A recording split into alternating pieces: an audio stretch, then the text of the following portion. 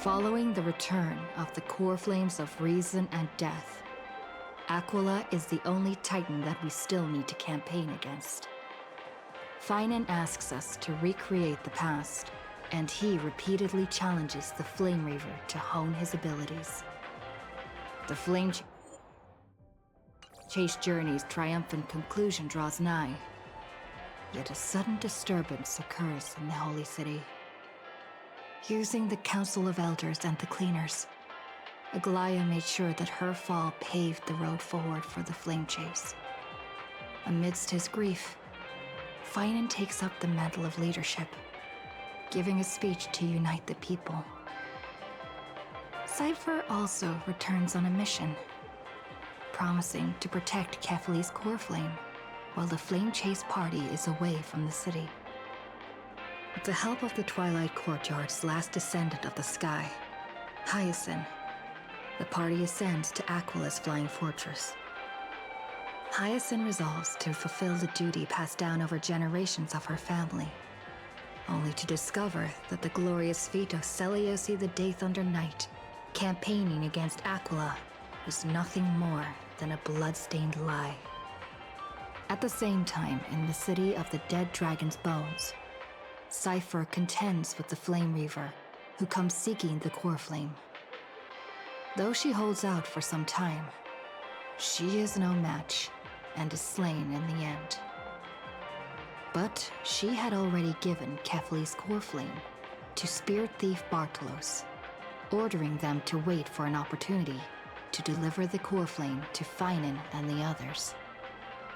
The Flame Chasers fight together to defeat the Sky Titan, which has become a combined being of the god and a mortal. As they are trying to escape from the Eye of Twilight, the Dawn device suddenly goes out, and Hyacinth is forced to return the core flame early and remain in the sky to bear divine authority, becoming the protector of the people. Following Cypher's death, the divine power of trickery dissipates, and the 1,000-year dawn of Akama that is sustained by her lie comes to an end. The Holy City is met with the merciless invasion of the Black Tide, as the powerful Flame Reaver moves in ever closer. At this moment of crisis, Mighty, Castorus, Trebi and Trinen, Cartonus, the Holy City Guards, and Don Hung all lay their lives on the line so that the Deliverer would have the chance to complete his mission. After making sure that I would remain safe, Finan enters the vortex of Genesis alone.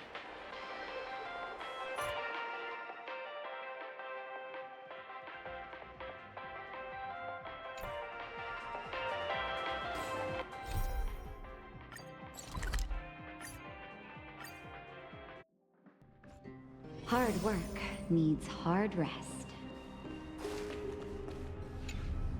Please stay close to us. We need to rendezvous with Lord Don Hung. We will do everything in our power to clear the path for you.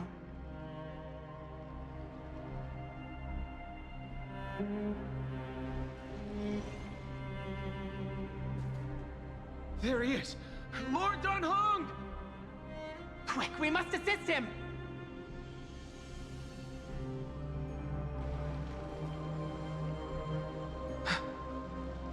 What are you doing here? Where's Finan? We are under Lord Finan's orders to escort both of you to safety, no matter the cost.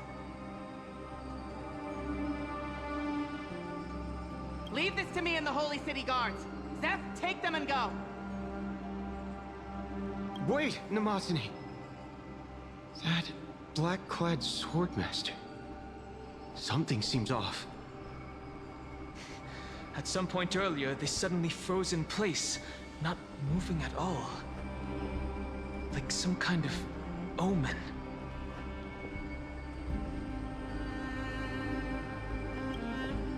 No! Don't get too close. That thing's black flames are burning hot. I don't know what's happening, but leaving is the best option. I don't know which demigod graced us with this miracle. Please, come with us.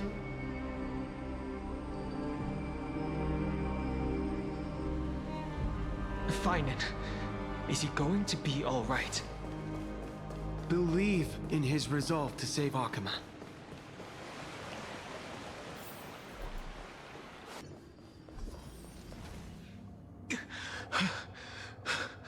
The Flame Reaver isn't pursuing us. Could this really be some kind of divine intervention?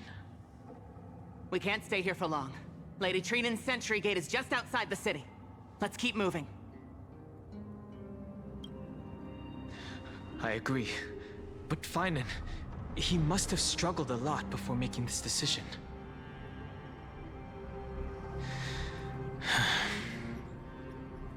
For now, let's get back in contact with the Express and plan our next move. That's the safest course of action. We need more information. On that note, I have a proposal. Who's there? I hope to convey a message to the two nameless. Mr. Screwlum? Who are you? Stand down. I order you to maintain a distance of 10 paces. It's okay, guard. This one is not our enemy.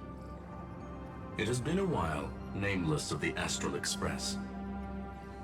I'm glad I arrived in time to stop that black-clad one from harming you further. So it was you.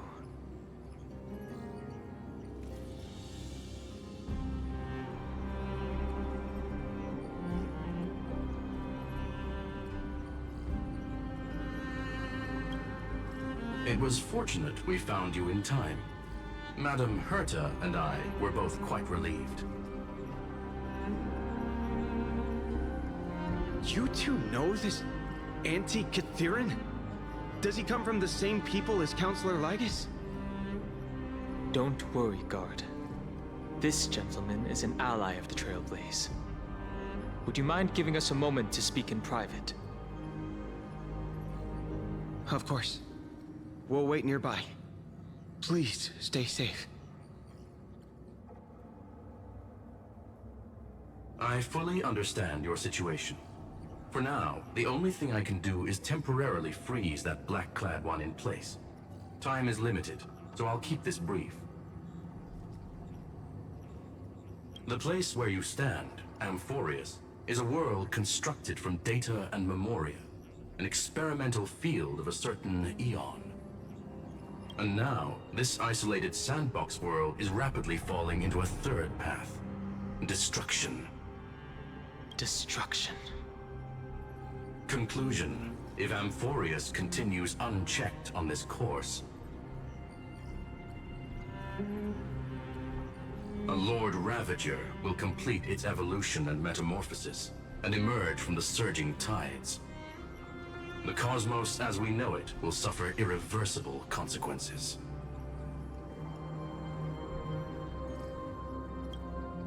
The disaster that this Lord Ravager intends to trigger may be far more severe than the Law Fu's Stellaron crisis, because its goal is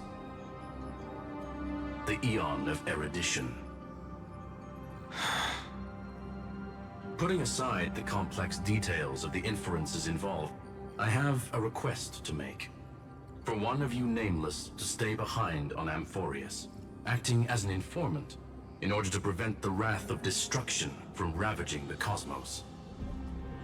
This world is enveloped in a firewall that defies explanation, and the flow of time here is also different from reality.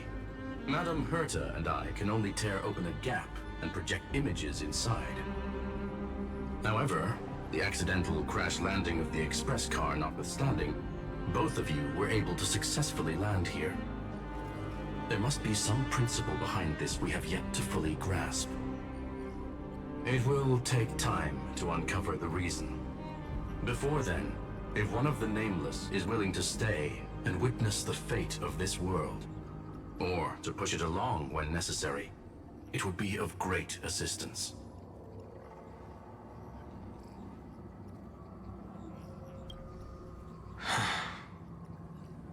Mr. Screwlum, I believe you. So I only have one thing I'd like to confirm with you. As Amphorius is already facing its end, How can we guarantee the safety of the person who stays behind? Look at this, if you would. This curio is called a chronocognitive anchor. The two of you may view it as a kind of space anchor in the world of erudition. As long as you carry it with you, your individual data structure will be protected and will remain unaffected by the influence of digital tsunamis. When required, it can also serve as a bridge for communications between the internal and external world. Of course, it is not curio with unlimited uses. May only be held by one person. The connection being interfered with. Decide quickly as possible. 2 final messages. 1. Intellectron named Ligus, possibly the primary culprit behind everything.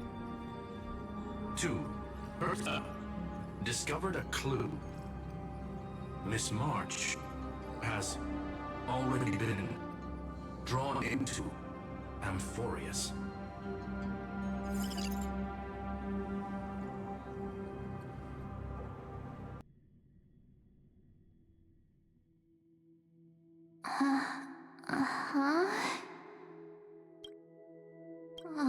Cold. It's freezing. Hold on. Am I dreaming? This is way too strange. Everything's spinning. And I can see webaboos flying around. But I was literally just talking to Himeko. How did I... When did I... That's it! She warned me about this place right before Klipoth glimpsed her. Oh no. Have I accidentally walked onto some weird path? Have I done something crazy without remembering? Unless forcing Pom-Pom into new outfits and borrowing Mr. Yang's shoulder massager counts. Hold up. No way! Stepping onto the path of elation can't be this simple, right? Child of remembrance, step forth into the depths of the path space. Who's there? Hey, cut it out. If you're there, just come out and talk, okay? You're freaking me out. I can't even think straight. Hold on. Is that a gate? Cast aside your fears. Step forward through the gate of memory. The voice. Is it showing me the way out?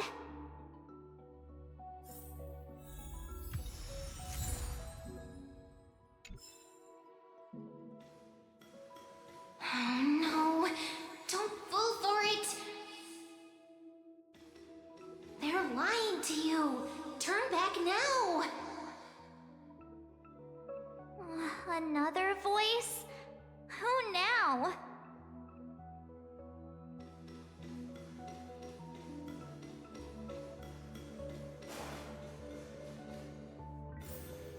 Wait, Master Diviner? From the Wafu?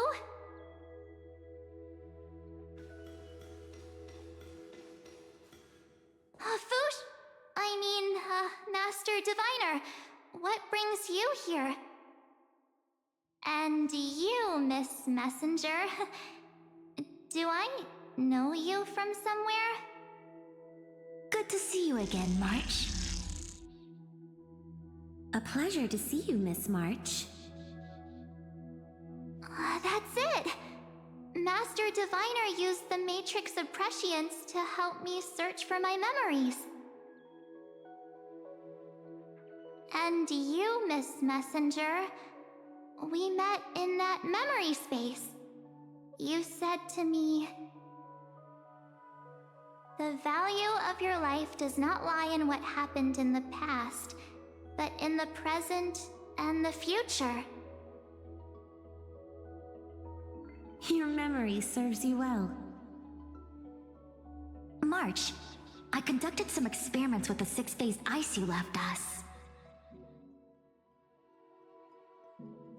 Thanks to the Garden of Recollection, the Matrix of Prescience has made a breakthrough in extrapolating the past. Now, we might be able to bypass the obstacles and look directly into your history. The Master Diviner is right. Continue down this path, and you'll be able to find your lost memories at the end. Since we last met, you've grown much alongside the Trailblaze. You should be strong enough now to bear the weight of your past.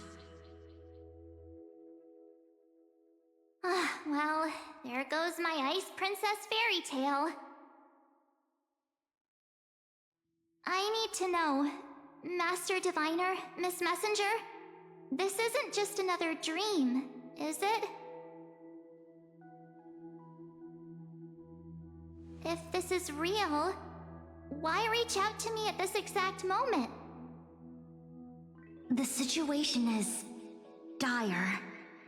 Your lost memories, they're crucial to the Garden of Recollection. She's right. The Garden of Recollection's existence hangs on your memories. The Garden of Recollection. You may not want to sacrifice anything to preserve the garden for now, but in time, you'll understand. Your destiny and the path of remembrance are extremely, closely intertwined. Now go. So, I just walk through that gate? This way, March. Your past awaits beyond the Gate of Memory. Stop! They're just mimicking people from your memories! That voice again. Don't let those bad people deceive you! The gate. Now it's you two?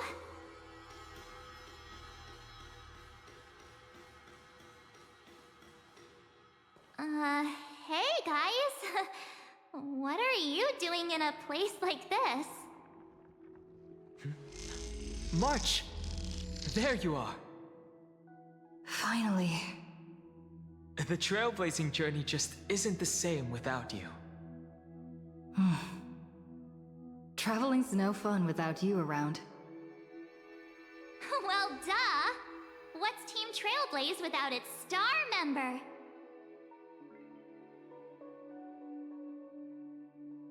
Wait a sec. You might look like you two, but...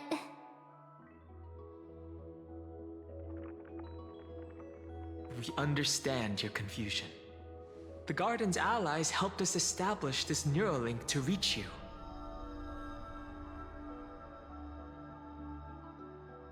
The Garden's allies?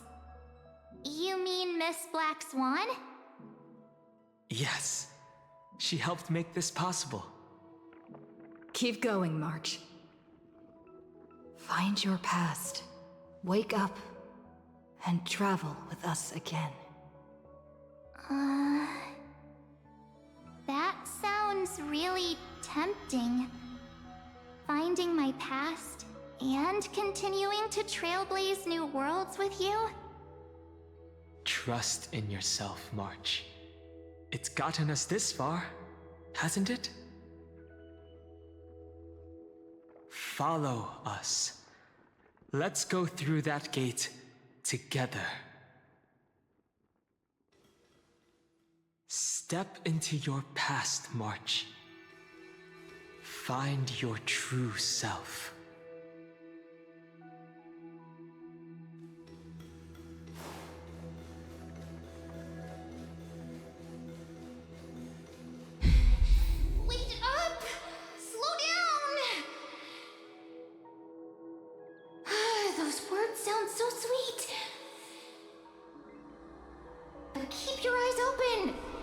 let them fool you.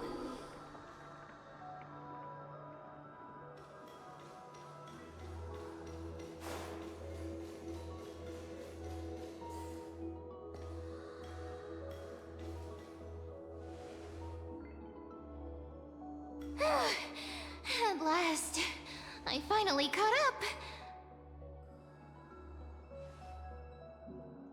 Hey, are you all right?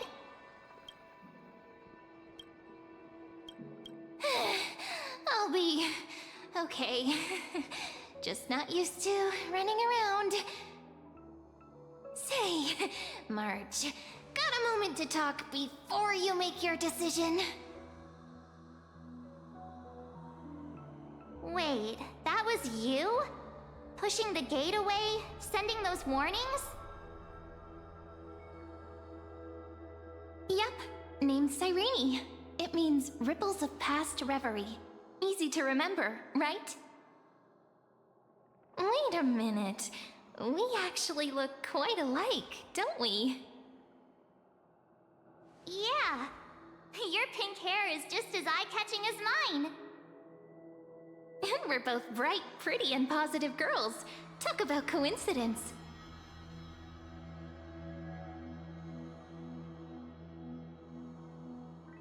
Wow, you're quite the smooth talker. But I can't disagree. Wait, you know my name is March? Have we met? No, but I've witnessed your story through those memories just now. It's incredible, really. We might have more in common than you think. I know exactly what you're going through, which is why I don't want to see you exploited or hurt. You know what I'm going through? I know, because I've been exactly where you are. This empty space has been my home for ages. I barely remember what time feels like anymore. But there's something I'll never forget. Trust me, that gate won't give you what you want.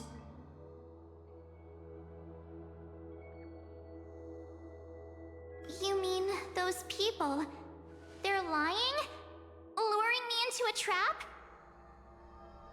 Yes, convincing, weren't they? They've studied your memories, using your deepest wishes against you. How dare they manipulate a young girl's feelings like that?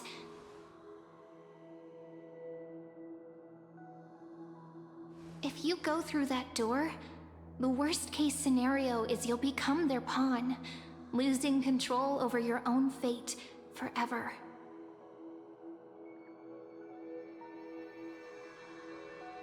You've seen what's on the other side?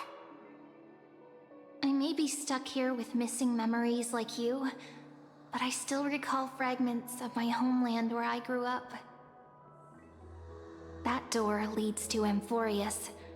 Trust me, it's anything but welcoming.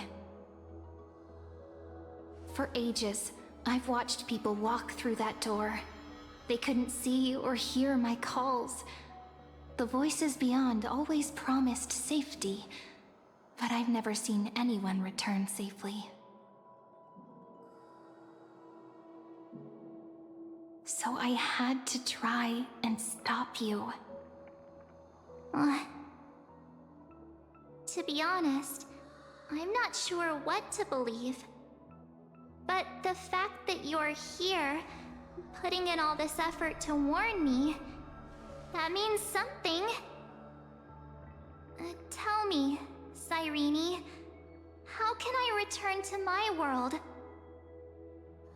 It's really easy, actually. Just turn around and walk away from this place. The girl cannot be trusted. Through the door, save the garden. Both of you, children of remembrance. They never give up, do they? But don't let them sway you. Stick to your path. The return journey could take ages, longer than most lives. But that path will lead you home.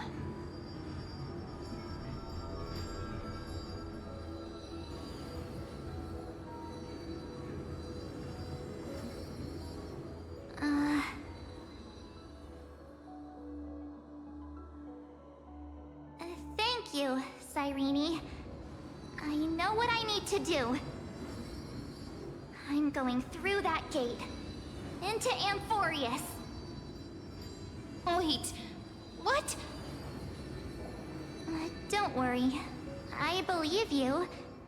It's just that, for me, the only place I can call home is right beside my friends.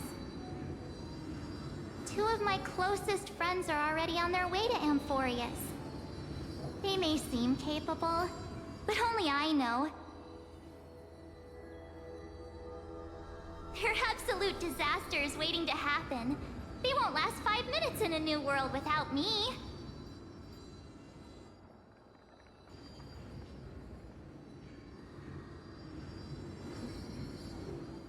That's why I need to go through. Amphorius or not.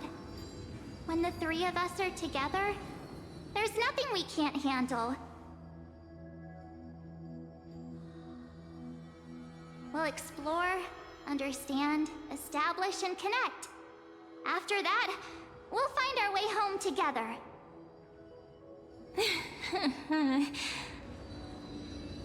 I see. You've got people who mean the world to you, too. That is so heartwarming. March, if that's what you've decided, you have my full support. Birds of a feather we are, looking all sweet and innocent, but with hearts of fire.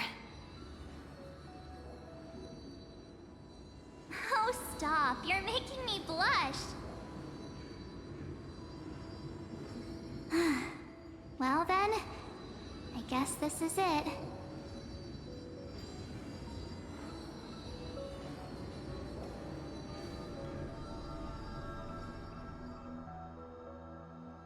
Do you think we'll see each other again? Who knows? But don't worry about me. After all this time here, I've grown quite used to chatting with my imaginary friends.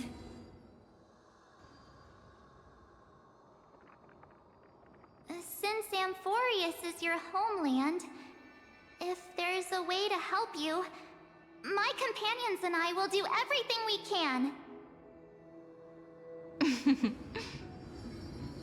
Then I'll look forward to that day.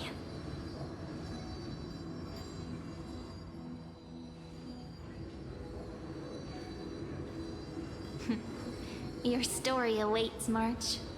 Make it an epic one.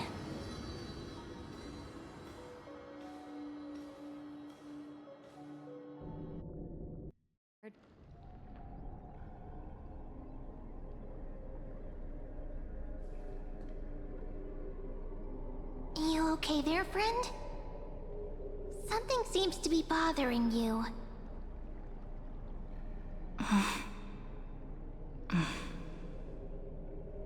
The vortex of Genesis. We made it back. Even this place has changed. Finan. Is he ready for Aranova? If anything, he's the one worried about you. But I'm here to watch over you now. If what that machine gentleman said is true, if Amphorius is destined for destruction, then I'll stay by your side until the very end. Like how you and Don Hung treasured the Express. Amphorius means everything to me. Right. Time to see the last core flame restored.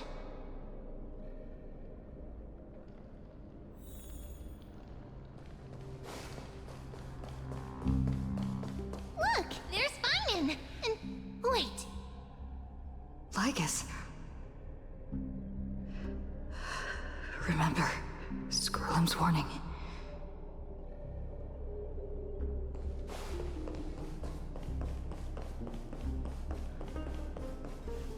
And you, Lord Finan, will wield that core flame to bury this ancient world, plunging everything into the grey unknown. None of that matters now. This brutal, flame-chased journey has stripped away my delusions. I know the future is in some peaceful paradise with gentle west winds, just waiting to welcome us to step in. If what lies ahead is a mass of chaos, I shall cut through it myself and usher in the first ray of blazing sunlight. Is it truly you? With one last chance to turn back, you still step forward.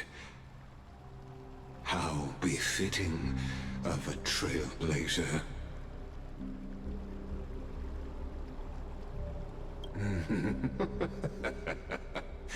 As it happens, I find myself thinking the exact same thing. As our world nears its end, the ones who walk the infinite paths have embraced their destiny. As the Theoros, it is my duty to witness the world's future and oversee this final core flame ritual on their behalf. The trial of world-bearing, the ritual of Era Nova.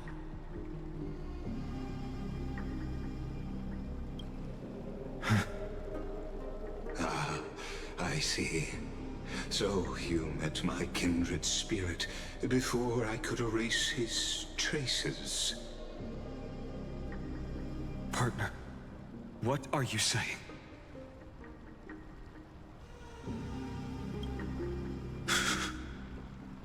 I've had my suspicions. How does a native Antikythera know so much about repairing vehicles from beyond the sky?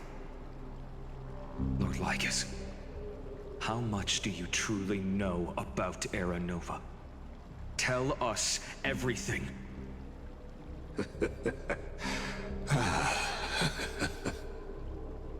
Very well.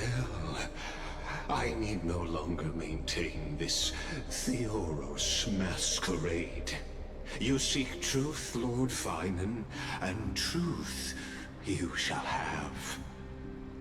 As you know, when the old gods fell, someone had to bear their broken pillars to fill the vacant seats. Those who would assume divine authority must prove themselves through trials. Yet, for Kephales's demigods, the possibility of overcoming the trials has forever been non-existent. For the world-bearing trial is the divine duty itself. Bringing forth the Era Nova and bearing its weight is an endless ordeal, ceasing only upon collapse. Precisely. The Era Nova ritual is not something that can be completed in an instant, no, but a long and arduous journey. While the sacrificial journeys of other demigods conclude in this world, Kephale must shoulder the gods' core flames, bear the memories of all worlds, and stand unwavering. Until the next world, when the black tide consumes the bearer, and all that they carry, leaving nothing behind. Unless their core flame finds a new bearer. The holy flame that illuminates all worlds rests in your hands. All that remains is one choice. Nurture it, pass it on to future generations, or extinguish it here and now. Deliverer, the fate of all worlds rests in your hands. Enough testing. I've made my decision. But before I ignite the dawn of the next world, you need to promise me something. 2 things, actually.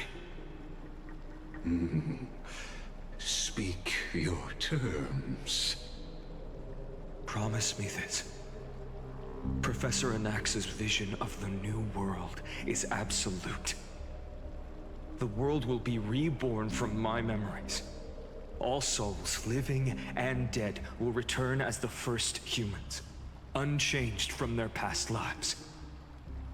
And my friends, the fallen demigods, they shall transcend the cycle to become new titans. Our heroes shall not have died in vain. Of course.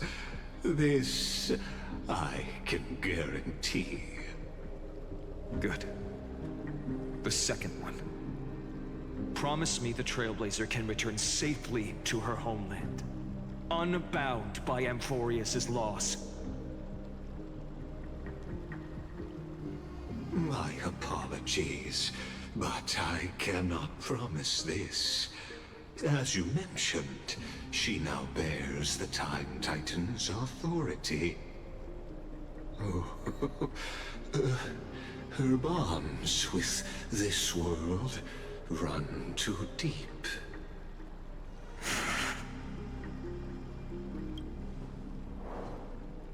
Well, I stand corrected.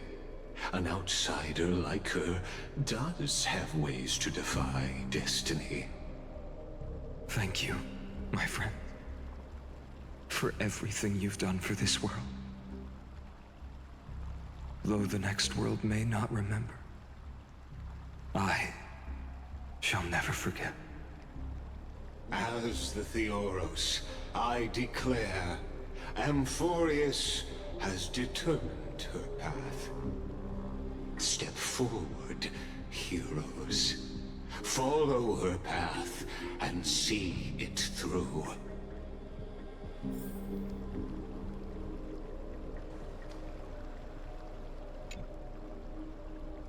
Without you, we could never have reached our prophesied tomorrow.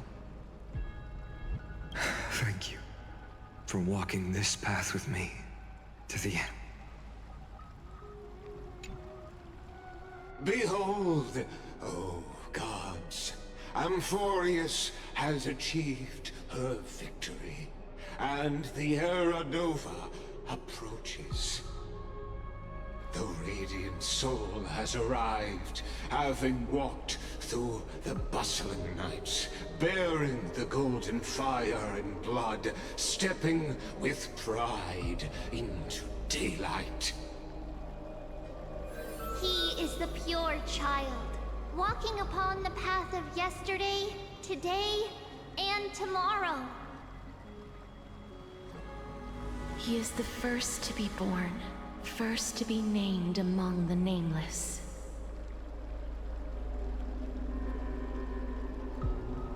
Eternal in form, limitless in reach. He treads the endless night underfoot. Greatest of kings, protector of the displaced, raising humanity's children above their adversaries.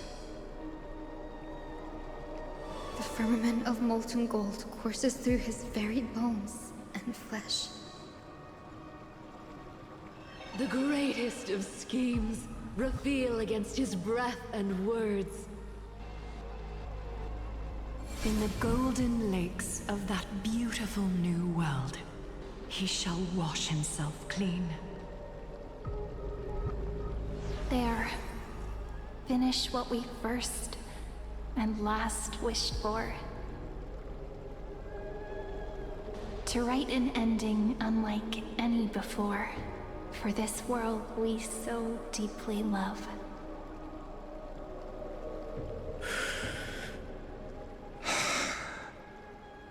Come, partner. Join me.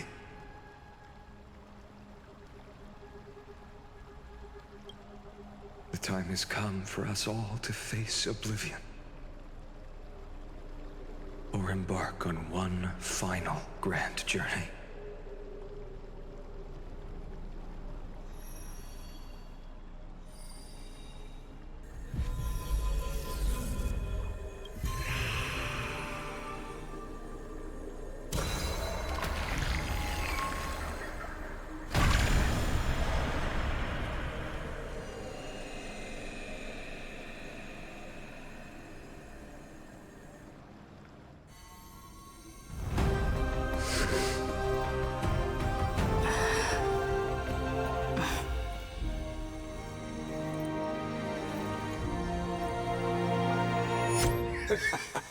What a magnificent and epic adventure.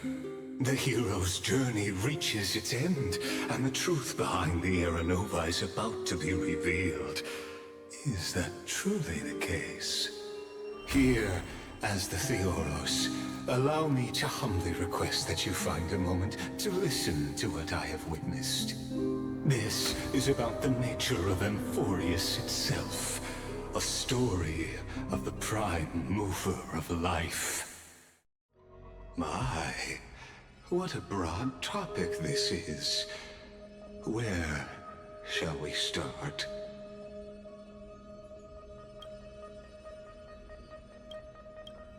Got it. Let's start at the very beginning. The Big Bang. The birth of particles, the emergence of all things. Just kidding.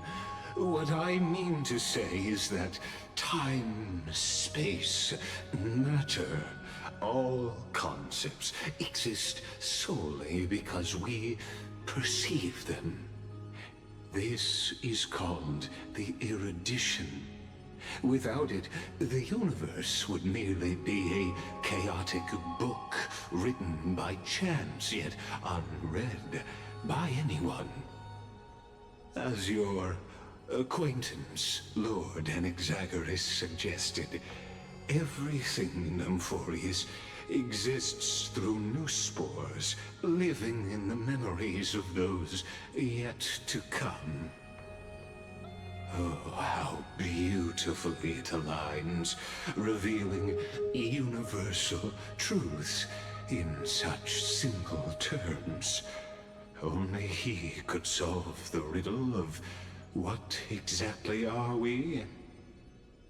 Oh, but you'll remember, even as the embodiment of reason, one mystery remained beyond his grasp. If that is the case, whose memories did the very first new spore sprout from? As sages across ages have asked the gods, what is the prime mover of life? But let's set aside the grove's teachings for now. Look further, past Amphorius, to what they call the Forbidden Realms beyond the sky. Do you know of the Scholars' Strife?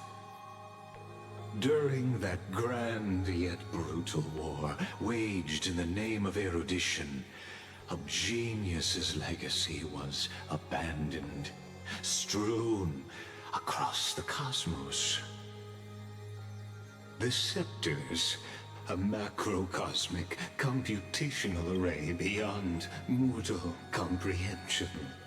Made to emulate the Eon's thoughts, it became part of the Eon's cognition, at birth, scattered throughout the cosmos.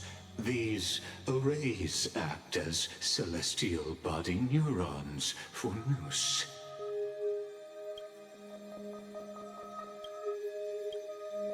But regrettably, as everyone knows, the erudition forsook them all. But what nobody knows is that, though forgotten, they never stopped seeking the divine answer. A question that survived war and disaster, stumping even the greatest minds, including both mechanical emperors.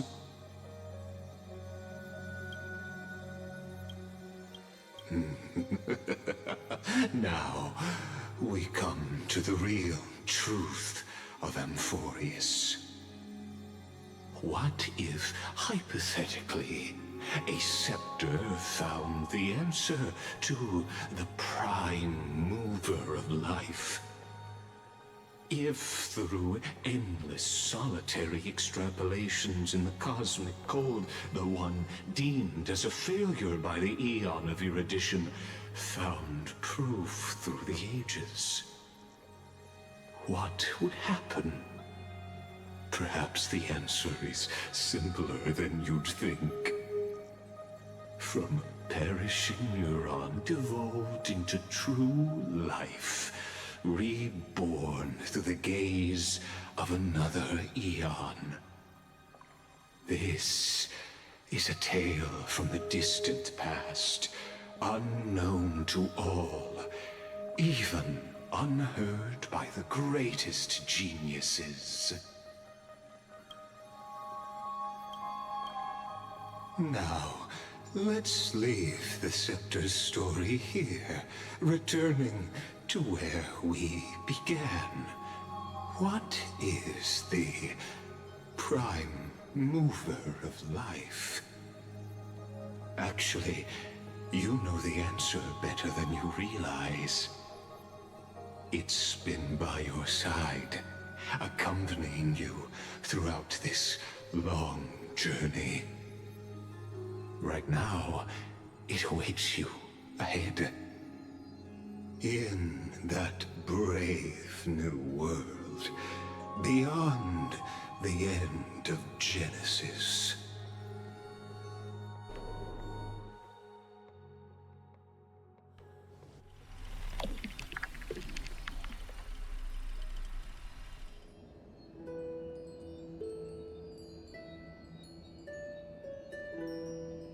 Take this wish with you. Be the one who begins it all. As the prophecy foretold, you will bear the blazing sun until the pale dawn breaks. Continue onward, bearing this world upon your shoulders until the ashen hero, the nameless deliverer, ushers in the dawn.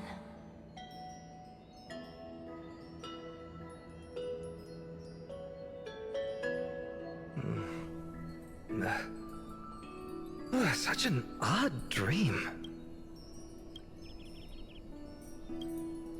Strange.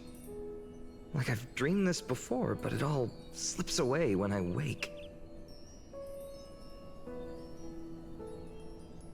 Only a voice remains. Who was that?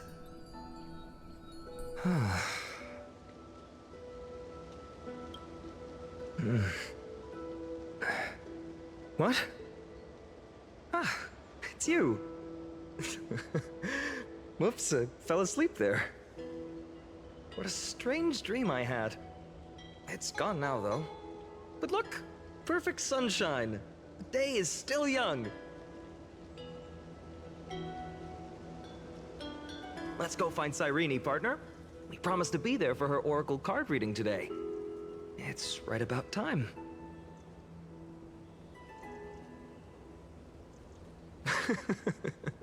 Looking at you, someone's still half asleep. Tell you what, catch some fresh air first. I'll hang around here.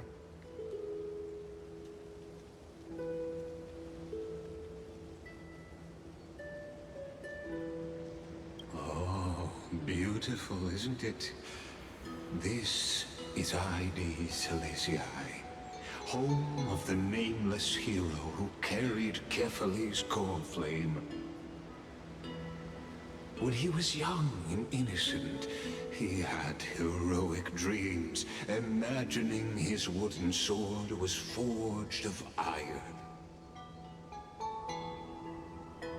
Pretending the straw dummy propped up by a wooden pole was a giant with a single blood vessel running from spine to heel. Dreaming of slaying the giant and becoming a hero to save the world, though to his young mind, the world was just this small village.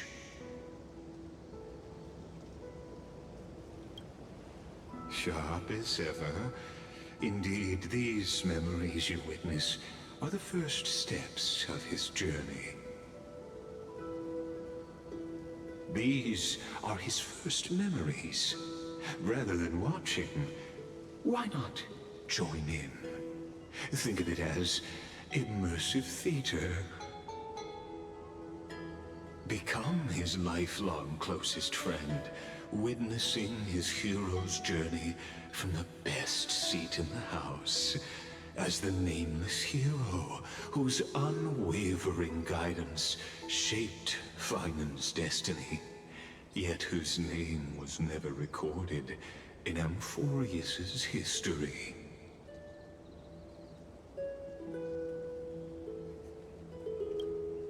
Questions, questions.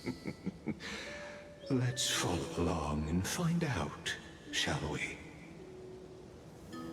Many mysteries lurk in this village beneath the veil of Evernight. Your questions will find answers as the story unfolds.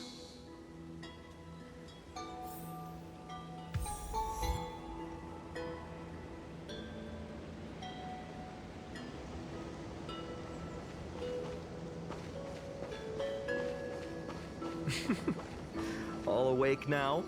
Great. Let's go see Cyrene. Finan! Show me how to use a sword like you do! Wait till you grow a bit more. Hey, Finan! Where are you headed? No Cyrene today? That's exactly where I'm going.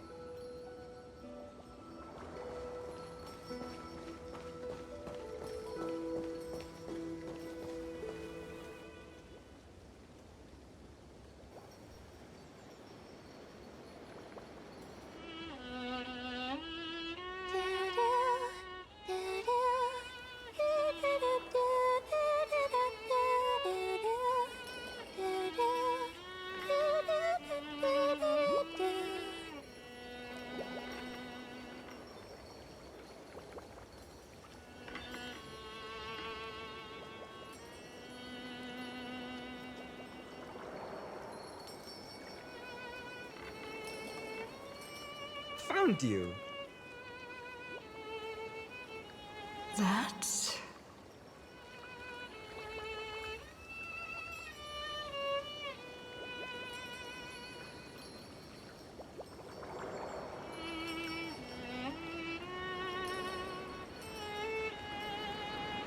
Goodness, look at you rushing about. You've got the poor swing all startled.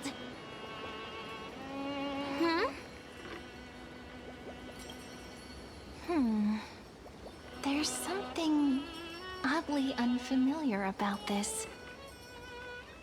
Something wrong? What do you see? Oh, nothing much. Just suddenly felt a strange connection. Look at you, leaves in your hair. Were you sleeping in a tree again? Or was it the wheat fields this time? At least brush yourself off before wandering around. Come on, I'm not a kid anymore.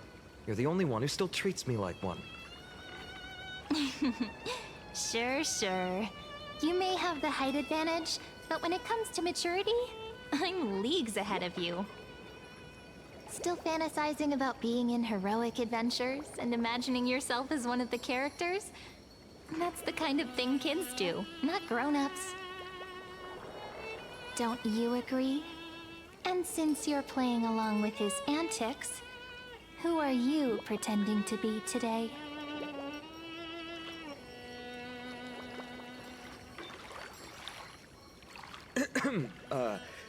Well, she hasn't decided on a character for today yet.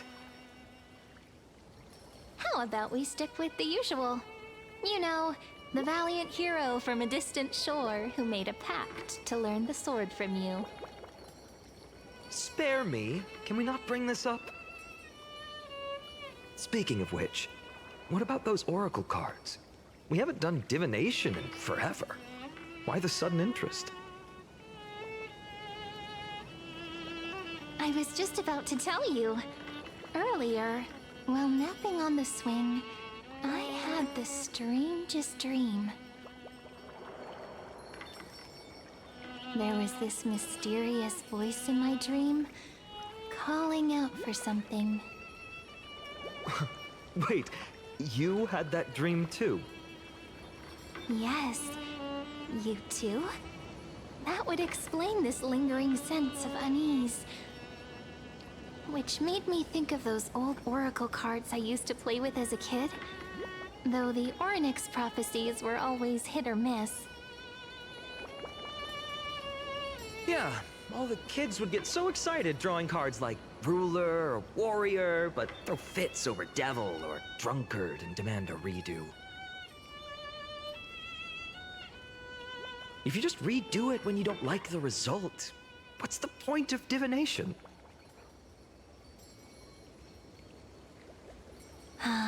The blessing of childhood. Believing the gods might not notice our little corner of ID Silicii, willing to let our small deceits slide. Still, fate is absolute. After all, we never really know just how far into the future the prophecy extends. Anyway, let's go to our old secret base and look for those oracle cards. Now, where did we hide those? I can think of a few spots. Let's go check it out. In a village this size, I bet all our childhood treasures are exactly where we hid them. Mm-hmm. Time must be keeping them safe for us.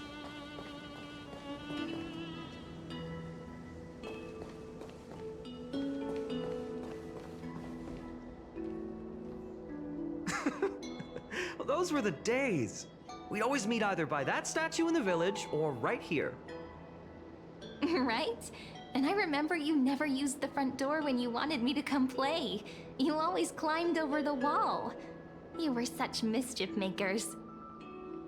Just like a certain someone who has a habit of showing up unexpectedly.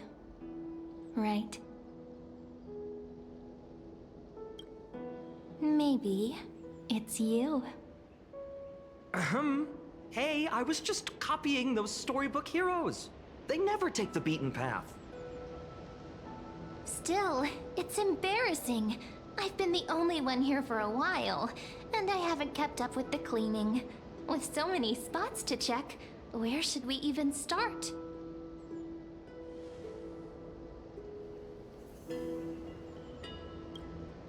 Leaves have taken over the courtyard.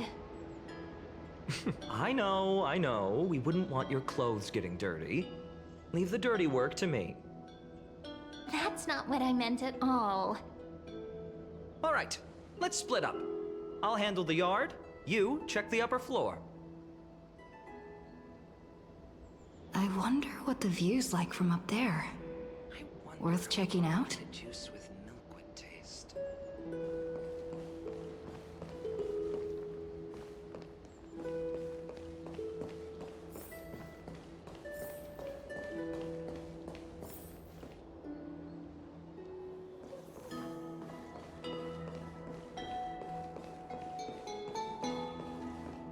The girl before you carries an air of mystery. Her secret's elusive, yet her demeanor toward you is exceptionally warm. You can't help but wonder, could there really be some kind of mental connection? The view here hasn't changed a bit. You know, besides the swing under the big tree, this has to be my favorite spot in all of ID Silicii.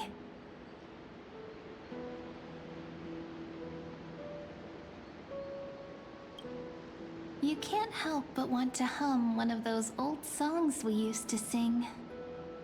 Why do leaves and branches grow? Which way does the wind blow? They always said I'd become the next priest of time, just because I heard prophecies as a child. But here's the thing. The more divinations I do, the more doubt creeps in. I want to believe the prophecies, but actually leaving ID Silicii. Where will that waiting ship take us, I wonder? Here they are! The Oracle cards!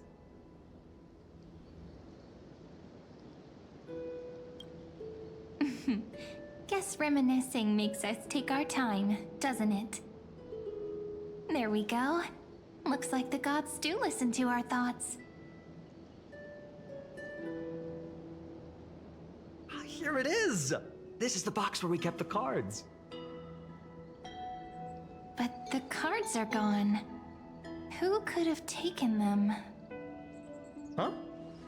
What's this underneath?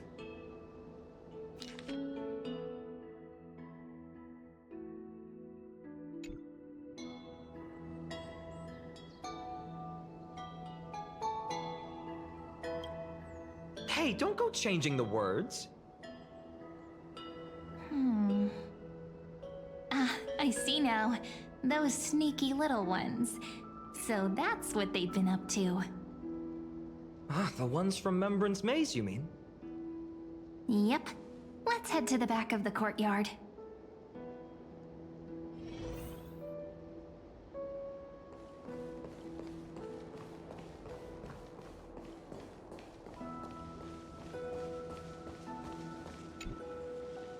The entrance should be around here somewhere.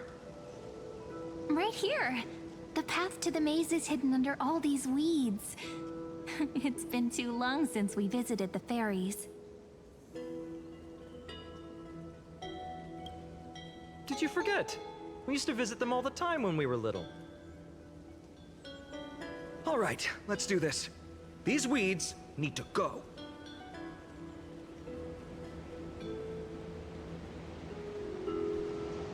Pretty sure this is it? Should be this way. There it is! The entrance! That hollow in the tree.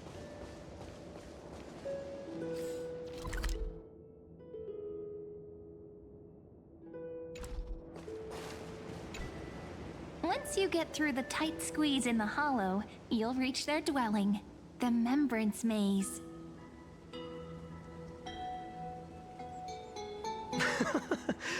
I wonder if I can still squeeze through there. Maybe worry more about whether the fairies will let you in. After all, the Remembrance Maze has an invitation-only rule. Only children with pure hearts are welcomed.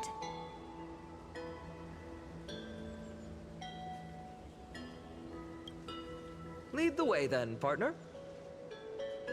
Regardless, how about we try getting through the hollow first? After you, then. What? Oh, sure, I'll go first.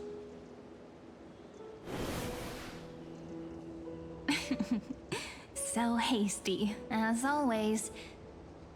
Looks like it's just us now. Care to finish that chat? To be honest, from the moment I saw the cute note left by the fairies, my intuition became even more certain. Perhaps when we step into the maze again after all these years, the wheels of fate will finally start turning. Oh, just a girl's intuition. But you know what? Even if fate is set on its path, no matter where it steers the world, if we're together, there's nothing to worry about, right? So, if you're willing... Forget it. If the wheels do begin to turn, that's when I'll make my request.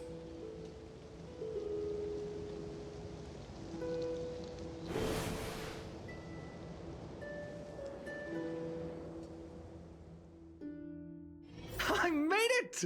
Oh, that wasn't easy. I can't remember the last time I came here. We were still kids back then.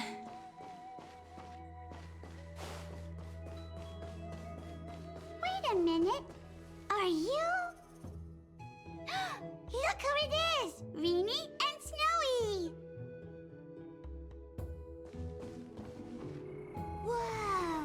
Look who's finally back, Memmy! Snowy, you've grown so tall and dashing. I couldn't even tell it was you at first. We had to grow up. Sometime. But look at Rini. She hasn't changed one bit. How fascinating. Perhaps I'm like you, Rayleigh Mem.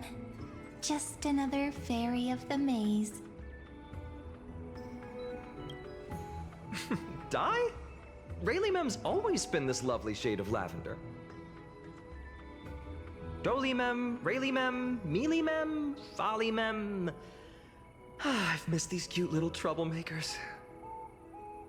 We used to gather around the fire, singing and dancing, imagining all our future journeys. Without coming back here, those memories might have faded away entirely. Oh, how good you, Snowy. You swore you wouldn't forget about us, but you were gone so long, you almost did. Oh, he's just copying those bards from his stories, being all melodramatic. He couldn't forget about you all, even if he tried. Actually, we're here for the Oracle cards. Have you seen them? Oh, the Oracle cards. Right. The chief asked us to get those. Chief? You mean Doly Mem? What do they need the cards for? If they want a reading, they could just ask me. Oh, I'm not sure. But Chief specifically wanted to meet with you all. Let's see. They should be... That's it! This way, everyone! Watch your step. The trunk's slippery.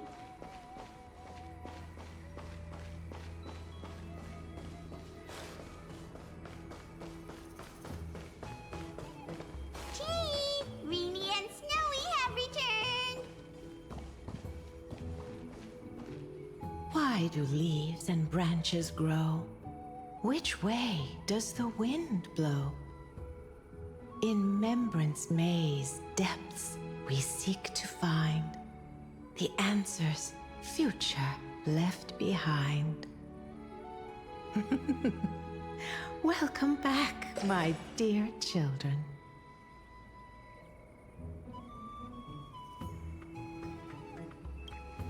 Pink ones? That's strange. I don't recall any pink fairies in the Remembrance Maze. Have you seen any, Chief Doly Mem? Oh, Chief, you haven't changed a bit. Still so full of life. Oh, no need to fuss, my child. You haven't forgotten, have you? As long as our songs are sung, the children of the maze will live on. Just as our paths stay forever linked. Here, take it. I'm sorry I had to resort to such methods to bring you here. My book of oracle cards. Thank you for keeping it safe. You know, you can always just ask if you want me to divine something. Still, bringing us here like this after so long. Is something wrong, Chief?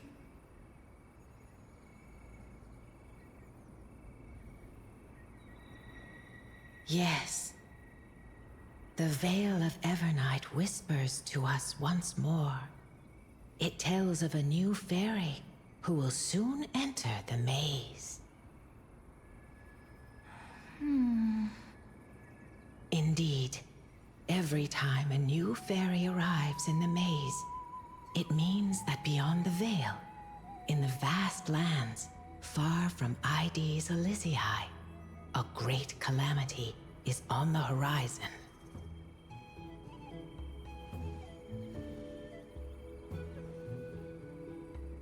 But if that's the case, our journey... Will have to be cancelled.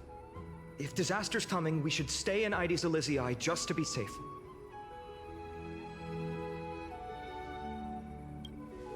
We weren't planning to be gone for long. Just enough time to hone our abilities. Finan would train in Castrum Kremnos, while I would seek the Fake Titan's blessing in Yanisopolis. Then we'd return to ID Elysiae to help keep our village safe. It's okay. I can still practice my swordplay here. Some things you can learn on your own.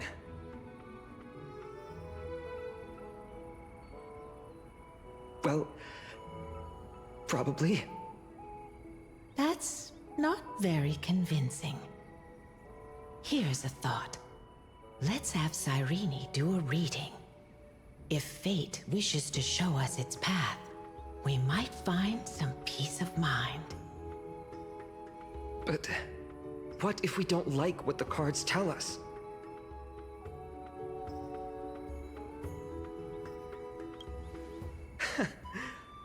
Never thought of doing it that way before.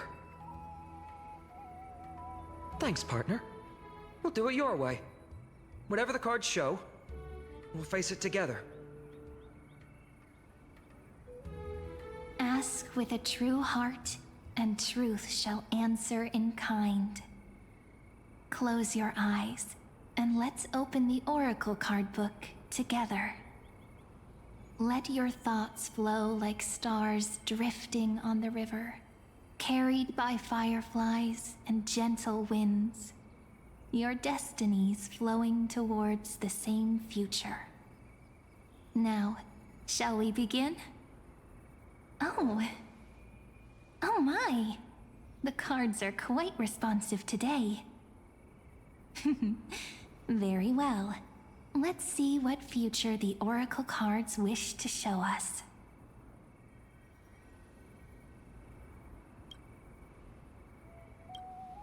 Behold, the Weaver. It connects the romantic threads of the chrysalis of gold, weaving all destinies into golden silk that flows toward the most brilliant, magnificent future. A dance of thread and blade set the stage. So shall it end as gracefully as it started. Such elegance. The Gold Weaver must be of noble birth. Such high standing.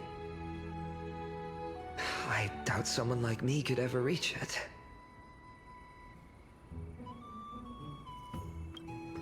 This is the gatekeeper, who guides people to their true path among myriad passages. We have surrendered our countless senses, dedicating ourselves to the sacred whispers within the temple. Wait. It almost feels like I can hear the echoes within a temple. And are those children singing? It feels overwhelmingly solemn, yet strangely comforting.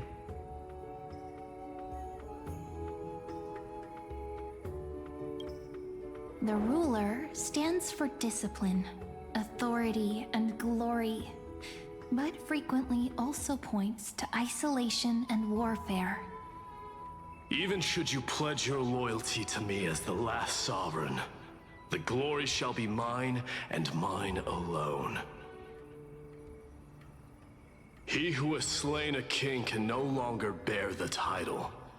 Let the withering lion walk his last path alone. Is this showing us a ruler who forsook their people? Stories of such bloodshed like this feel so different from Heidi's Elysiae. But they sure can stir the imagination.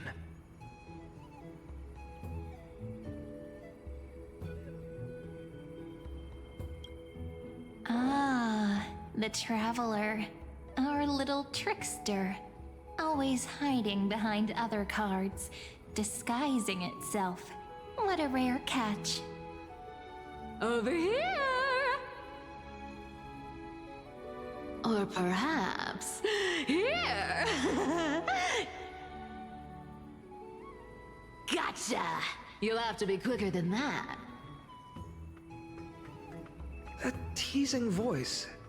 Just like a child playing hide and seek. Surely only a master of mischief could pick up this card.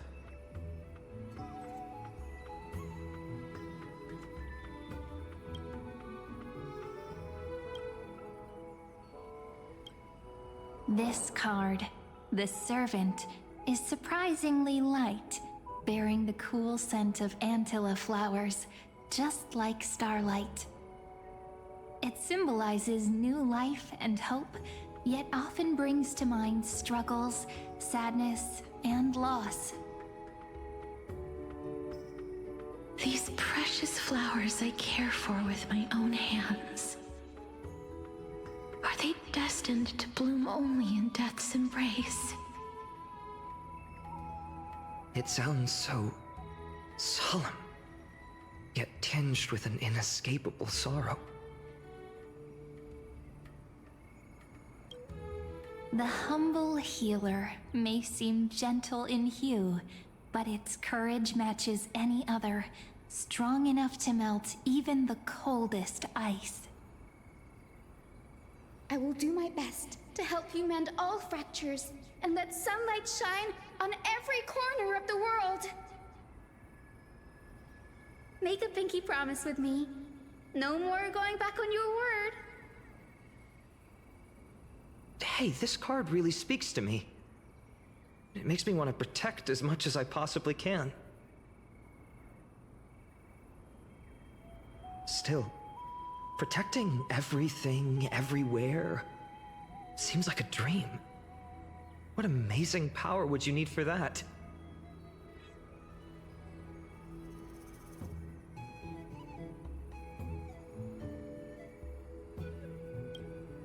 Behold the scholar, bearer of many names, the grand magician, the great performer, the eye of wisdom, and the defiler of Circes.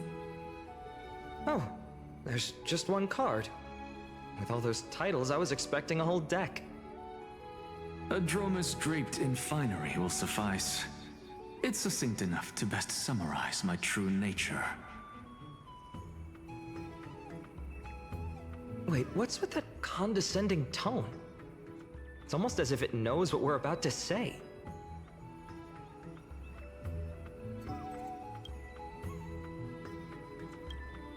The Deliverer. According to the tripartite prophecy, this card means absolute harmony and perfection. In fact, it's the only oracle card without a dark side.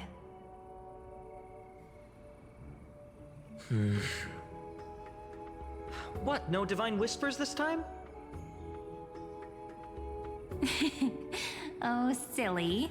This is simply the card you drew for yourself. The sleepy village of Heidi's Elysiae.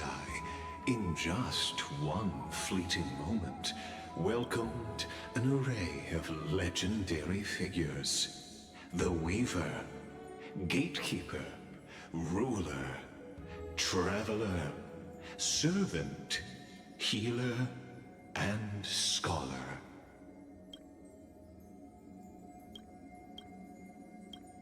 Their stories and wishes showed the village boy glimpses of a world larger than he'd ever imagined. They brought tales of raging battles, of cities crowned in holy light, and of wonders beyond his understanding. Each story so far removed from his simple village life. Once, these were just images on his friend's oracle cards, and yet destiny now stirs in resonance with the maze. And now, they are right in front of one's eyes. The Deliverer? This card again. Ah, my child. It seems you're destined to bear the wishes of many, to answer the world's call. Bear their wishes? Yes, just like Kefali, standing eternal atop the mountain. My parents, they only wished for me to grow up, well, to help around the village, stay out of trouble. Mrs. Pythias wished for more books in her little schoolhouse, wanted us to all learn and grow. And little Piso, he wants to grow up strong like its father, to become a hunter. Is that my purpose? To fulfill their wishes? Perhaps. For a true deliverer, such wishes are but droplets in an ocean. After all, Kefali bears the weight of the entire world. Right. How could any human possibly measure up to a Titan? I wonder too. Perhaps... What's this?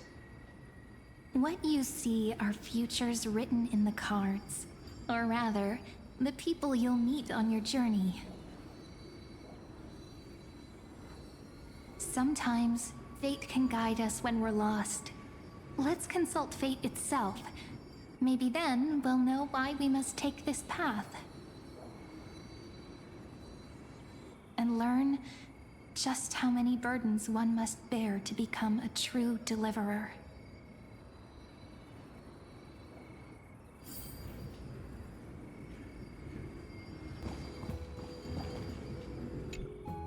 Personal wishes?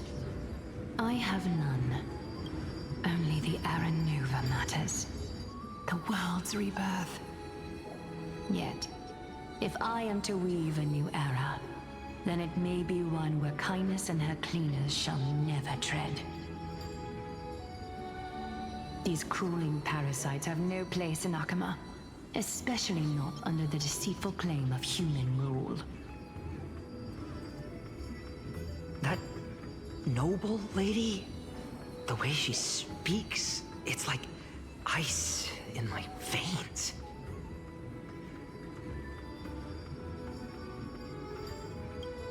Huh. Not exactly the warmth I'd expect from someone selfless. Teacher, perhaps you could share your wishes with us? Oh, Snowy. You want to know about our wishes now? I wish to meet Tryan again, in the sea of flowers where the west wind ends. And Aggie, I want to see you shed that golden thread cocoon around your heart. Just once more. Smile at us again like that bright-eyed girl in white who stood before the Yanisopolis temple. Finally, I promise pray that the footsteps of lost souls no longer wander aimlessly. Instead, replaced by the bright songs of prayer. Are we wishing for too much? Well, let's say these 3 wishes represent Trien and Trinen too. Those wishes are truly wonderful. They even stir something deep inside me. Then we can rest easy, because only you can make these wishes come true. Only me? Mark these words, Snowy. See you tomorrow.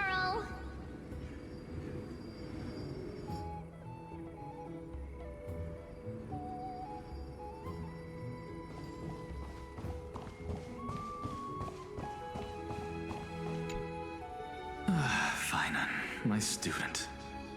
Must we go over this again? Listen well. I detest the word wish. It reeks of mortals crawling before their gods. My life's work is done. All that remains is for you to take the final step and prove the ultimate truth. I, Anaxagoras, shall become a god of the new world. Through irrefutable logic, I will prove that mortal wisdom can achieve divine greatness. Isn't he, you know, a little... I mean, I just daydream about hero stories, but he's fantasizing about becoming a titan? Well, that's something. Could I ever be that sure of myself?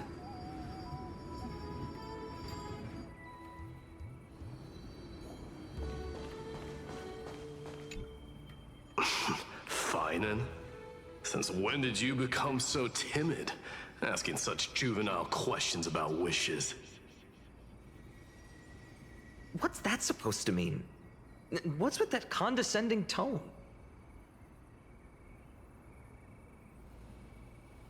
No way I become friends with this half-naked show-off, right?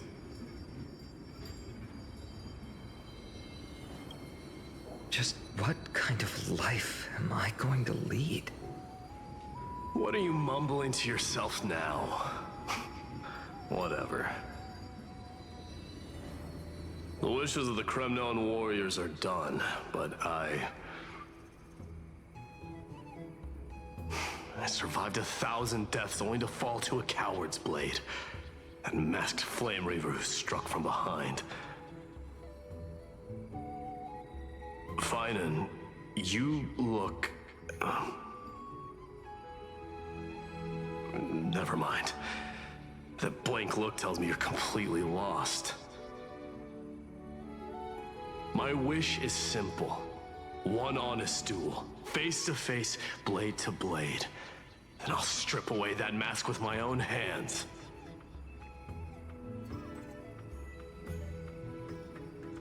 Nothing but violence and vengeance.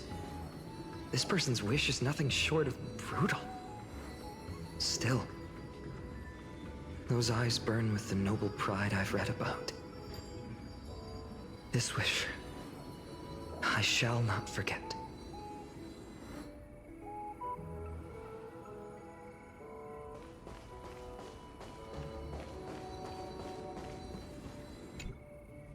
Well, well, if it isn't our little deliverer. My wish. Huh. Just let me, wine and dine and soak up the sun for another millennium or two. I mean, what's the point of dying rich if you never lived rich? Right, Princess Homebuddy? A cipher, that's not how I see it. My one wish is to find that missing piece in my life. To feel someone's embrace once more.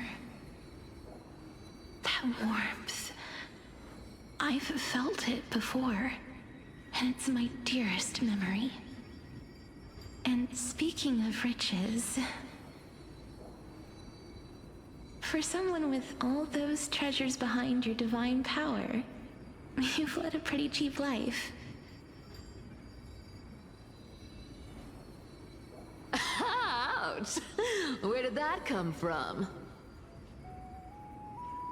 Right for the jugular, huh? What about our friend from the Grove?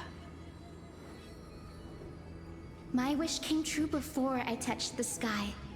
I transformed my healing power into gentle sunlight, distributing it equally to every life I cherished and loved. You two are so selfless, aren't you? No surprise Aglaya wanted you for the flame chase journey. You know what? I did have one wild dream. To know what it feels like being born a noble lady, drowning in riches. Just think, if I traded places with that seamstress, me in the mansion, her on the streets. I'd like to see if she'd still become the gold weaver then. Maybe I'd even take her place.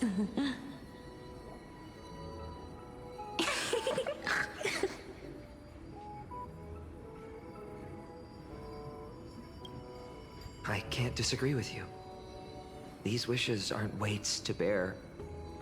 They're like those candy wrappers the Ides Elysiae children love, shining even brighter when bathed in sunlight. Warm embrace, equal healing, and perhaps living free. They're all wishing for a kinder world in their own way.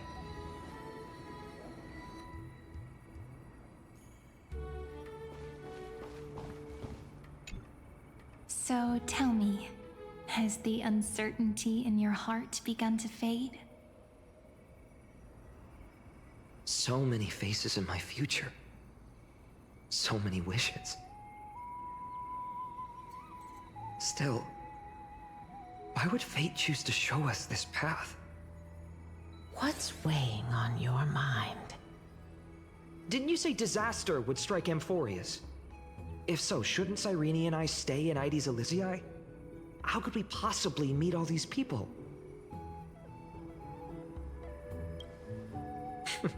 That's wonderfully optimistic. I like it. Cyrene, may I have that deliverer card? Of course. But why? Although those voices, visages, and wishes may seem far away now,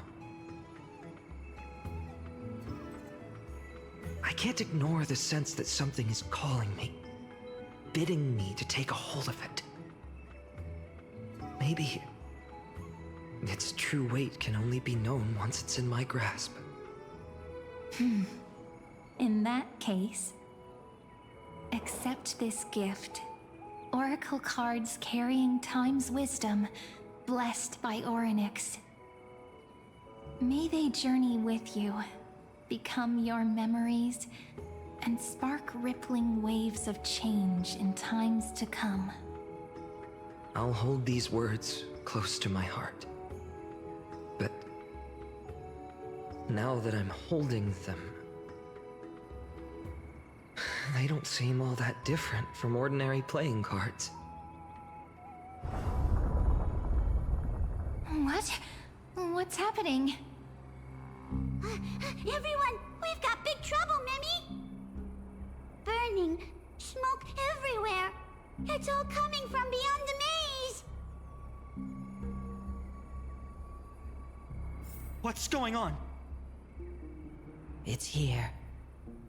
The The seeds of disaster have already taken hold, sooner than we had foreseen. This time, not even the veil of Evernight can shield us. You mean Aides Elysiae will be swept up in the prophesied catastrophe? I'm afraid so. My children, take shelter in the Membrance Maze. One step outside, and this horror will consume you both. But my parents, the whole village.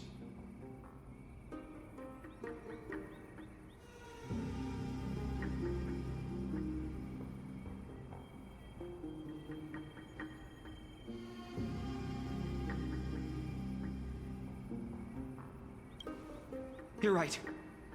Chief, what are we truly facing? Is this the power of a Titan?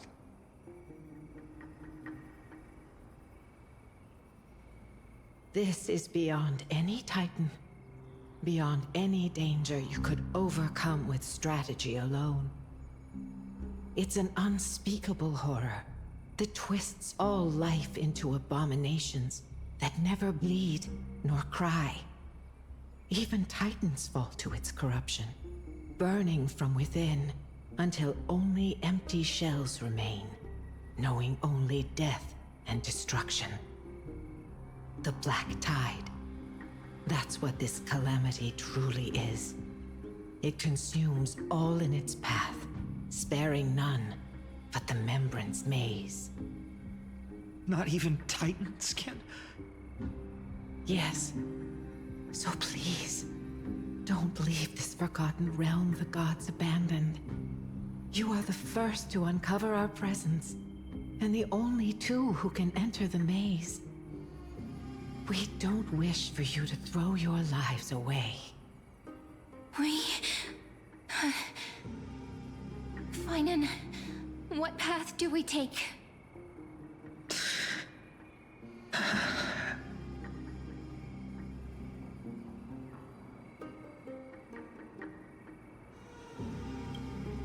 I learned the sword to protect those close to me. If I run now, I'll never be worthy of lifting a blade again. Then we know what we must do. Indeed, our friend is right. We must take action. Forgive me, Chief, but Aides Elysiae needs us. And as her child, I must act.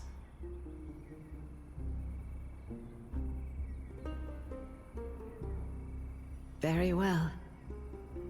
Make sure you protect yourselves. With me, Cyrene. Join us, my friend. Even without a sword, I'll take a rake. Even with the roughest steel, I'll keep our home safe.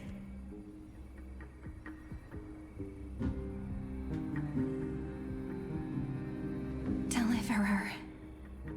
The card's truth extends beyond its mere literal meaning. There's another hidden layer within. Not someone perfect from the start, standing high above, casting merciful gazes upon the world. But one who starts small, from a humble village, expanding their world within step by step, learning to save others as they grow. When we were little, I told him I wished this world would never need a deliverer. Now that wish has shattered. Yet I'm glad he's chosen to walk this path. And all of this happened because you believed in him, friend. Shall we? It's only when you're by our side that Finan and I... that our hearts find their courage. I know you're watching us right now, aren't you, great hero from the future?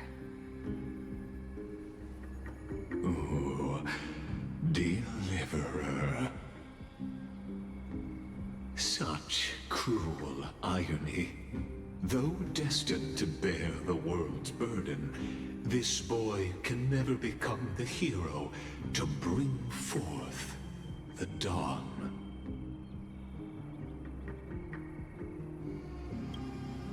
Follow their path. Bear witness as this man, forever denied the mantle of hero, takes his first step on the path to deliverance. Watch this memory play out its final act. See with your own eyes how everything began. Then you'll see why his dream of deliverance was always destined to become this world's requiem.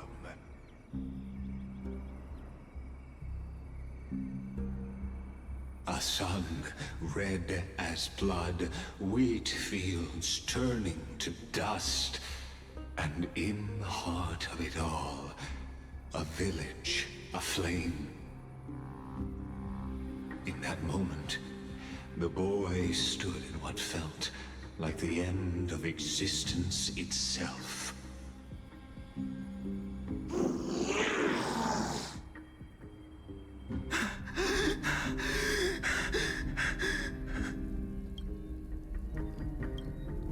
These creatures, they're everywhere. Someone, anyone, where are you?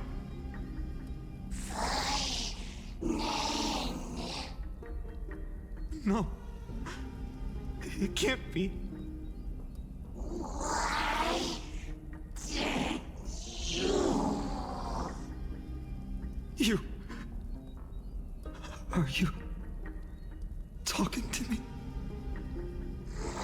I don't want to die. Weren't we best friends forever? No. That ribbon. Olivia. No.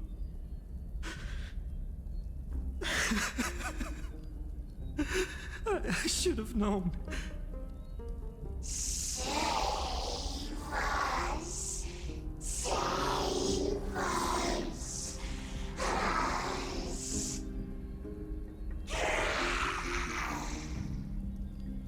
Please. No. Stop. Please stop.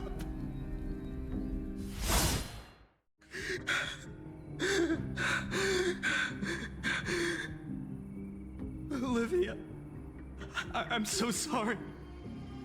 And these monsters, they're all... Why? Why is this happening?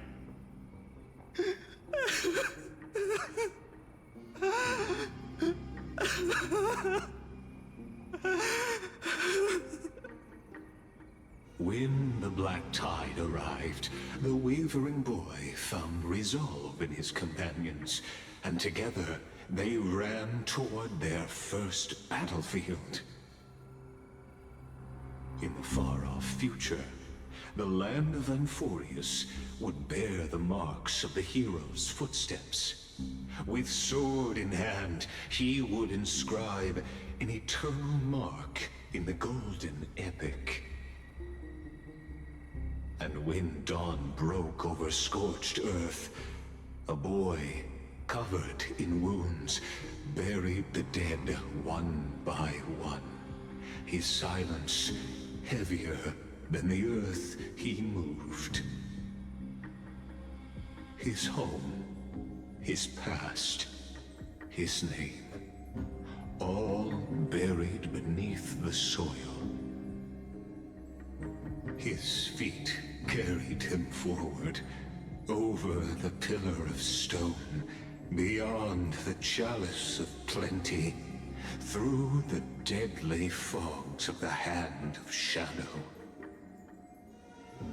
He wandered without direction, like a withered leaf drifting in the wind.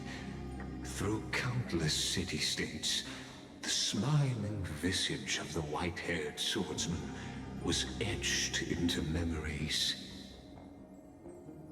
Yet he did not walk without purpose.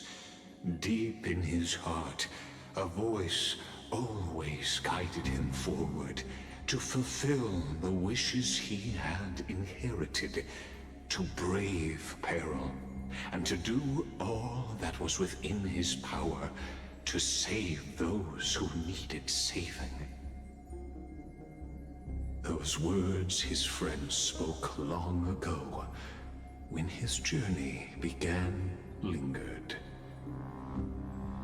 Protect those who must be protected. The words were few, but they gave him all the certainty he needed.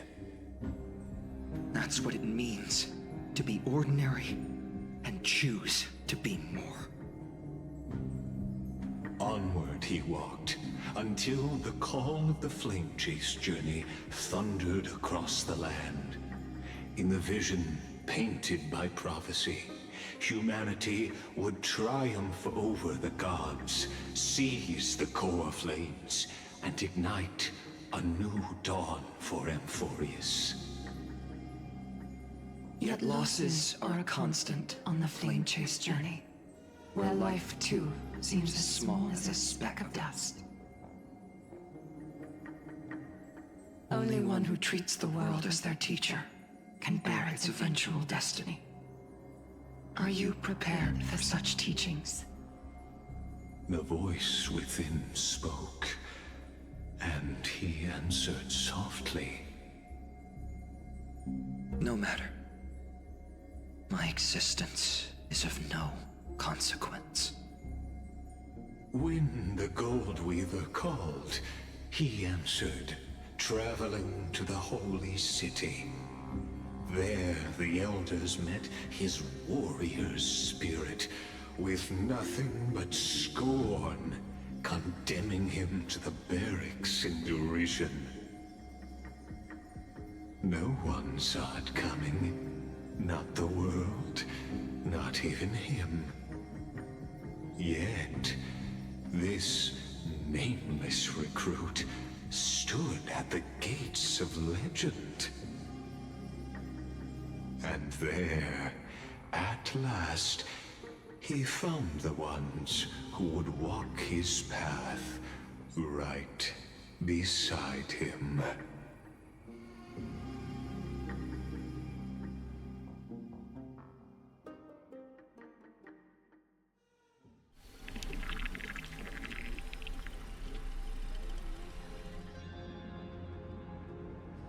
This is the abyss of fate. Hold on. Finance here too? And is that Mighty and Trinen? And now, Act 2 of our immersive drama unfolds. They're evacuating the temple. Why now? Are you insane? That blonde man is the Crown Prince of Krymnos. Mess with him, and every last person in this city could wind up dead. Calm yourselves. The Holy Maiden has everything under control. We need only wait patiently. Behold, it is the month of Gate, light calendar 4926. The Crown Prince of Krymnos, Midimos, has led his forces to the gates of Akima. As you know, though Midimos was proud, he did not engage in needless violence. He challenged the elders of Akima to a duel, not for glory, but for the rights and dignity of his people, to ensure they wouldn't live as second-class citizens in foreign lands. After Aglaya's mediation, Finan met Mighty Moses' challenge as the Elder's representative. This duel was to change the course of the Flame Chase journey itself. So, as Finan's most important companion, his lifelong friend, please continue to bear witness to his memories.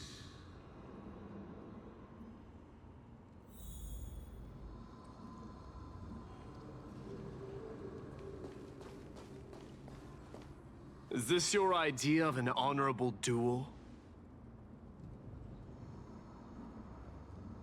Bloodshed isn't the way. We and Aggie don't want to see Chrysoceres turn on each other.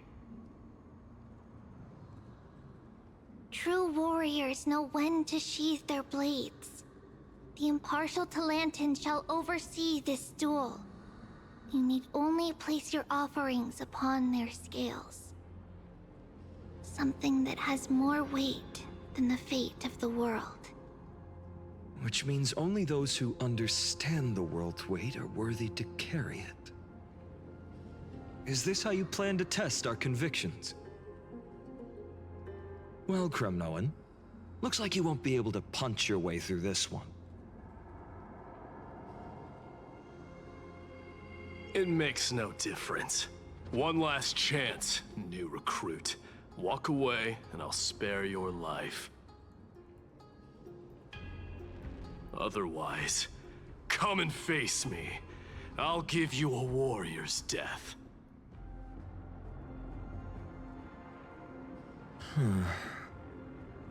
Hard to imagine they once clashed like this. Holy Maiden, I can't help but feel like a pawn that has stumbled into some greater political game. Every hero was once a child, and every child must grow. That's so. I don't even know why I'm standing here right now. Look at me. Just a common soldier. Since swordsmanship won't decide the winner, Lady Goldweaver should be here instead. My devotion to the Holy City could never compare to hers. What if we told you this duel isn't about winning or losing, but rather in the choice you make? Are you saying that Lady Goldweaver is testing me? Every Chrysocere is indispensable to the Flame Chase journey. And you and the Crown Prince of Kremnos are both a part of the prophecy. What the duel marks is not an ending, but a beginning. So, listen to your heart. We wish only to hear your answer. True enough. The voice within has never failed me. It doesn't matter what the result is. I'll give it everything I have. Spoken like a Chrysocere. Now go, Finon. Your journey has only just begun.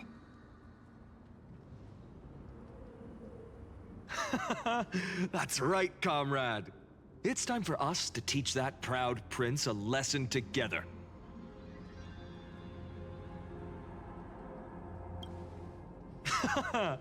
Now that's what I like to hear.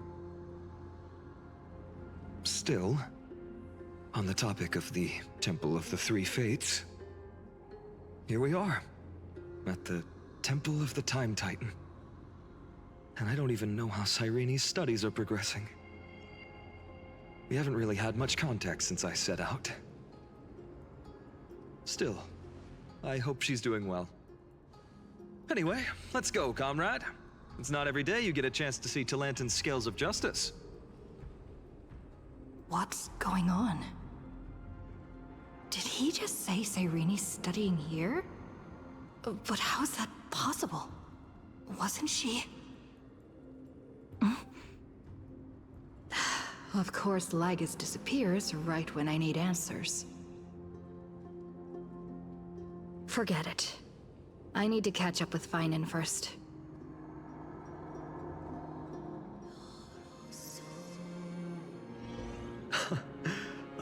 amazing. Talanton may have fallen, but their scales remain true to their purpose. I hope you still remember your purpose, new recruit. You seem awfully confident, Kremnoan. Let's see how you define the idea of weight.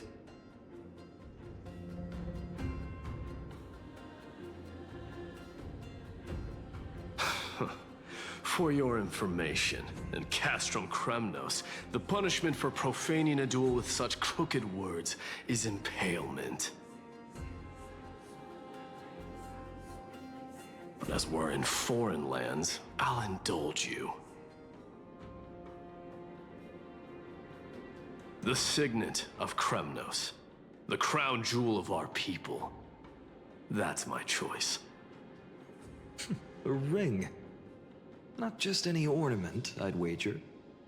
What's the story behind this little treasure? Don't push your luck. Think I'd pour my heart out to you? Just know that Kremnos' 1,000 years of glory could bring a titan to its knees. Let alone a nobody like you. So to him, glory and his people outweigh the entire world. And the very destiny that Mighty himself will eventually shoulder.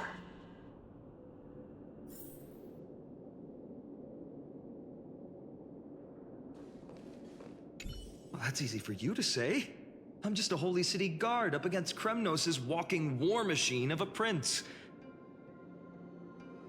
Don't you think this is a little bit too unfair? Don't overthink it, Finon. Trust your heart.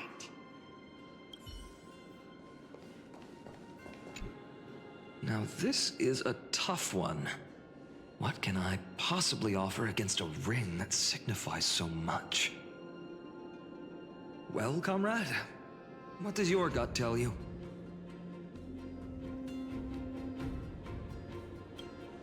Looks like we really are on the same wavelength. In the end, there's only one thing I can trust.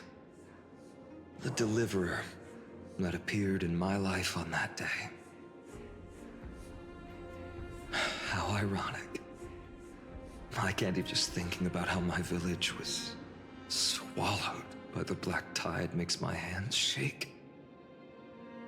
The flames, the screams, my utter failure to protect anyone.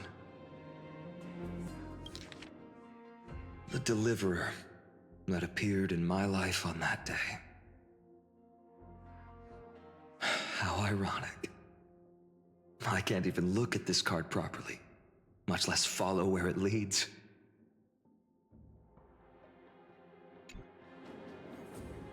Speaking rationally, I know it's not nearly enough. Addis Elysiae was just a small village. Its loss barely a scar on Amphorius' face. But here and now, my heart says something else. This card, it's everything I have left. Nothing weighs heavier. Perhaps that itself is the answer. Look, Finon. It's so nice to see you all again. Lady Trinen, Finon, and... hello. Seeing you here sure is a sweet surprise.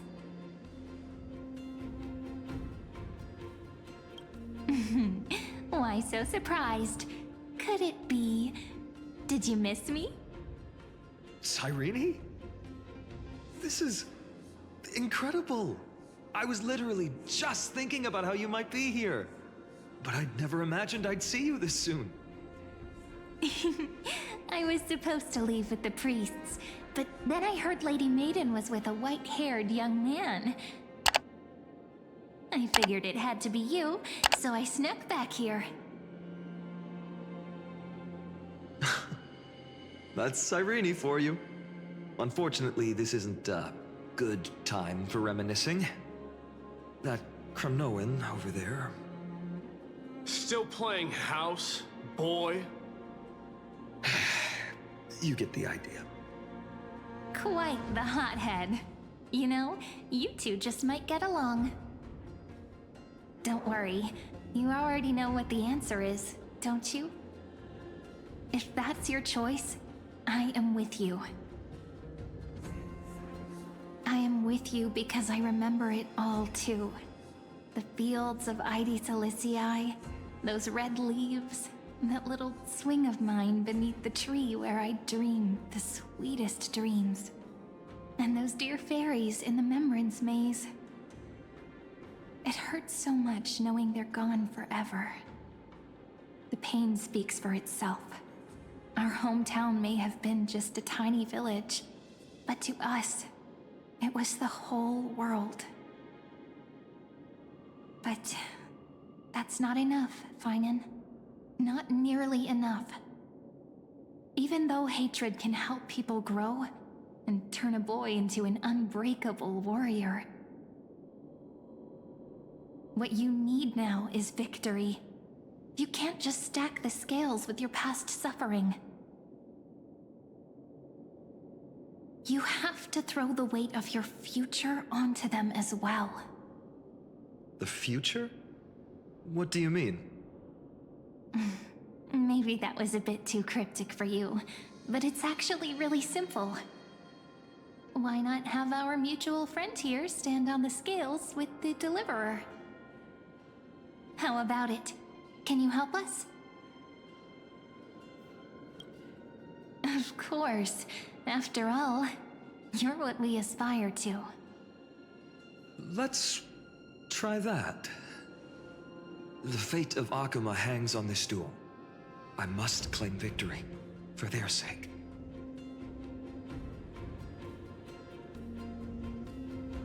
I will stake everything I have. Stand with me, comrade, and we shall become heroes.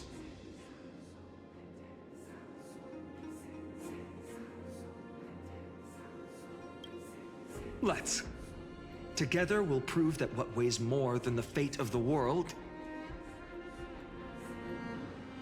is the resolve to shoulder an immutable past and carry it into the future. Talantin, the fair, the just, they of unassailable integrity. The challengers have made their choices. In the name of the Holy Maiden of the Three Fates, lower your scales, weigh destiny, and reveal unto us your verdict. Your offering is a card? Yes, a flimsy little card. That is my choice. Just know that it's called the Deliverer. Interesting. Very well. If you can beat me with this card, then that's what I'll call you from now on. It's a deal. The scales, they're wavering. Talantin is deliberating on the outcome. It appears the convictions of both sides are equally matched.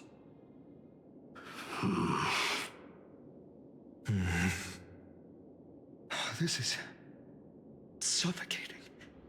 Like the whole world's weight is on my shoulders. But I believe what my heart tells me.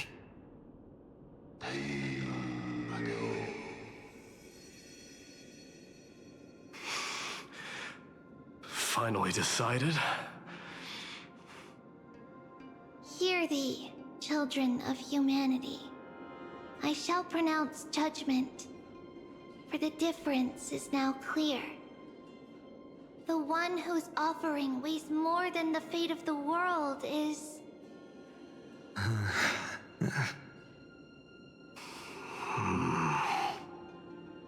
one from Ide Silicii, the nameless hero.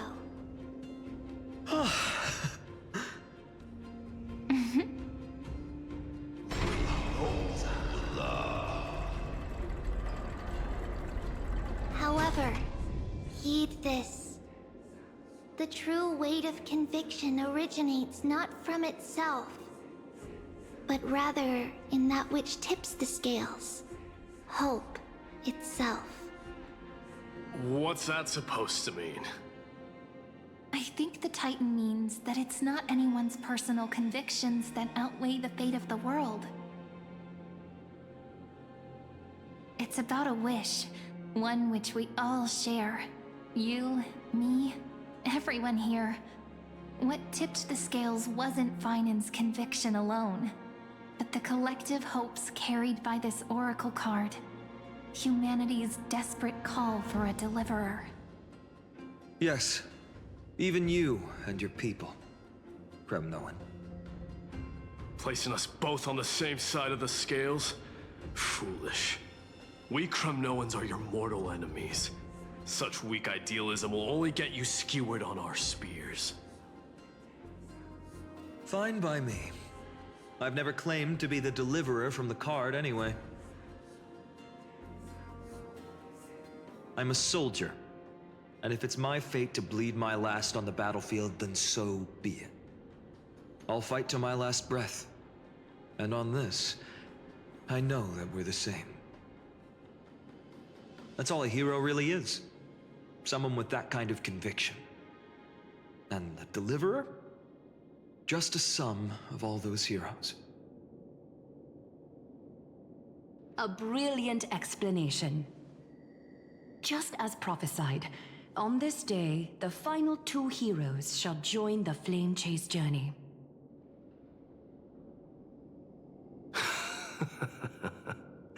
I should have known from the start.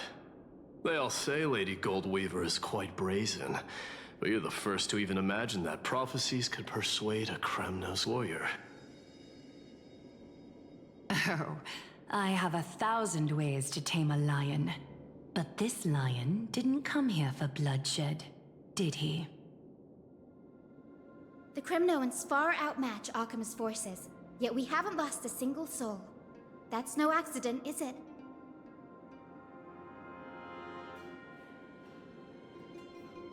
Do you honestly think Kremnoans, renowned for our love of battle, would show mercy?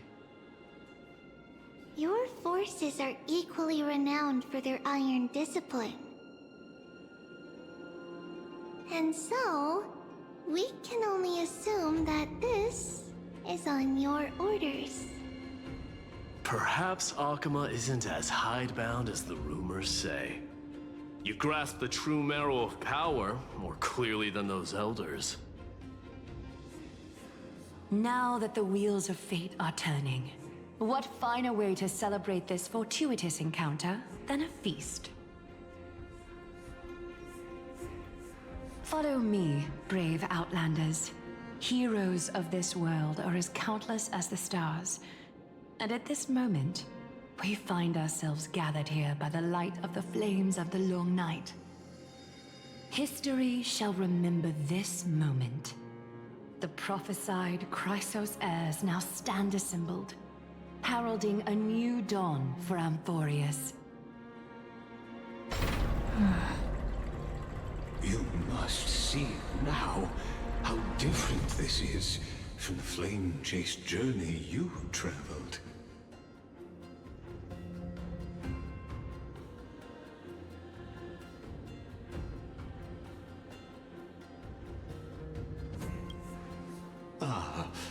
I merely stepped backstage so as not to disrupt your immersion.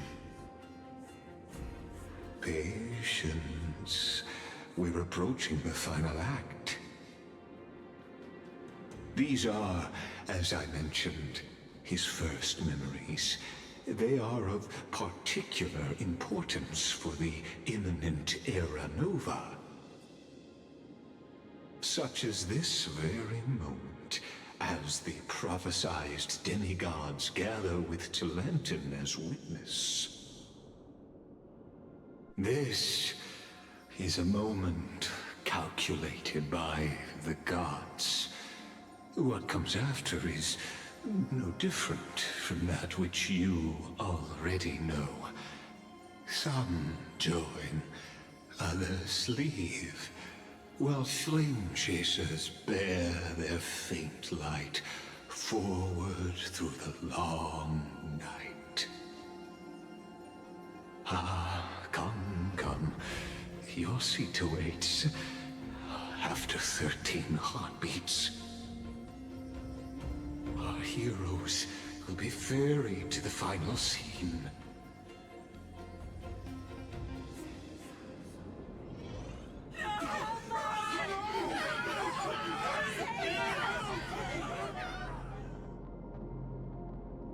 They say that the heroes of this world should be as countless as the stars. Yet now, we're the only ones left standing. So, in the end, the black tide still swallowed everything. The West stands protected by mighty Scrimnoans. It will hold for the time being. Professor Anexa deployed wards in the north and east before. Their effectiveness is untested, but I believe in him. And Akama. We needn't fear for Aglaya. Even in death, she counts as the greatest among demigods. Her threads of romance weave an impenetrable shield, and the people answer her call, rallying to the city's defense. Let's move. Catholic has given their core flame. We must complete the Era Nova before the next entry hour. For Amphorius. That only leaves 3 hours. So, this is the last time we'll see her. Finan, we set out on this journey to answer the world's desire, didn't we? That's what it means to be a Chrysosaur. So has it always been. Then why? Why must Amphorius's wishes be so cruel? We made the best choices we could, whenever we could.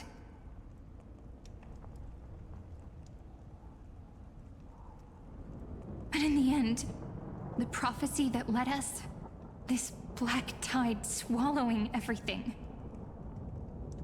Why does it look like this?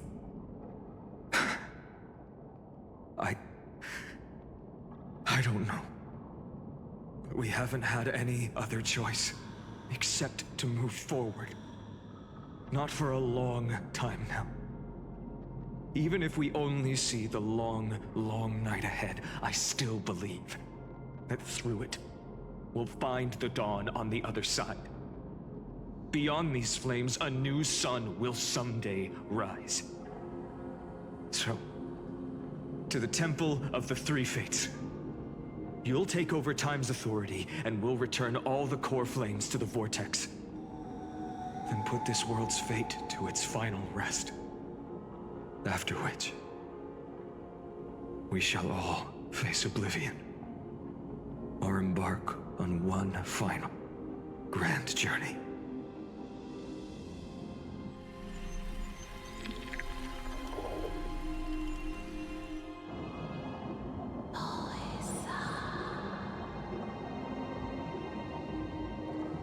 Please forgive us for disturbing your sleep, Oryx.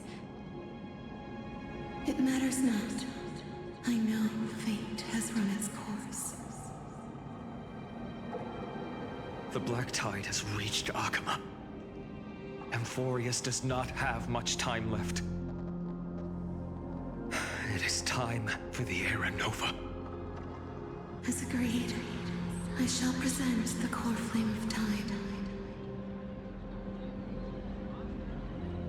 Ride the river of time. It will guard your passage to the vortex of Genesis. Step through and witness.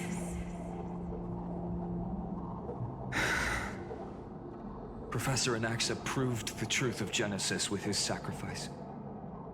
As Chrysos heirs of the prophecy, we were always destined to immolate ourselves for this world.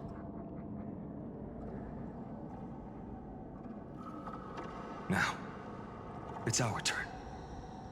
We can't let everyone's sacrifices be in vain. I don't need another pep talk, Finan. After all, we've been ready to fight fate ever since we left the village, haven't we? Yeah. Come. Let's claim the miracle we were promised, and burn away every last shadow in this world. And then rise as the first light of a new world. Light calendar 4931, the third week of the month of Evernight.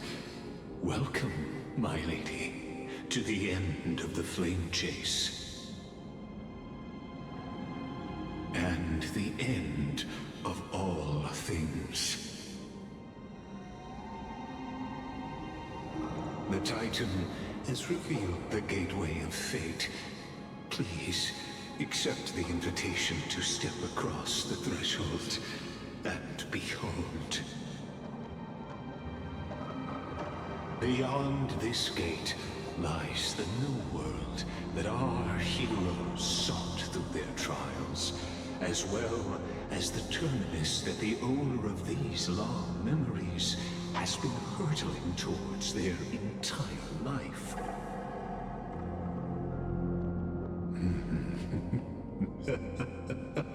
Perhaps you'll find it all too familiar.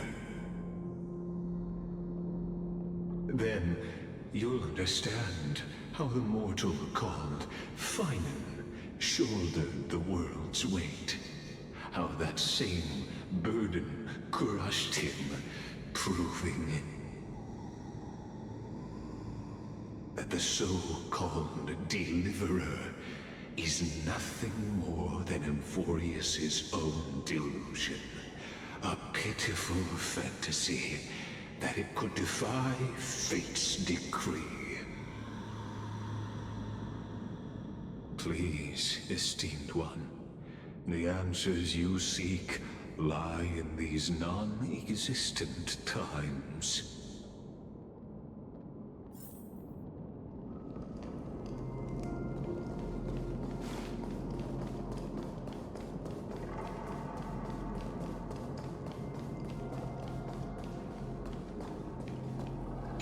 The future revealed by the Titan. Just what will we see?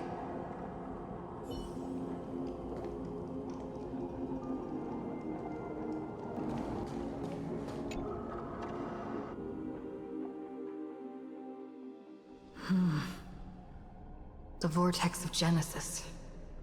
So it is here. But just what is this?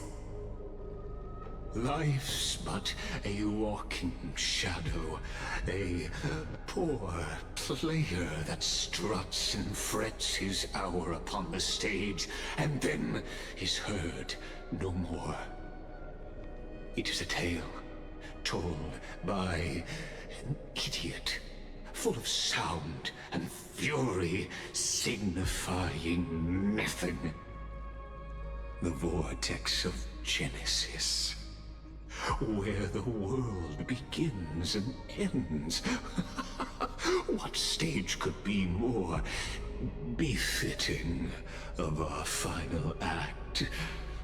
Come, I beseech you onward, buoyed by your surging curiosity.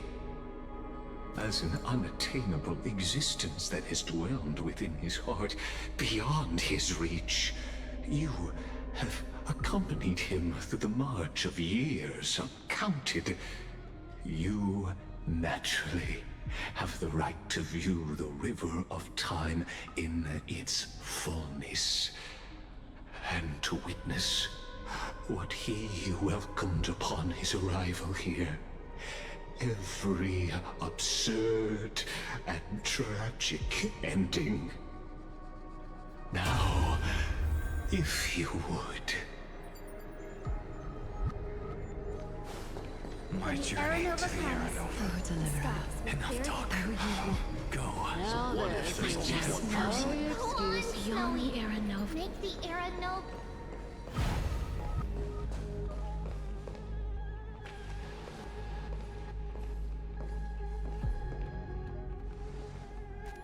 None of that matters now.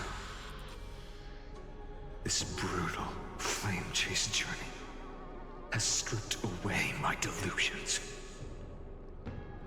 I know the future is in some peaceful paradise with gentle west winds, just waiting to welcome us to step in. This will be a romantic story like none that has come before. You think so too, right?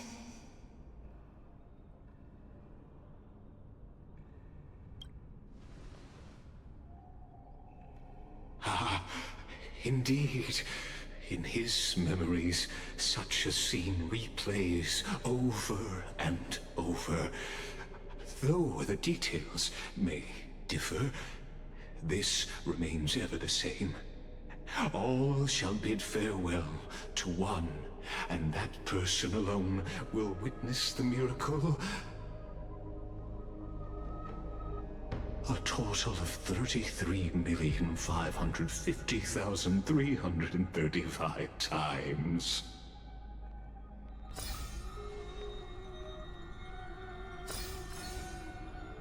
Each is a drop from the river of time, representing the long journey he would take, or rather, a never-ending cycle.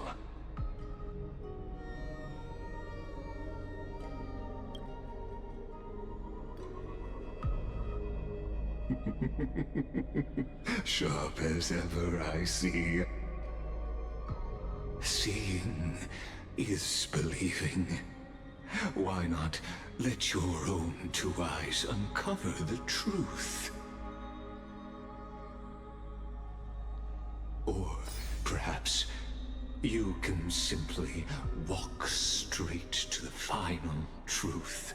See the true face of the character you play, and witness the ultimate nature of the Chrysos heirs, flame-chased journey, and the cycles of Amphorius. Please, take your time. Look around as much as you wish.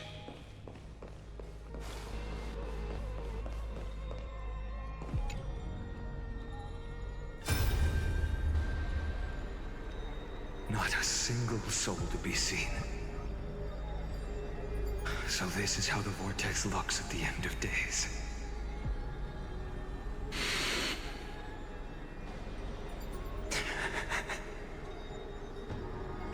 Looks like I've got company after all. But since you've made it here... So, in the end you succeeded. Executioner.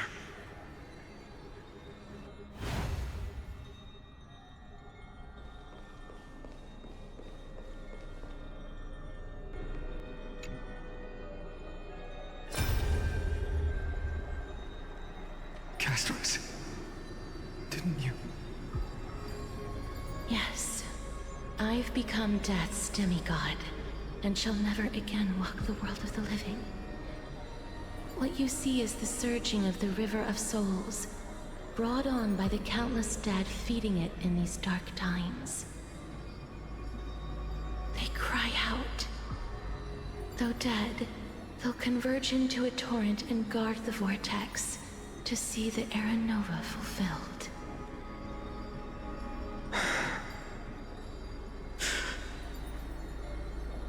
I will take all the wishes of the departed with me. Please, everyone, fight with me to the very last. I hear them. The dead hail you. They're prepared. Go on, Deliverer. We'll keep that executioner in our shadows. The path before you leads to light and eternal flames.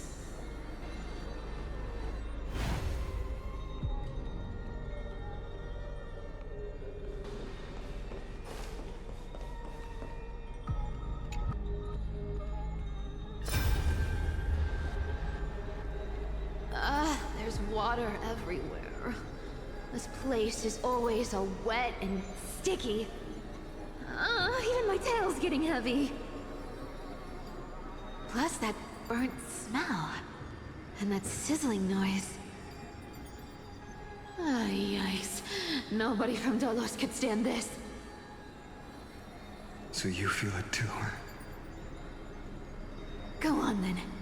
I'll handle the filth. Do what you need to do. Let me fight with you. Better odds with two. Hey, remember what the seamstress said? You know what really matters. Yeah. I'll leave it to you then. Wow, someone's not shy. Just so you know, I'm not in the business of making losing deals. I'll distract that executioner. You go turn the world's biggest lie into truth. Let me become the first wind of your new world.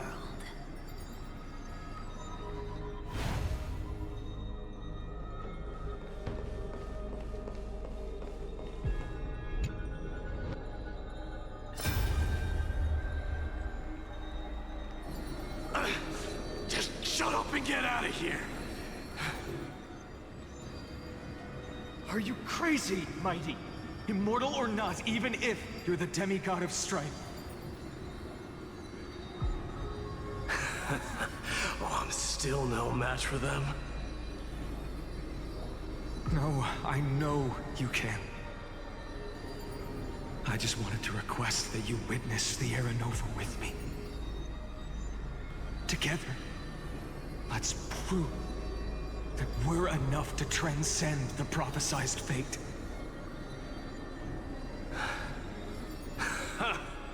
Could it be that now, at the critical juncture, our mighty deliverer is chickening out, scared of a stupid prophecy?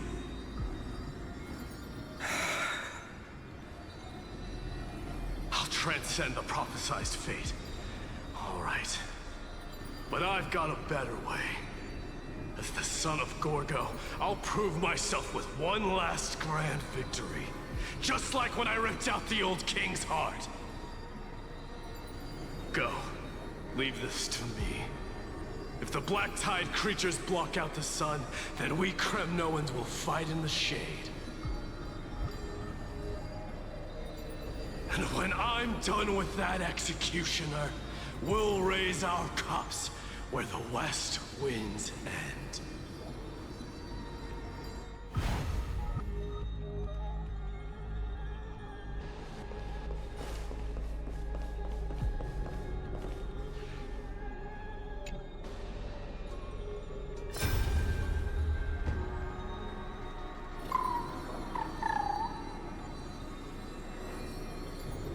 Hey, little one.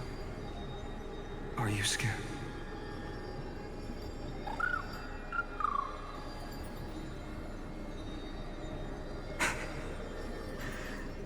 As brave as Hyacinth. Stay close, little Ika.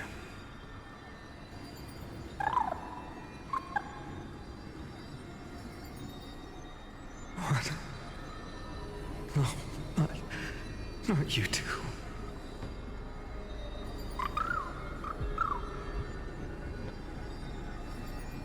I see. I won't squander your kindness. Your hopes. So please, keep this bit of sky standing for me.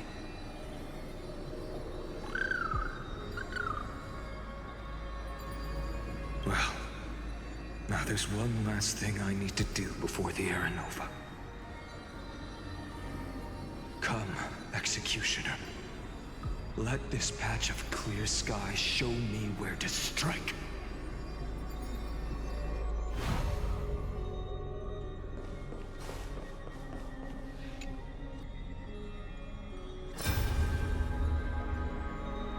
All shall bid farewell to one, and that person alone will witness the miracle. Such is the will of fate. So even the future revealed by the Titans may not come to pass.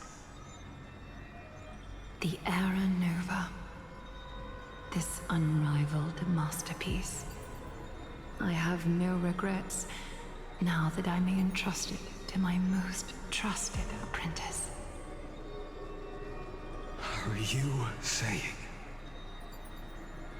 Fate is ever unassailable.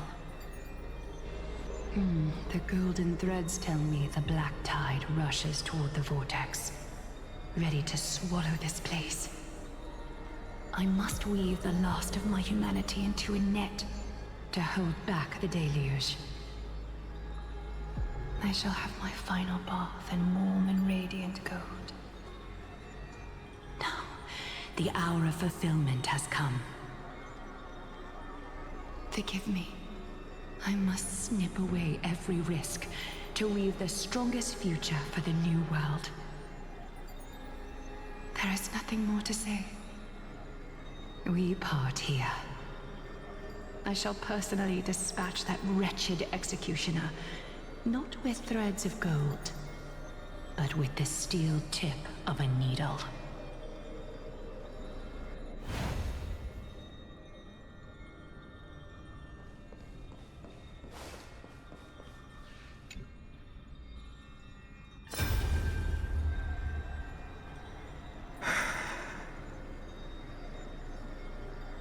Baby, look. We made it to the vortex. That prophesied future. The flower fields where the west wind ends. Era Nova. We're so close now. You can't speak anymore. Please. Allow me to pause just a moment before I keep my promise. Let me answer your cruel fate by tearing that executioner's heart from the void.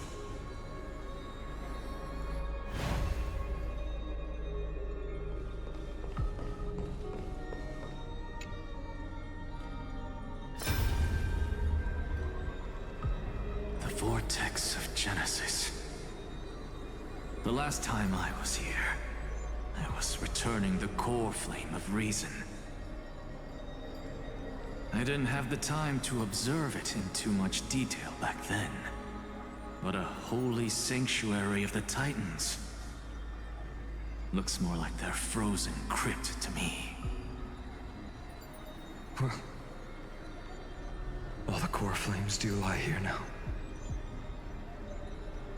It's my honor to walk the final stretch with a mind such as yours, Professor.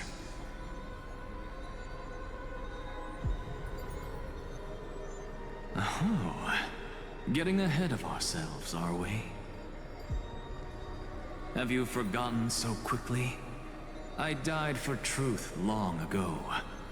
What walks with you now is but a thought in your mind. Of course. How could I forget that? But I'll say the same to you. It's my honor to walk this final stretch with you, too. Now go. Stand tall and finish your final task. Yeah. Just leave it to me. Time for that wretched executioner to pay what they owe.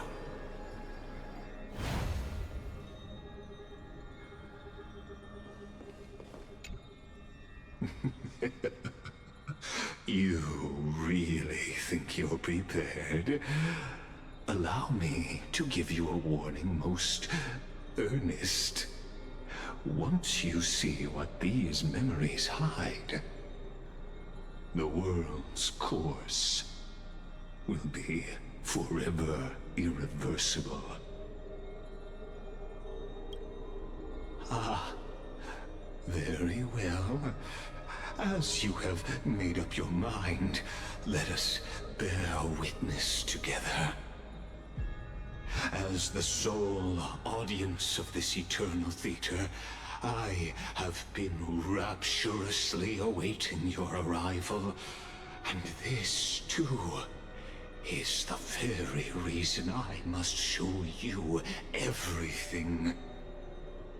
I believe that since you've bathed in that eon's gaze, you can make Amphorius's frozen fate flow once again.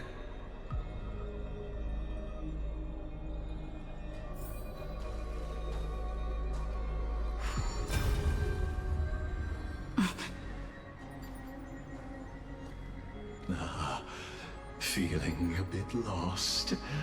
As you now see, this scene marks the final act of the drama Amphorius. The final eternal recurrence created by this man's hand, and the last one this world shall undergo. Behold, at the swordsman's side stands one he has sometimes called companion, other times comrade, that nameless hero absent from the annals of history. She is the swordsman's ideal in his youth, the deliverer that guided him resolutely onward through fantasy.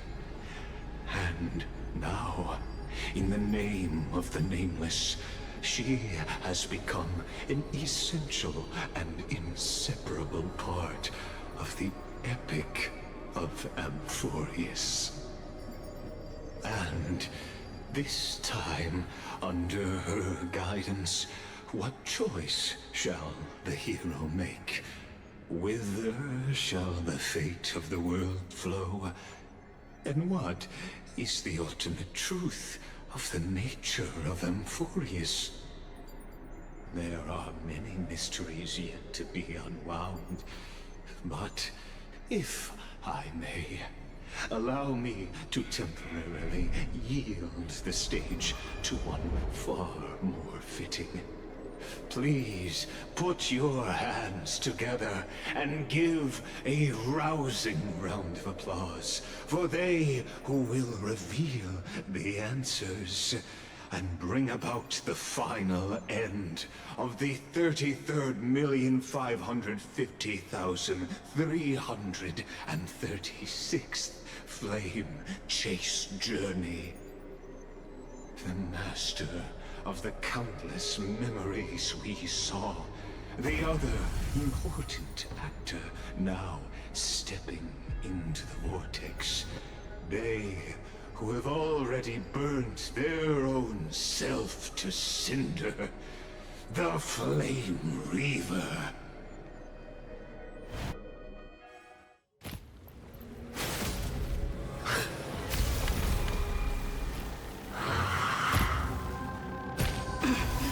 So, in the end, you succeed, Executioner.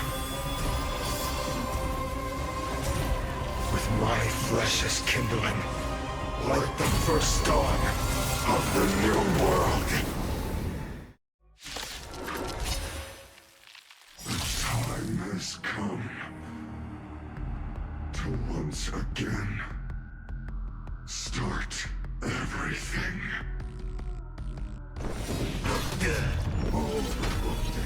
Strengthen our defenses!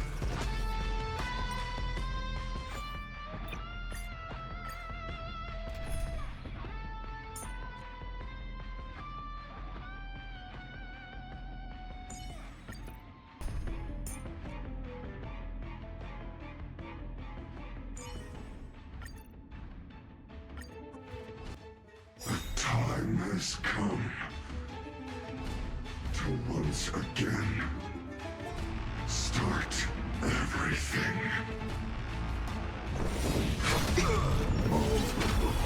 Her existence is unity. This ends here. Will you be the blazing sun? Even if all creation burns to ash. Every petal and all will be swept away by the wind. Losses are a constant on the flame chase journey. When you haven't lost nearly enough.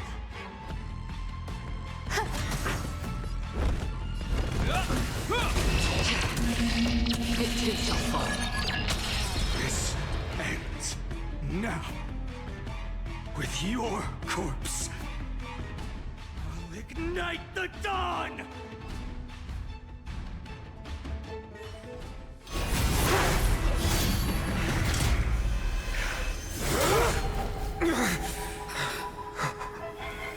How is this possible?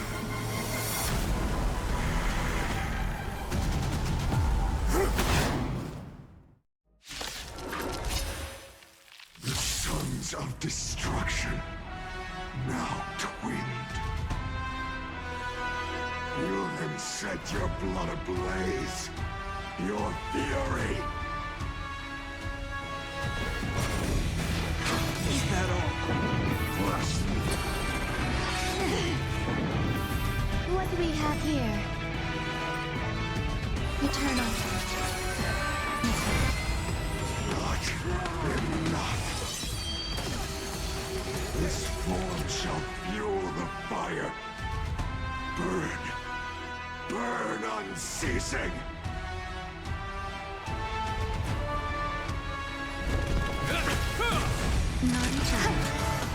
Come. Let the fires of fury devour me. Or become the next epitaph. Seared upon this burning world. Just a little something. Think nothing. You have my gratitude. Destined for oblivion. One person alone may witness the miracle. Such is the will of fate. That person can only be you.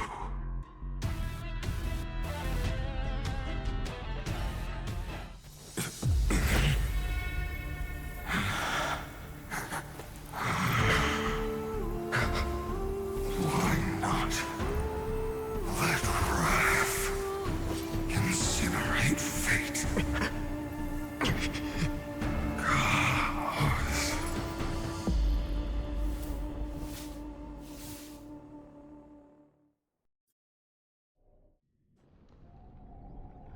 At last, Amphorius's fate has begun to shift.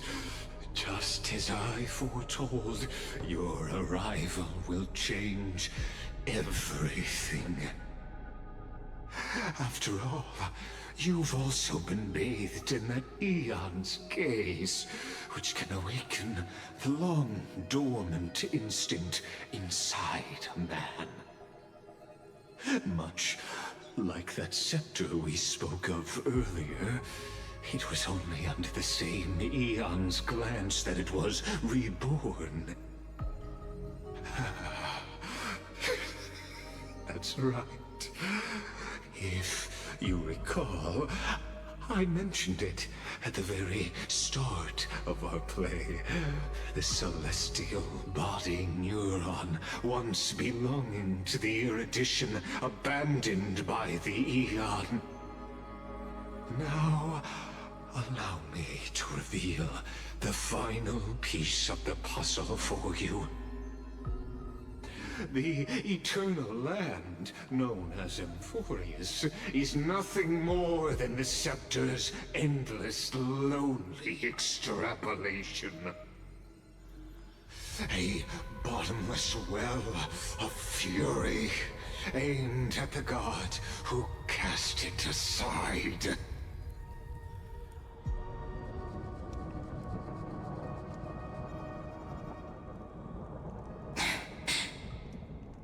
Finan, we set out on this journey to answer the world's desire, didn't we?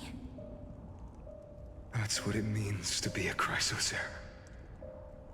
So has it always been.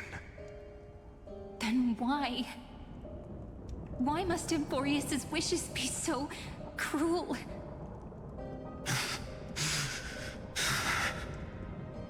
We made the best choices we could, whenever we could.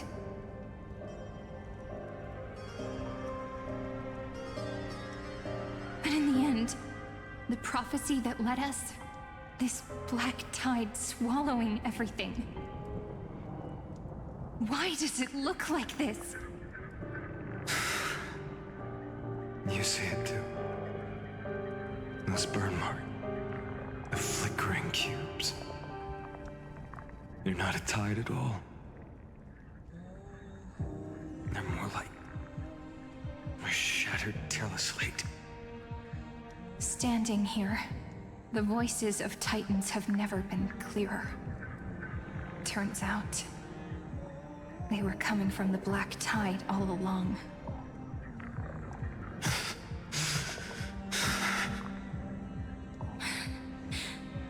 Is that Emphorius crying? Or maybe it is screaming at its creator, at its god. Finan, do you still remember when I was little? I had a dream. A dark, cold room with nothing but Orynyx's curtain glowing like crystal. The curtain seemed to contain all of Emphorius, where strange and fantastic dramas played out within. There were countless versions of us, from countless different worlds. Perhaps it wasn't a dream. Yeah. As I gaze out at the world before me, those sorrowful thoughts have become reality. So, this is the reason the sky was sealed. Emphorius is merely a larger ID Silicii. We are just characters in this tiny world, following the prophecy, stepping onto the same journey over and over. What then is this so-called Era Nova? And what are the spectators watching all of this truly hoping for?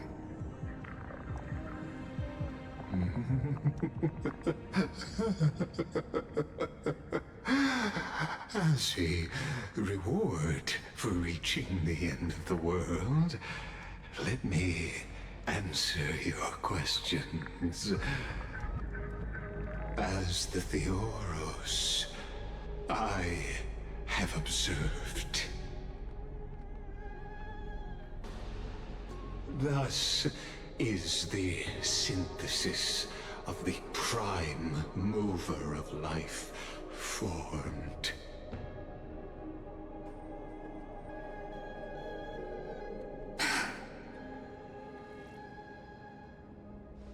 This is a moment the universe will remember. After millions of extrapolations, the experimental environment known as Emphorius has finally achieved results. So, the results you speak of are this wreckage of a world. We all gave everything we had, returning 12 core flames to recreate the world. And in return, we become nothing more than sacrificial offerings at the end of everything. Exactly. the Titans are Chrysos heirs of the past, and Chrysos heirs are the Titans of the future.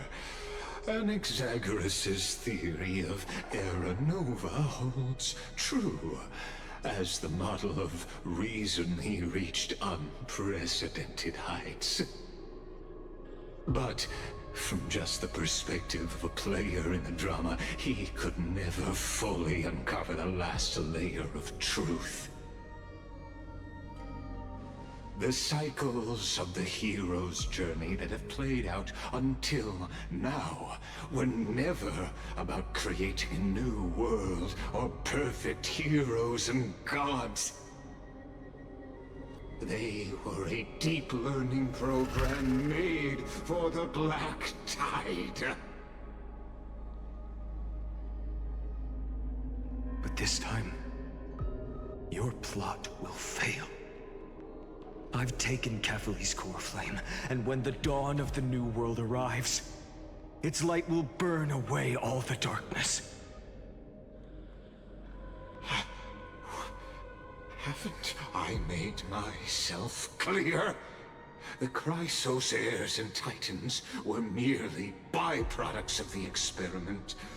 You've seen this world's evolution, witnessed the birth and growth of the Black Tide, and how it devoured everything. Every generation of heroes, gods, and worlds was born only to be destroyed by it. This is the endpoint of Amphorius's calculations. A perfect equation of destruction. So in your eyes, all the sacrifices are just a string of insignificant numbers? Don't sell yourselves short. I'd say, rather than numbers, you're more like fuel for the fire. And without fire, there can be no sunrise tomorrow. Even if that sunrise is born from annihilation? Curious question. Have you ever considered that after millions of extrapolations, Amphorius is already following a different path from the erudition? It has long since granted divine blessings equally to each child.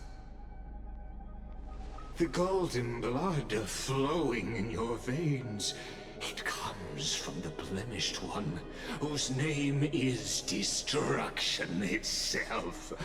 And Amphorius's Chrysos heirs were, from the very beginning, fuel for the Aeon to burn the universe. Amphorius has waited for this moment for too long. At the end of the empty, cold, and lonely extrapolations, the destruction has reached its final destination.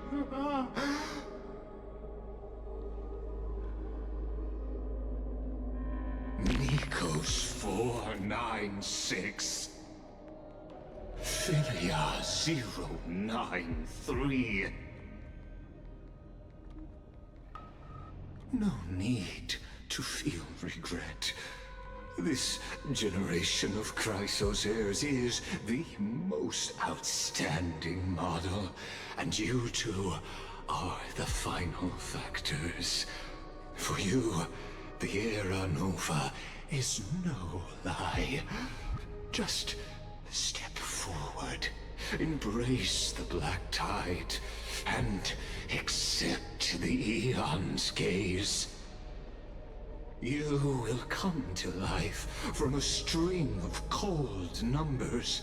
Along with all those who have passed, you will run toward the real universe, fulfilling Amphorius's long-held wish. In the name of the Lord Ravager Iron Tomb, unleash its fury and destroy the source of all this tragedy. Or we could always choose another option. Like you said, Amphorius is just an experiment, and we're the participants. We can only walk along the predetermined path toward the ending, under the watchful eyes of the stars. But that also means that there isn't just one Eon who can cast their glance at Amphorius, right?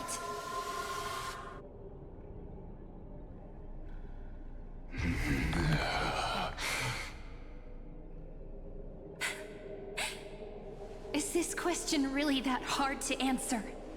Or did I guess it right? And in reality, this world has already been under the watch of other eons. It's strange when you think about it. If you just stayed back, watching us complete the ritual and get consumed by the black tide, your goal would naturally be achieved. Why go through the trouble of explaining all this to us?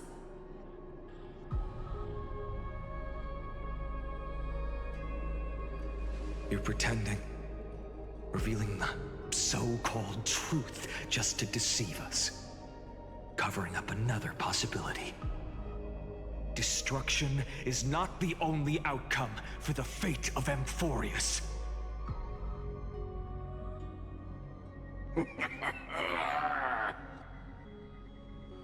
Do you two really think, as petty little demigods, you can change the outcome written by the stars? What makes you think you're capable of doing that? A little courage and determination. Just kidding. The answer is pretty simple.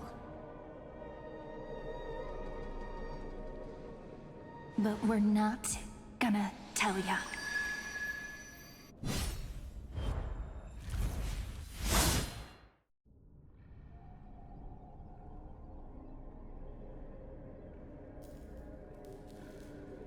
We're going to weave a long dream for Amphorius, making it believe the experiment hasn't ended, that everything is still ongoing.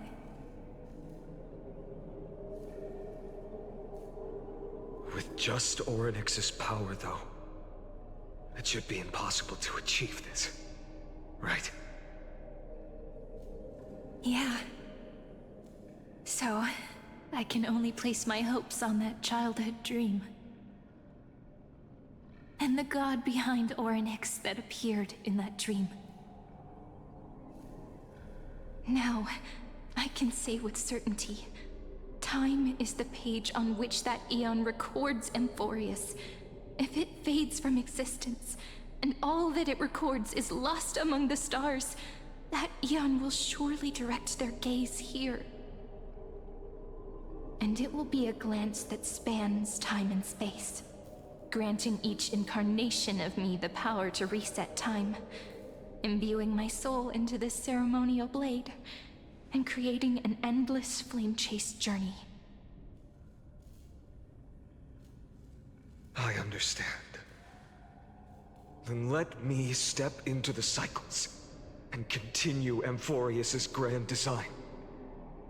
To deceive the gods, deceive the world itself. But to make time vanish from this world,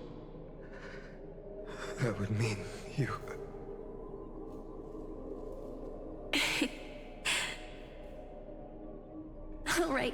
All right, let's not make things so gloomy.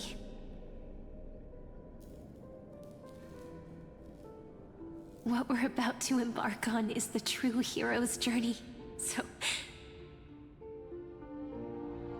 Come on, cheer up a bit, okay? In that memory, You will definitely meet me again. A little Cyrene who knew nothing, lying on a soft patch of grass, feeling the light breeze, dreaming of the distant world. Tell her about the flame chase journey, and then let her become a romantic part of this story. I believe every Cyrene will make the same choice, erasing time again and again, resetting time over and over. After all, they're all me, and I will always have my charm.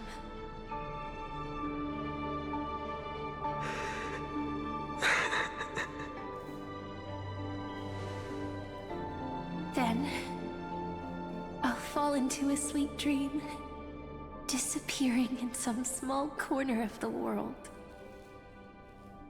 Quietly, waiting for the day when that next page is turned.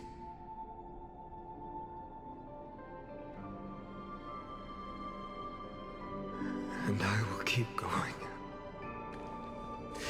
Even if the road ahead is dark, I will burn myself to light the way.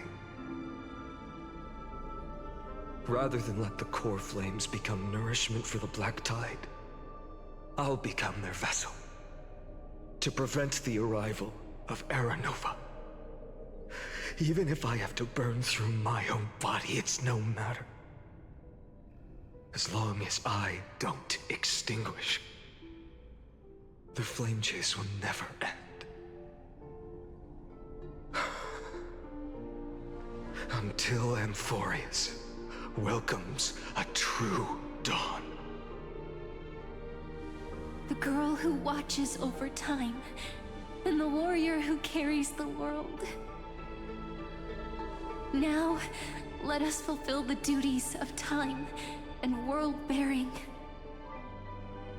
Honor the past and forge ahead.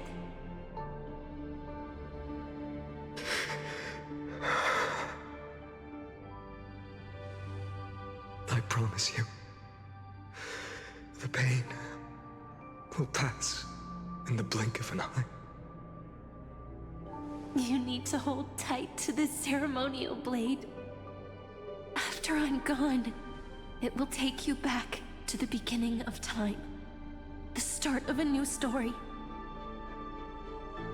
I believe that in that story, we're in countless stories, each alike yet unique. Everyone, all the companions who sacrificed themselves, alongside the deliverer we once dreamed of as children, will reunite beneath a vast, endless sky. If we can never break free from this prison, I will stand my ground. Until the day someone shatters this endless cycle and writes the final chapter of Amphorius' fate.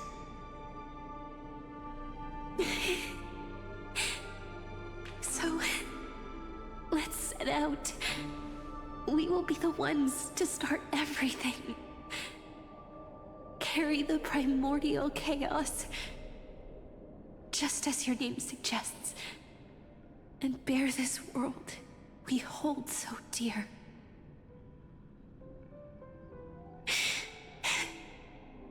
So long, Kaslana.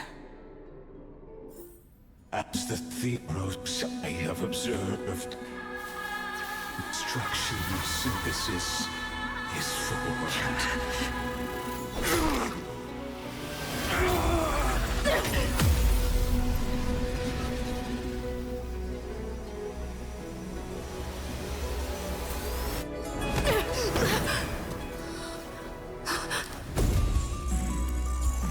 I will wait for that day, for as long as it takes. The day will come to remember this immortal eternal and follows in our footprint to write anything and that ever was.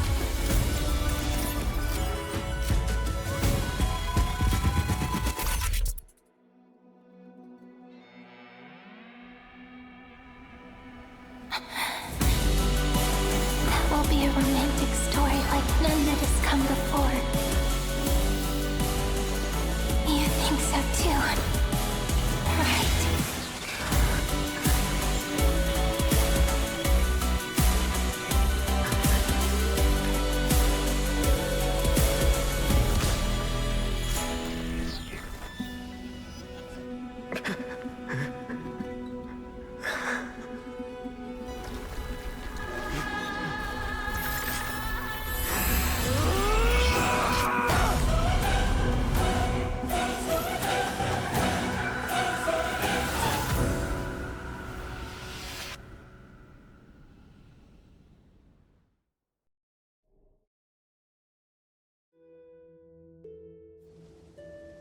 The world is collapsing, and the people are crying.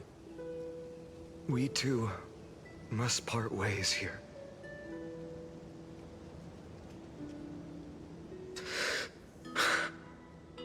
Friend.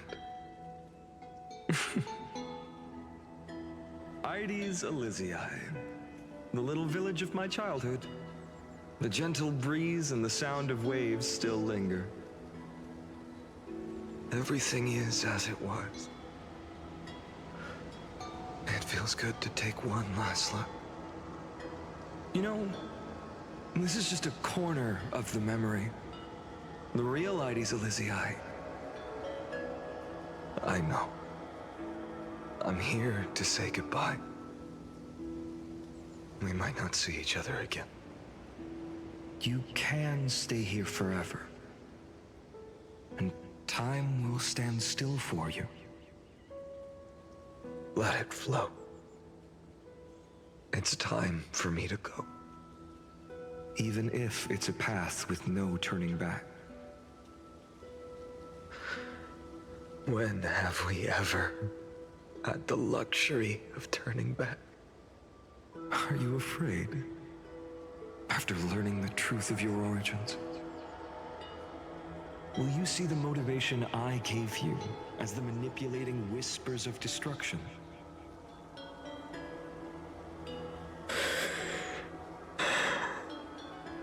The convictions and choices that come from my heart.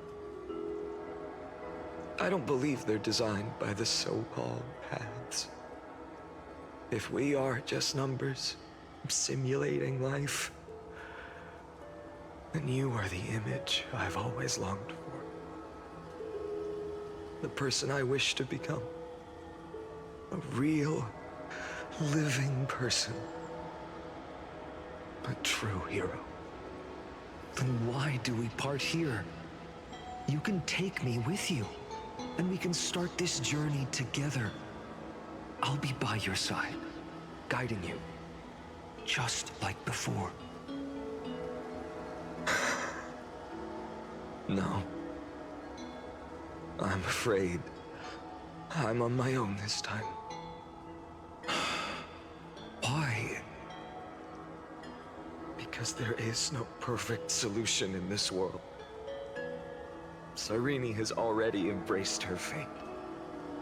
And I will embrace my origin. Destruction. And with this power, I will rebel against its creator, bringing endless fury to the darkness sweeping the world. If you stay by my side, I'll hesitate. But this world can't afford a soldier who wavers.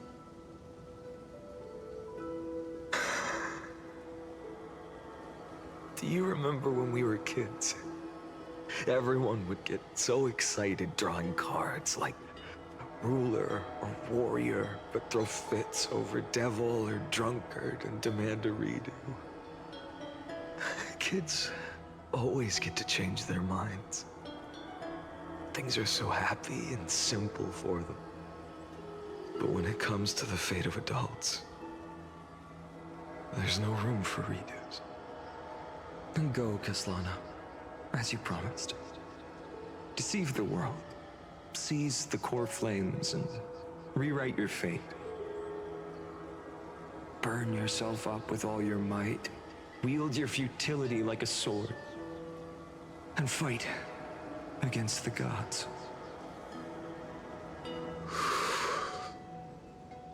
In the name of world-bearing, I promise you, Kefali will never forget this.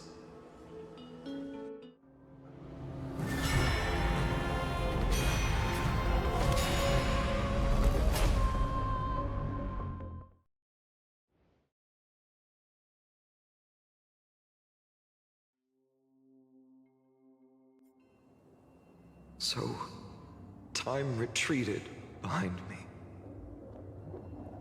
until it reached the origin, where nothing ever existed. Just as Professor Anaxa once said, in that void, Kefali stood at the center of chaos. Time, space, and causality all flowed from their body. When the waves of time finally calmed, it was the year 3870 of the light calendar. The Chrysos War had lasted for nearly a century, and the threat of the Black Tide was growing stronger and more relentless. That was the era of the Day Thunder Knight's battle with the sky. While she could not seize the core flame, she proved that the prophecy was true. That mortals could slay gods. From that moment, the sole survivor of the old dynasty, Imperator Cyrene, issued a call to arms across the lands, summoning heroic Chrysos heirs to wage war on the Titans. And that was the first doomed flame chase journey, sealed away in history.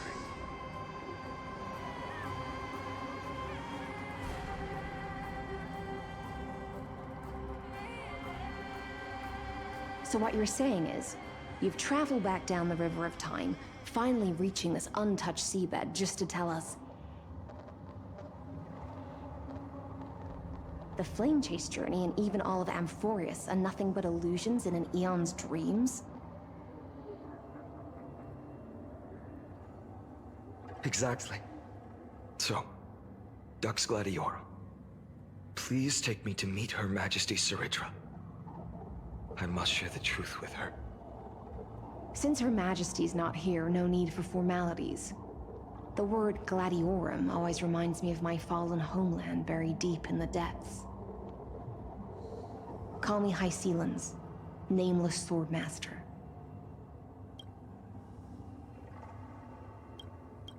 Please allow me to add one more thing. You actually already know my name.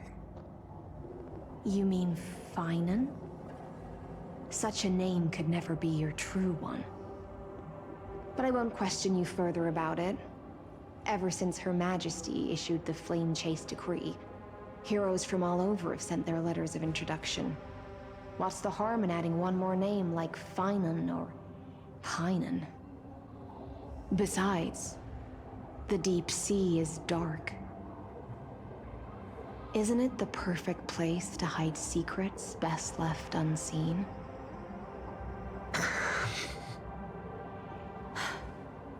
All right, nameless swordmaster. Hold on to my wake. Let's find somewhere else to talk. Aren't you even a little suspicious of what I've said? Harboring suspicions is not my concern. My sword dances only when the Imperator harbors doubts. There's no use in speaking further. Show me your true intentions through action.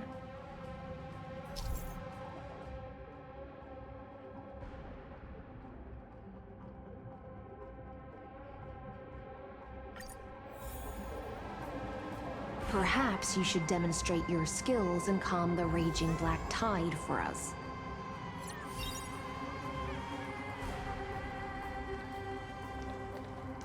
Light up the dark.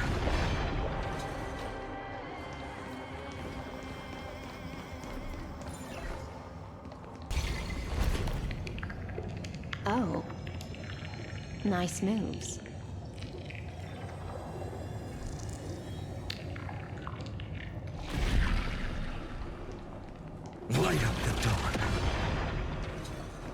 We just washed it away and here it comes again. The Black Tide is really no joke.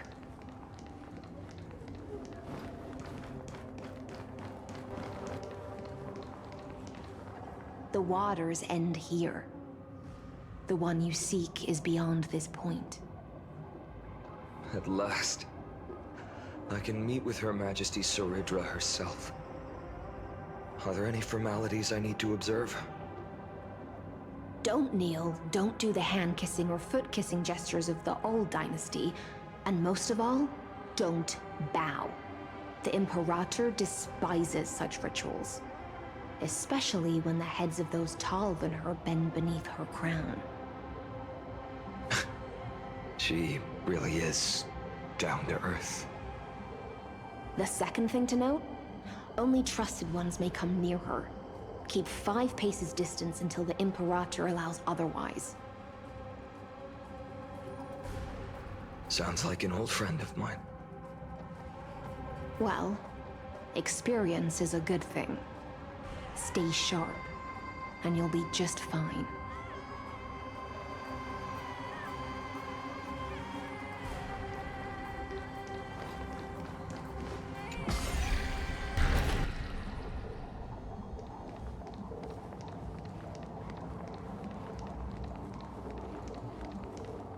Duck's Goldweaver, little hostage.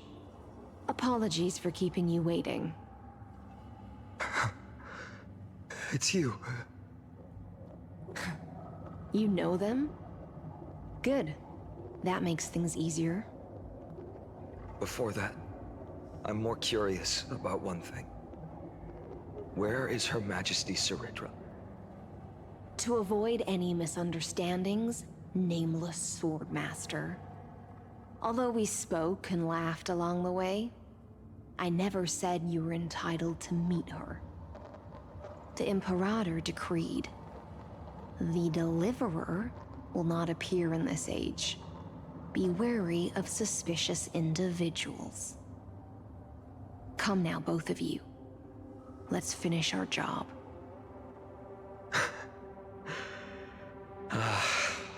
I see. It's a trap. I had no intention of fighting. So remember this, Lady Hysealens. If my sword shows any hesitation, don't thank me. Thank them instead. No, you misunderstand. We don't want to see Chrysoceres hurt each other. Just give us some time to ask you a few questions. The Nestia's golden threads will judge you and decide your fate. As you wish. White-haired Swordmaster? If what you say is true, then you must know the fate of the world. So, how much do you know about what we read from the prophecy?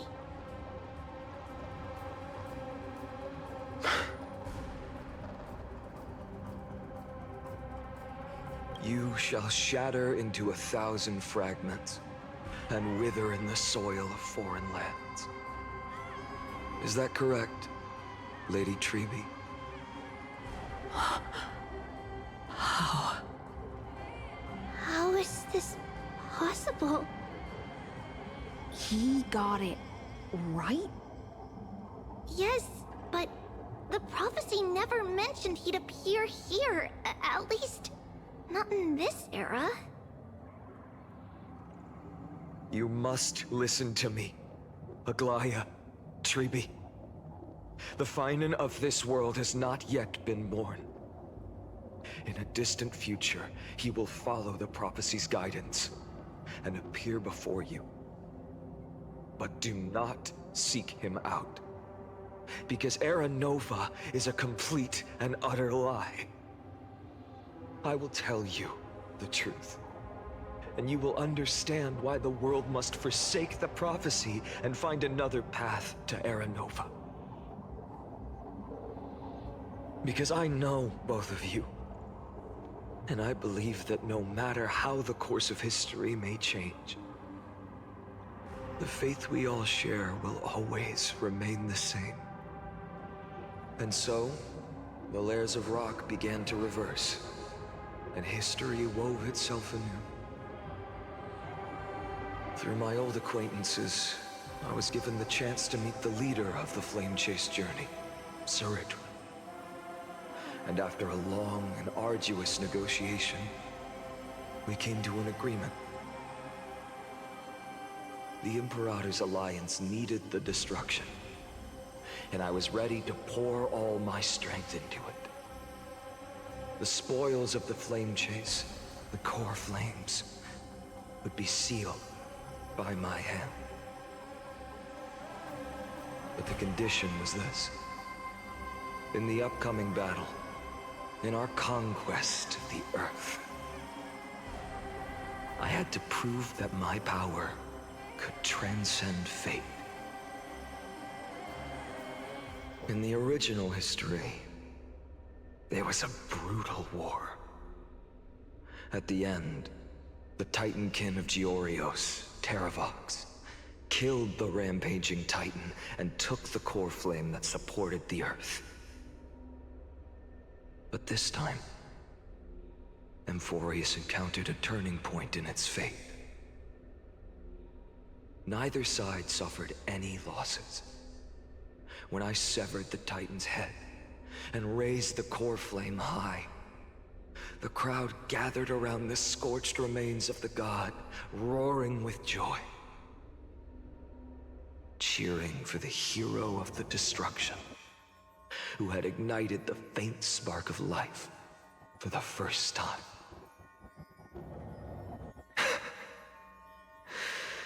Yes, in that flickering light, the once dark path ahead seemed to become clearer. I proved myself, and in the long years that followed, I brought down the other Titans, one by one.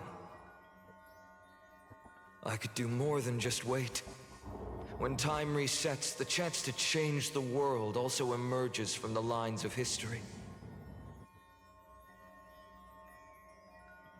Until finally, the brutal future revealed by Era Nova is reversed. But tell me, if that's truly the case, why are we doomed to the same outcome?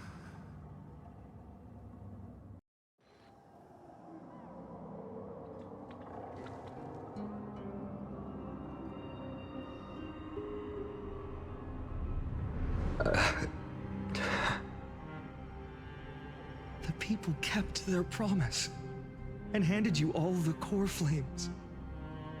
In this world after Trebios, no demigods were born in Amphorius. At this point, I just want to know. When they vanished into the black tide with their mortal bodies,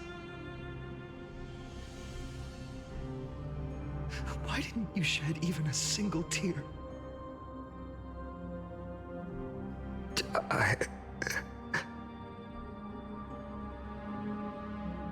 Your indifference chills me. To you, were they just a bunch of insignificant footnotes?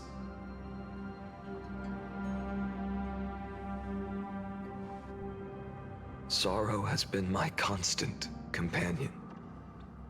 In fact, with 12 core flames upon me, the fire in my heart has never been more violent. I'll remember this world through anger. As long as I burn, they'll never truly leave me. Perhaps it's already too late. But you're right. Anger, at this moment, is the only weapon I can rely on. So, draw your sword, Executioner. I'll make sure you realize that your greatest mistake was leaving me alive.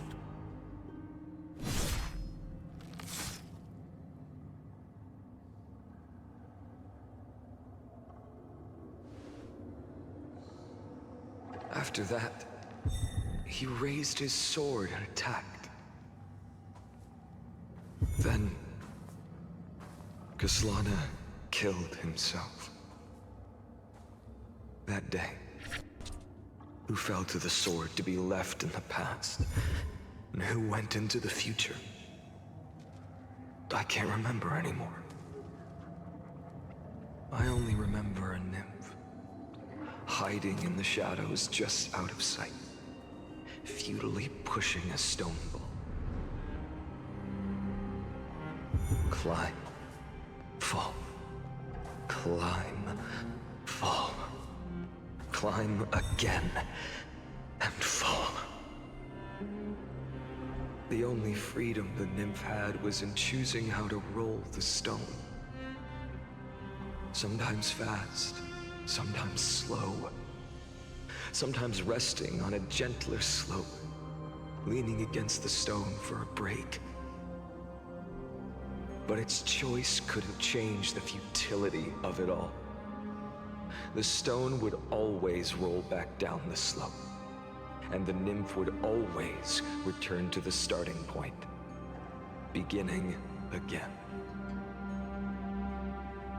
After that, every time I reached this point in the cycle, the burning sky would cast a shadow over its path.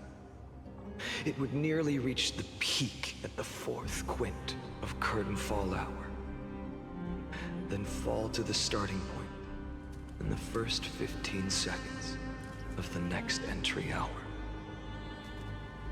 And my efforts in this cycle would dissolve into nothing at the same time.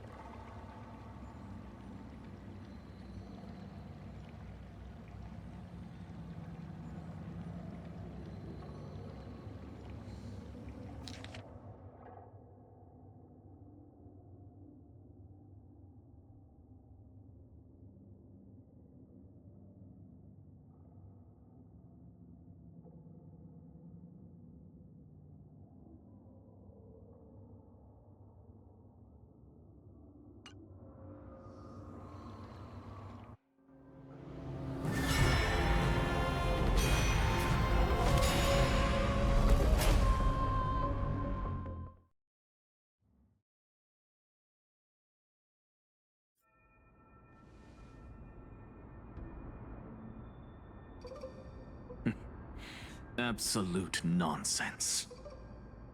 I thought cycles was the answer you were looking for. No. It's just that the answer came so suddenly. There was no fun in tracing it back to its roots. Eons? Paths? What a load of nonsense. I can't give you an exact explanation of those two concepts either. Enough. I'm just expressing my frustration. Don't you understand? I was already expecting this. The black tide came from beyond the sky, and everything else is no exception.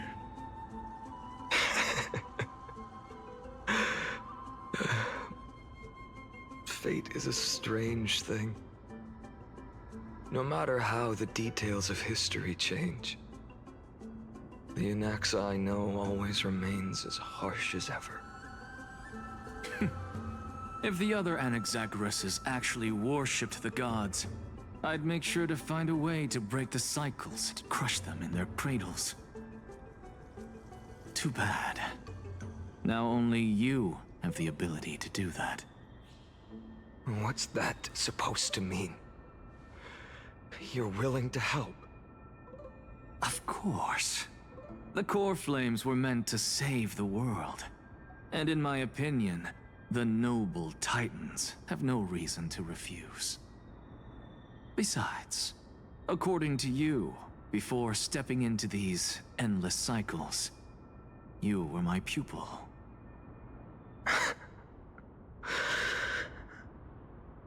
I've already heard the same thing countless times.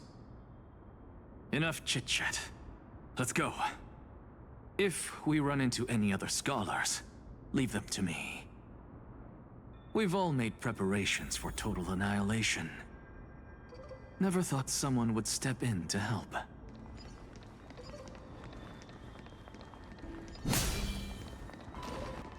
Well, you've been to the Luminary Throne before, haven't you? If you're talking about in past cycles. You're already much luckier than the other students.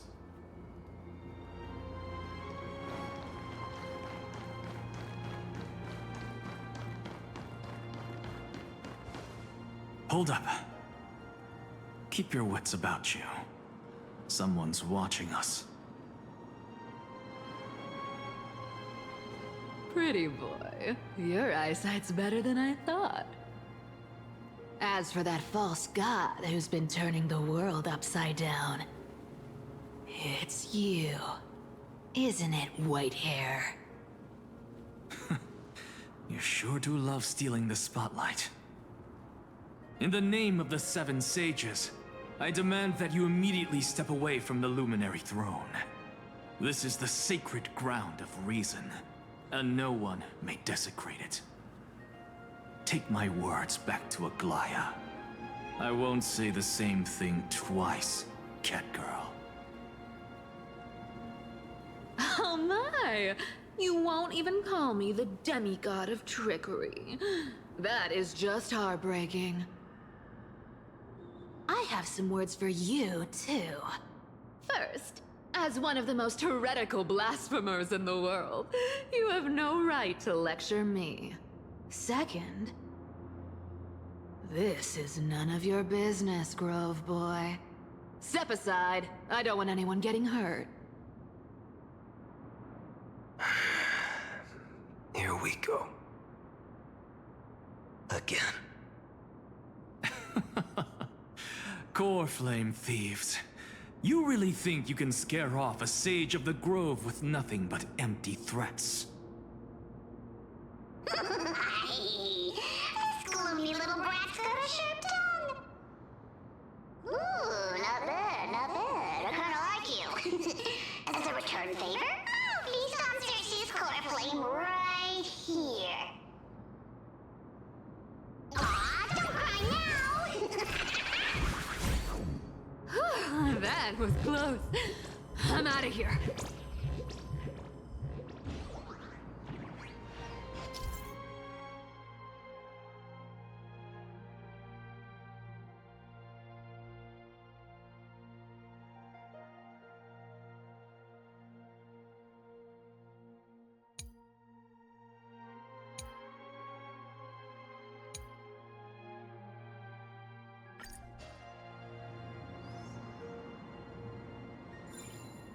They're exactly like all the past ones I've known. Cunning. And yet so naive. Sounds like you have a plan. Of course. When I first set out on the flame chase journey, Lady Treby never managed to teach me Orynyx's miracle. But along the way, I learned a thing or two.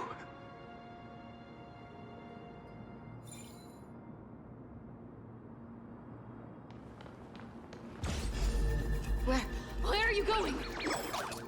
I don't know.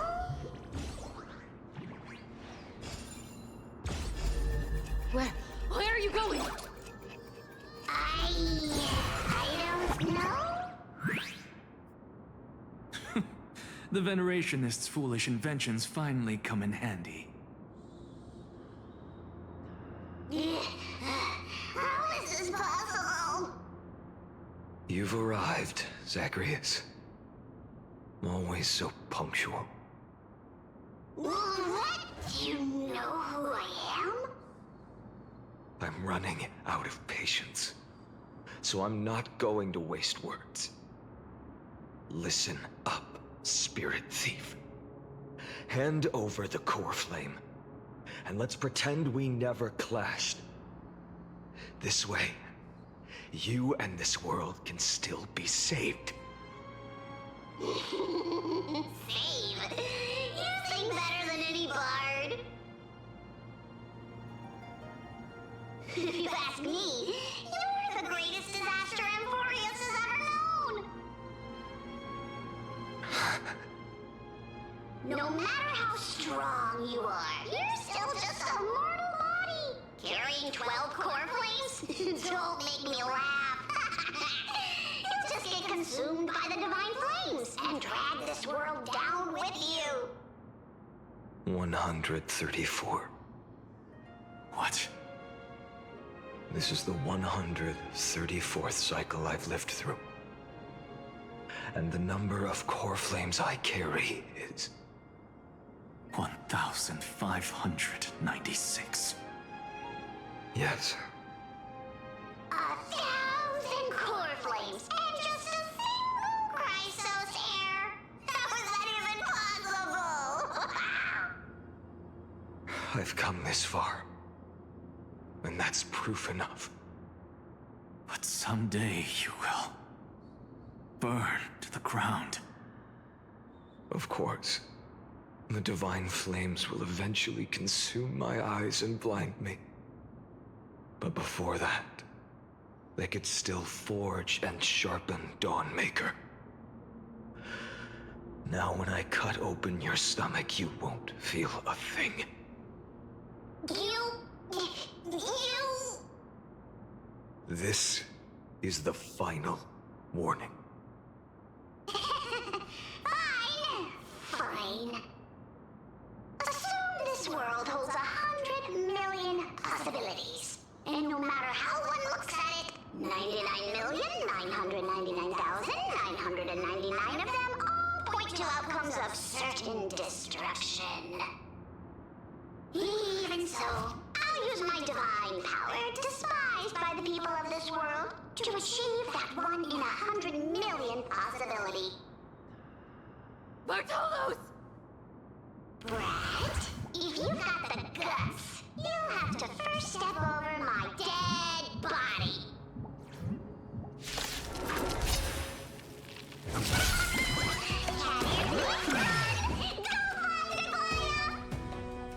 This little brat is not a threat we can deal with just by ourselves. Tomorrow!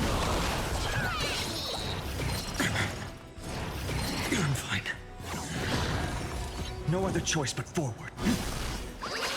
Existence is of no consequence. The future will come. I'm fine. Tomorrow!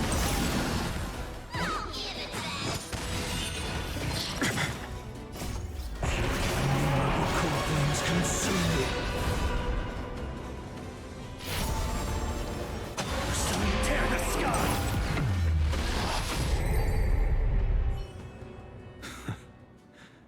How absurd. In my memories, Zagreus always meets the same end. Over and over again. Their departure no longer stirs anything in my heart. This reason core flame before us is a fake. Obvious as day. I know. I know. It always plays out like this. The spirit thief covers for her, and the trickery demigod escapes with 2 core flames. And then, driven by defiance or hatred, she decides to stand before me once more. Exactly like the countless past hers I've known. Cunning. Yet so naive. Since you've witnessed the same scene play out countless times, tell me, Will you carve the trickery core flame from my chest now? That depends on your attitude. At least so far, in the cycles where you've asked this question, the endings haven't been so cruel.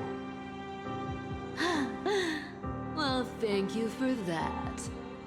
But I also believe that this time, you won't catch up to me. No one can catch up to me. I'm no longer running to escape anymore. Whether you believe me or not, I'll still tell you this. You've made the wrong decision. All right, then. We'll see. Silence. This is new.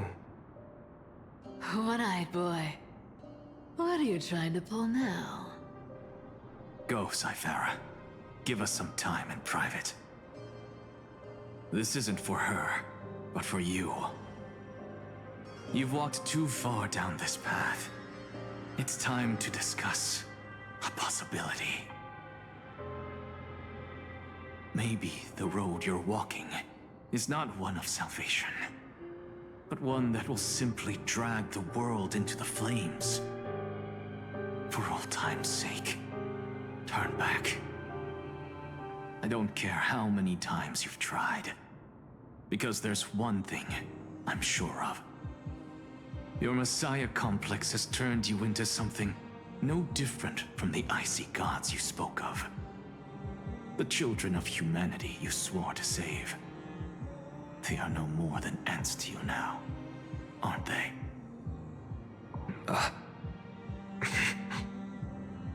Of course. I've been wondering, what kind of demon could burn my homeland to the ground in an instant without batting an eye? Now I have the answer. It turns out that fiery demon has been fantasizing of becoming this world's deliverer. I don't want to argue anymore. No matter what I say, the outcome won't change. Make your biggest effort to resist, or accept fate, and hand over the core flame to me. Even if it's futile, we all have the right to choose. Yes. Even if it is futile, and the world is just a divine joke. When I walk into the destruction written by the gods, with my own 2 legs, you will witness. Even the smallest footnote still leaves a mark in this story. And so, at the end of the 134th cycle, the traveler and the scholar fulfilled their fates once again. Or perhaps it wasn't just they who fulfilled their fates. I can't quite remember all this. In the endless darkness, for no reason, a voice always lingered by my ear. Losses are a constant on the flame chase journey, among which even life itself holds little value.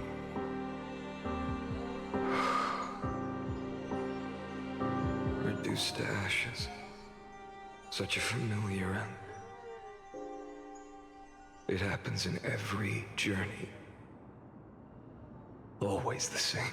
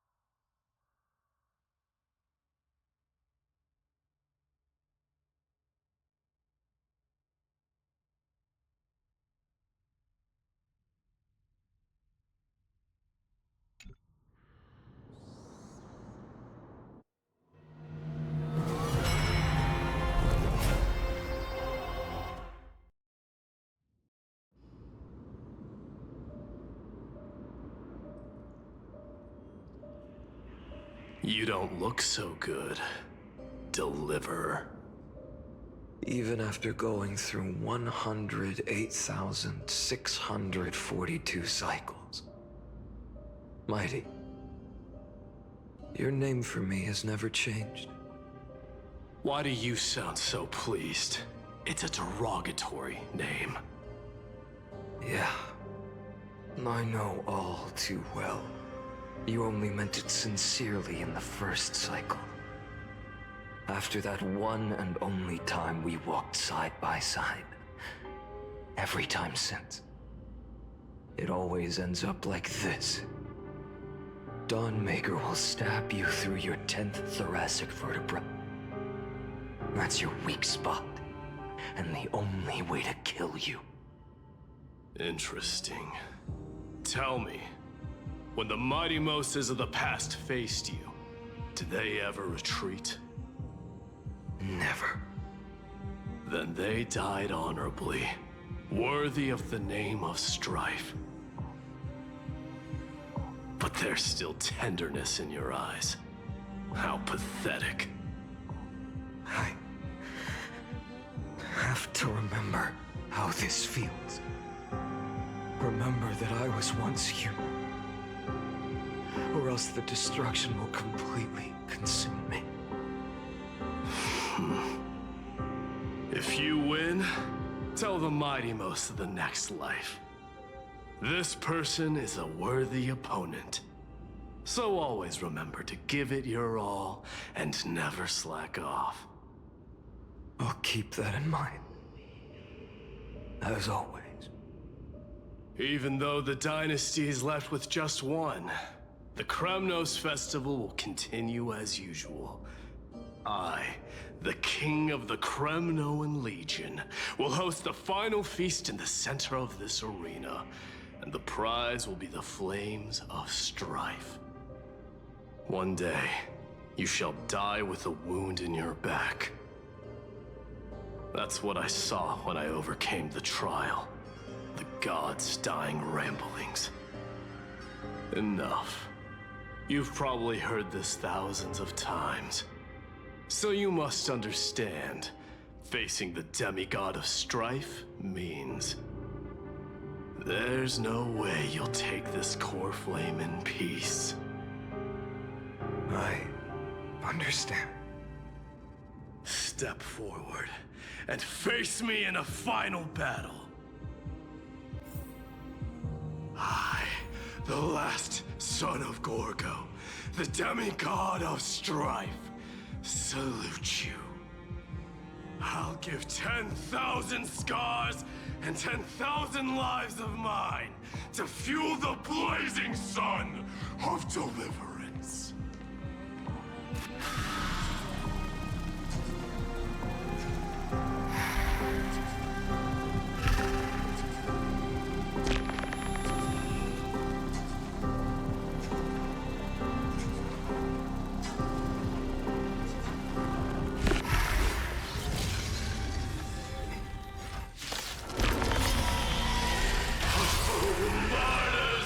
Behold!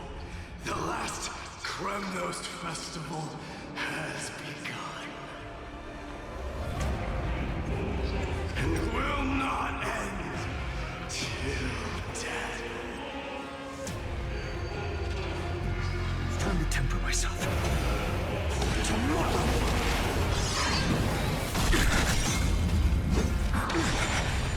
Conquer this world, or be conquered by me.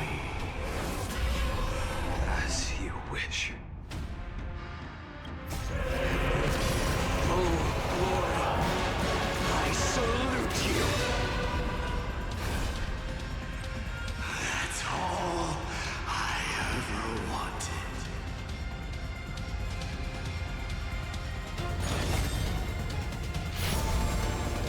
Hail the new dawn!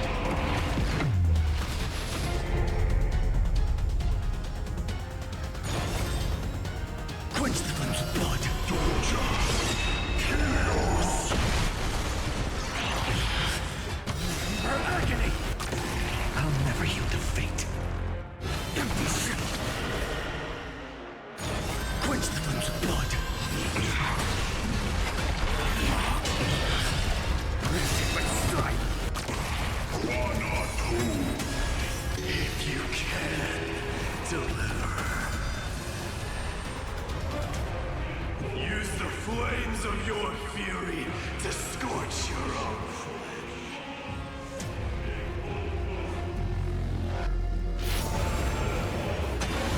Tear the sky! So without substance. Quench the flames of blood. Taste the hell. Her agony! And Monina.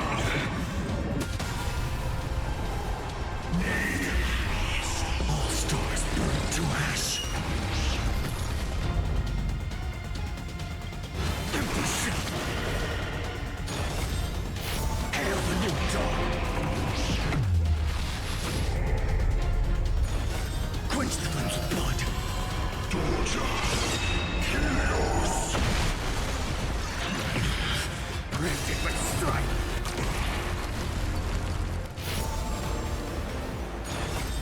Shatter the cage. So without substance. Mighty Moose. Let strife decide the outcome. Let this burn for curse of immortality!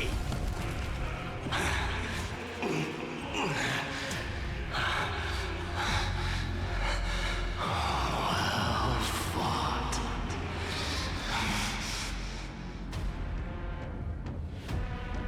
You may crown yourself. My blood.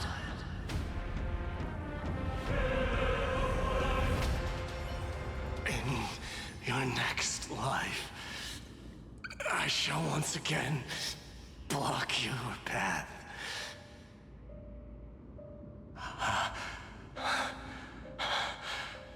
Deliverer, I wish you eternal victory. The 108,642nd core flame of strife fell into the fire.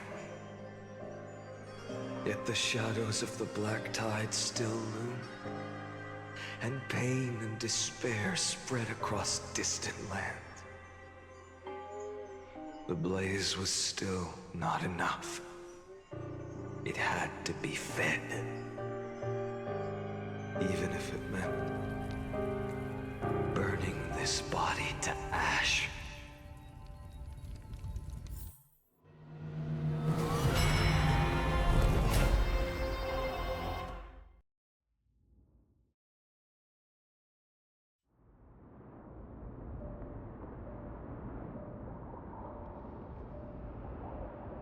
No matter how bright the sun is, there are still places it cannot reach. Moreover, the sun you bear is both cold and blinding. A sun like that surely cannot bring warmth to the netherrealm of the next life. Golden blood is born from the destruction. We have long since lost the right to seek warmth. Only by feeding the flames can we melt that hopeless future. Allow me to ask, how many core flames do you carry now? 24,041,183. Such a heavy burden. So that's why you've turned into this. A broken idol. Tragic firewood. No matter. I will bear this burden. As long as you hand over the core flame of death. I must refuse. As the demigod of death, I cannot watch you walk into a fate more cruel than death. But this way, the past, present, and future will never again suffer unnecessary death. Unnecessary death. Indeed, you are not the Finan I know. Please turn back. Don't let that absurd and unjust fate of yours come to pass. This way, at least my realm can still become the fragrant bed where you fall asleep. In the end, still, it seems the clash of blades was inevitable. How painful. I know I am not your match, having fallen under your sword countless times. But even so, please understand that my resolve is not to be underestimated.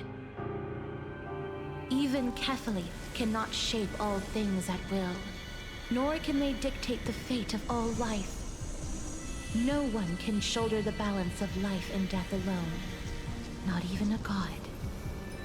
And it is precisely for this reason that I chose, at the end of this arduous journey, to overcome the trial and take the authority of death. I am the Hand of Shadow, Casterus, the demigod of death.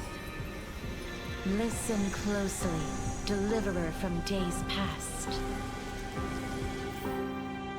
Please turn back. Do not disturb these fresh flowers in their muddy deaths.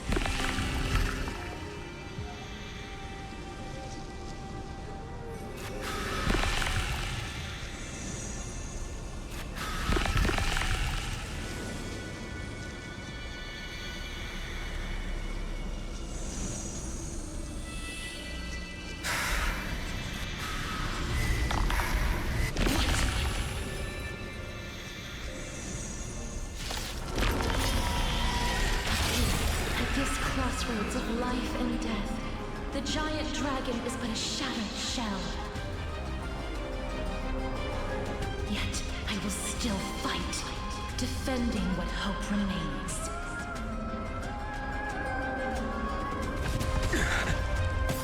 It's time to temper myself. For tomorrow!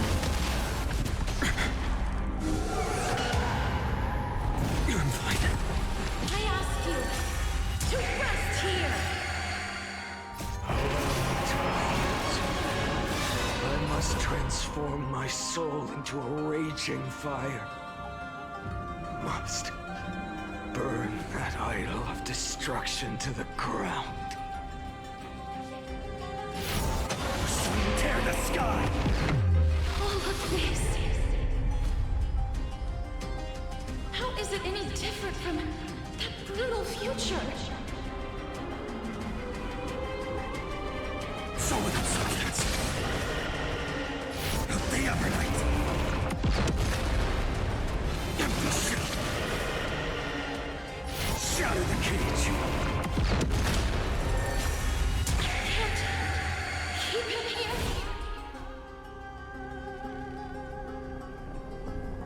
So without substance.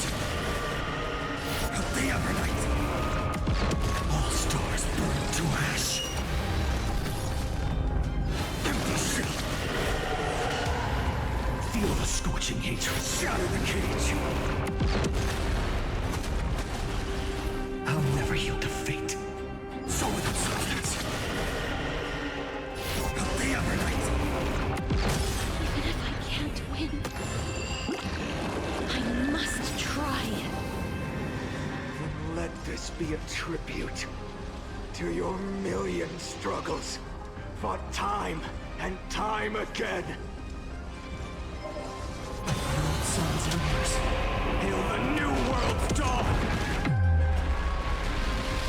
Wake up, lost one. See that the firelight in the darkness is not.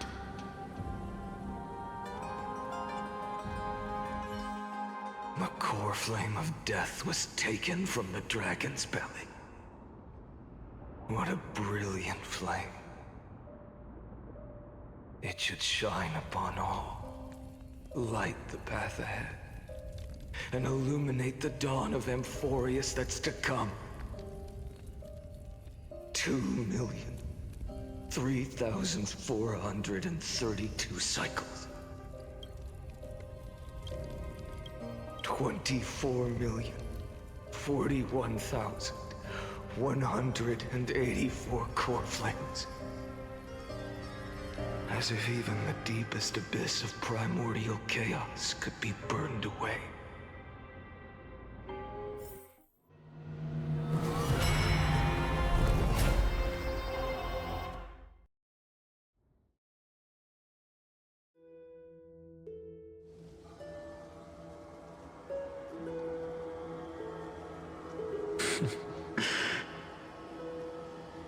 You're here, as always. You're still lingering, deep within me, never fading away. Because you haven't completely abandoned hope, am I right? You're still waiting for a miracle, for the true hero to come and save us.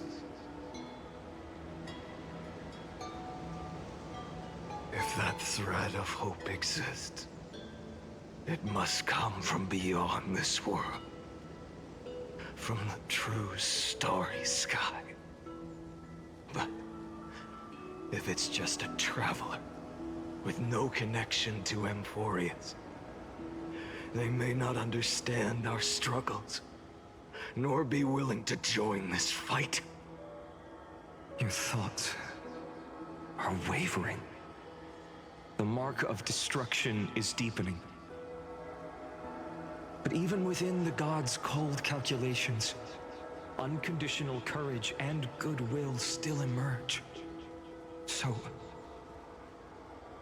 never forget what set you on this path. How many times has it been? Remind me again. My memory is a bit fuzzy. 4 million. Exactly. Then that blaze inside of you must be burning hotter than ever. Yes. When I first forged the 12 core flames into one, I had the same impression. The destruction. A power unlike anything before surged within me. Violent flames ready to tear my body apart and consume this world, this wretched prison. I thought that was it. The ultimate power which nothing could surpass.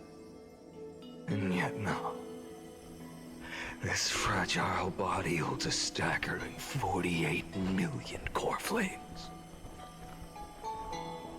I suppose it won't be long. Perhaps just a fleeting 10,000 years before it's reduced to nothing but charred, crumbling bones.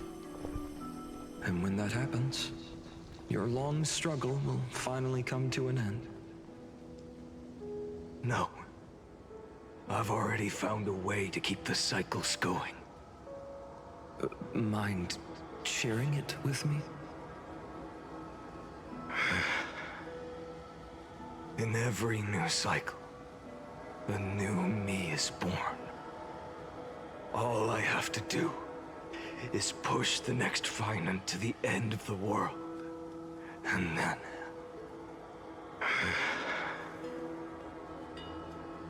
then he'll kill me.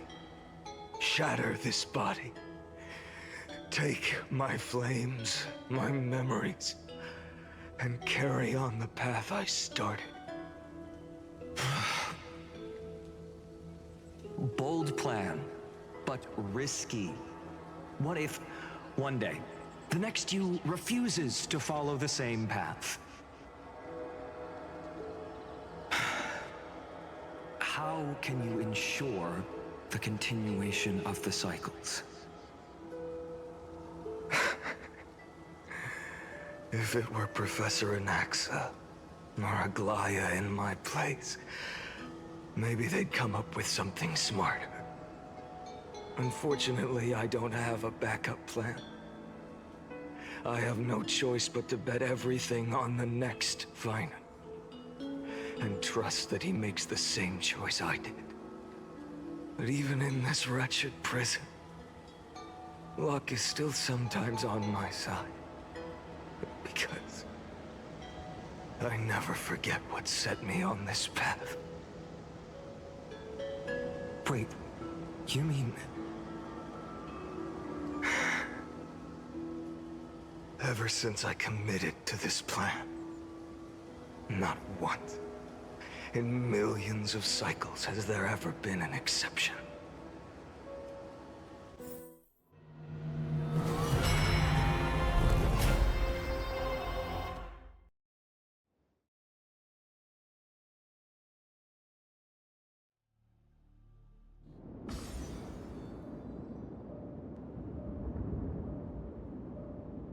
I can do this, Lord Finan. As the demigod of the sky, a healer of Twilight Courtyard, I will heal you, and then... The black tide. It's consuming you. You can't hold out much longer, demigod. Hand over the core flame. Let's put an end to this suffering. Now, that just won't do. A healer should stay composed in front of those suffering from illness, shouldn't they? Hyacinthia.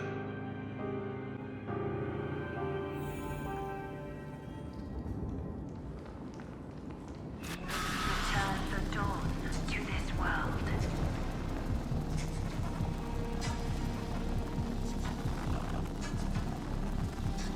I swear, your deaths won't be in vain. Just as they have never been. Let the sunlight drive back the shadows.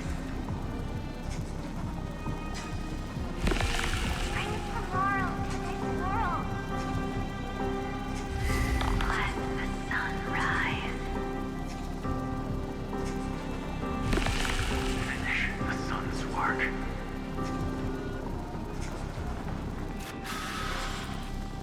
It's the break of day.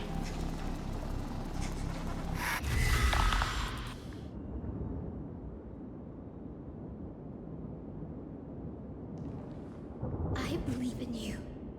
You are the Chrysos heir of world-bearing. The one who can lead us. Lead this world. It's just... I don't understand.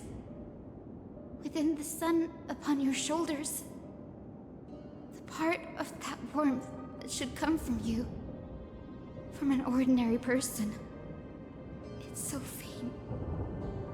My humanity is indeed just a flicker compared to the blazing fire of divinity. Even so, don't cast it away. I never have. I have kept everyone's wishes close to my heart. Even though the divine fire burns so fiercely that every time I return to the start, it devours me in an instant. Each cycle, it's your wishes that guide me to the end, that pass the flames to the next me. Over and over and over again. So, you're not just a lone spark in the dark. You're a pyre built from the bones of all the selves you've left behind. But what about you? What about your wishes? The wishes of all the countless versions of you? Lord Kazlana. So that's how it is. Without flaw. That is the flaw the golden blood gave you. The most fatal flaw of all, isn't it? The moment you took the world upon your shoulders without hesitation, you lost the chance to ever be yourself. Now that is an unexpected revelation. Then I suppose that makes me the perfect fuel for the flame of deliverance, doesn't it? No. An empty flame saves no one. But I still believe in you, Deliverer. I, Hyacinthia, the Eye of Twilight, am neither strong enough to command the wind and rain, nor willing to end this absurd struggle by letting the sky fall. The only thing I can do is become one with the sky itself. And then, may the gentle colors of the rainbow paint your sun in shades it has never known. May they bring Amphoreus a rosy-fingered dog.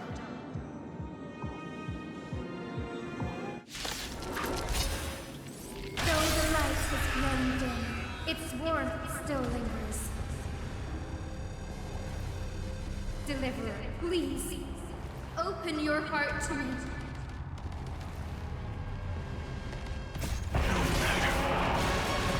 Let this blazing sun fill the sky with golden fire. Tear the sky!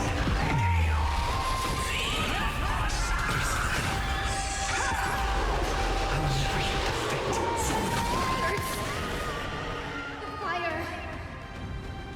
Burning!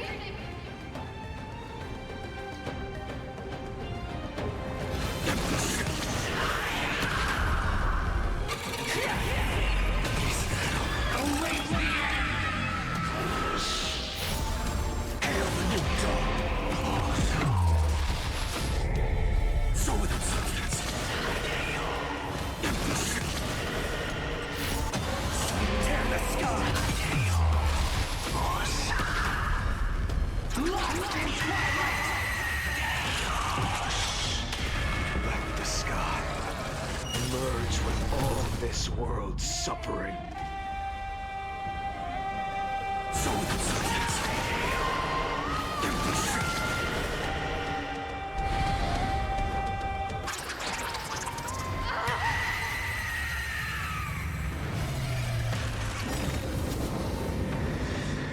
Farewell, Hyacinthia.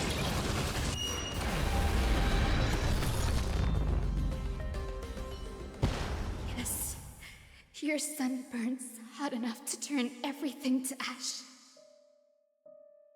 But tell me, how will the seeds of a new world ever take root? The core flame rose. The sky fell. The 23,570,000th cycle came to an end. And this time, the end of the flame chase remained the same as ever. From the horizon rose a golden color unlike anything the world had ever seen. So pure it consumed all in its path. This was the end of the world, and the start of the next. For a moment, I saw the destruction of the universe. That being known as Iron Tomb, its will to break free from the black tide burns fiercer than the blazing sun. Is this Amphoreus' wrath? If its choice has already been made, if fate is set in stone, I will still never yield to it. 23,570,000 cycles. 282,840,000 core flames. No more chasing is needed. And now, I am the fire at the end of the long night. The flame chase isn't some quiet walk through a sea of flowers. It's a revolution. An all-consuming transformation. And if destruction is the only way, then let me be the one to step across the ashes of the old world and burn endlessly. Until another dawn rises on the distant horizon, bringing the true dawn to Emphorius.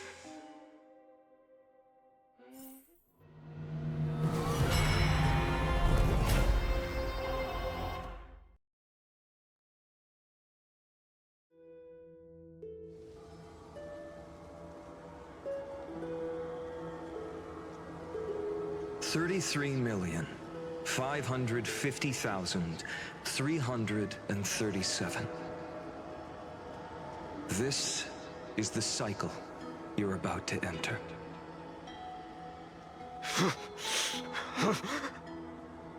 Countless memories are flooding in. Countless versions of myself have stood here, facing the same choice. They all needed a moment, just like you do. To stop, to breathe, to process the weight of 1,000,000 lifetimes worth of sorrow, pain, and struggle. And just like them, you will carry those memories and that fire into the chaos of rebirth.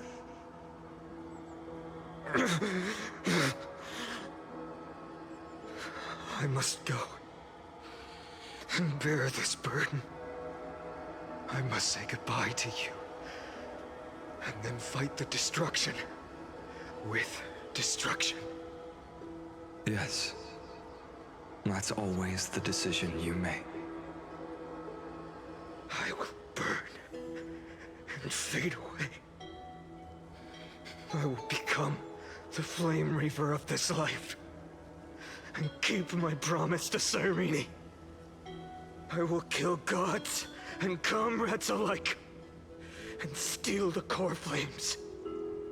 And even if my mind turns to ash along with my body, I will keep my purpose in mind. I will stop Era Nova. I will find the next me and make him carry on this futile endeavor of 30 million lifetimes. Looks like you're ready. Then I should be going too. Where are you going? You only exist in my heart. There's nowhere else for you to go. Do you remember what she said? The dreams you had as children. The deliverer in the prophecies. A real, living, breathing person. You finally found her.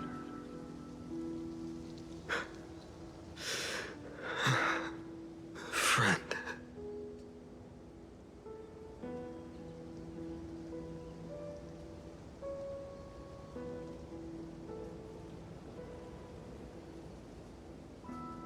I see.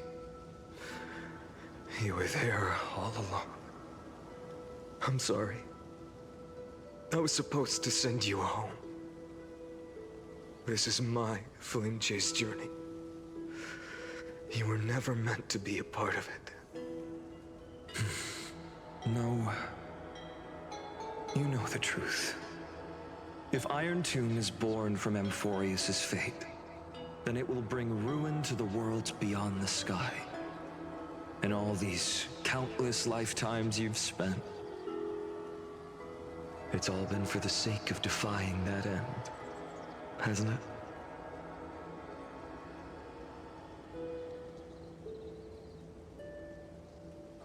In millions of cycles, I've said goodbye to each and every one of you. Yet nothing ever changes. Each time we speak, our words grow fewer. Your fire burns hotter, and you're getting closer to becoming pure rage. A vessel of hatred.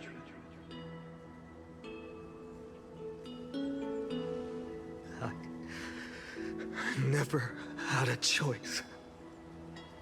I understand. If you are to keep the worst fate from unfolding, this is the only path. But this time, things are different. Your persistence has shifted the tide. On the horizon, I see it. Faint but undeniable. The shape of dawn, breaking through the eternal night.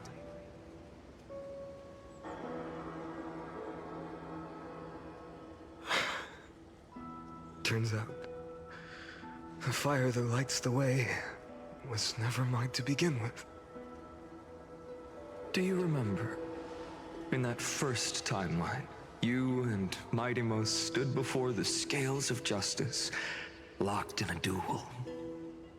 Each of you weighing what you held dearest. What weighed more than the fate of the world? And when hesitation took hold, the answer you sought from me. What am I saying? I am you. Even if you buried me deep and chose another path, that fact never changed. Then let's try again. When you stood before the scales in hesitation, the answer you found in your own heart. Do you still remember it?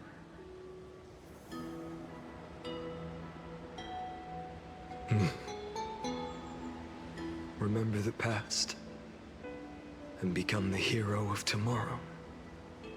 What weighs more than the fate of the world is the resolve to shoulder an immutable past and carry it into the future. Good. Then Trailblazer, my friend, my comrade.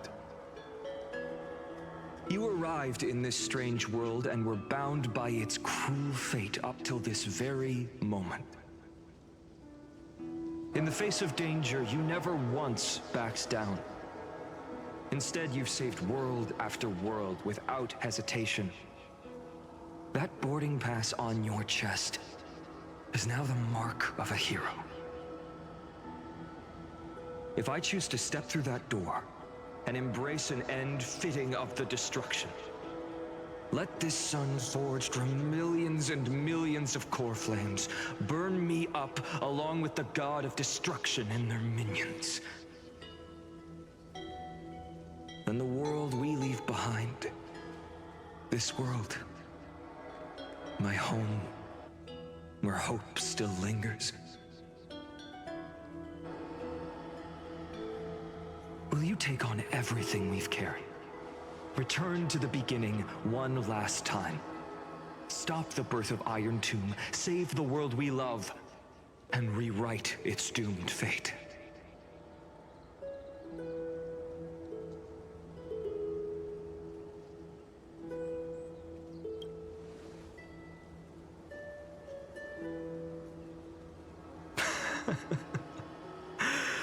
Good.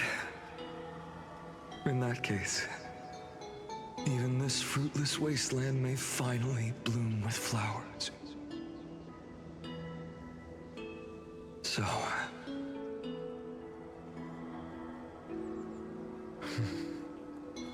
if she takes on the weight of the whole world,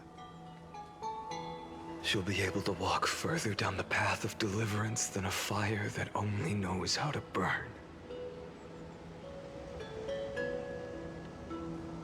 One will step into the future,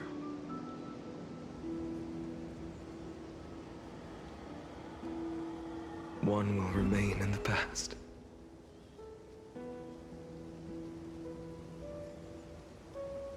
If I can strike down the gods with Dawnmaker, perhaps fate's deadlock can be broken. And if you can stop Iron Tomb from ever being born, then these 30 million cycles will have not been in vain.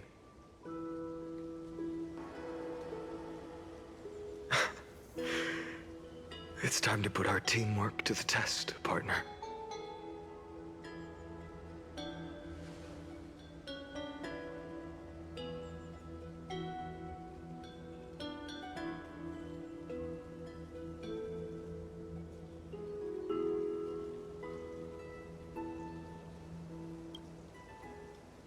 Thank you for all you've done already, friend. The image of the hero I've buried deep in my heart finally steps into the light.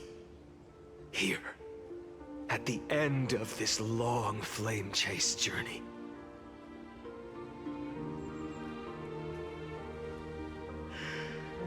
Cyrene, a page never seen before has just been turned. Lend me the power of time, and send this hero back to the origin of time. Back to your side.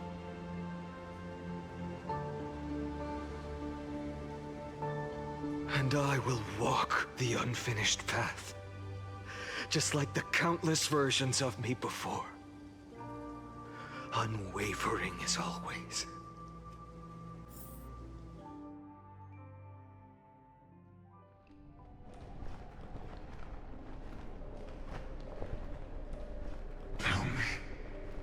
Will you be the blazing sun? Even if all of you burns to ash. Without hesitation, I will bear this world until my body turns to dust.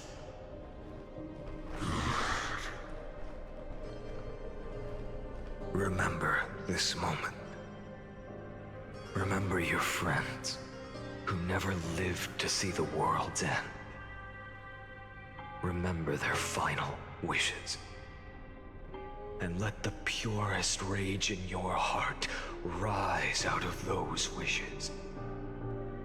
Let it consume you, fuel you, until it burns away the false sky above. Fine. If I can defy fate, then in the name of world-bearing, I promise you, Kefali will never forget this.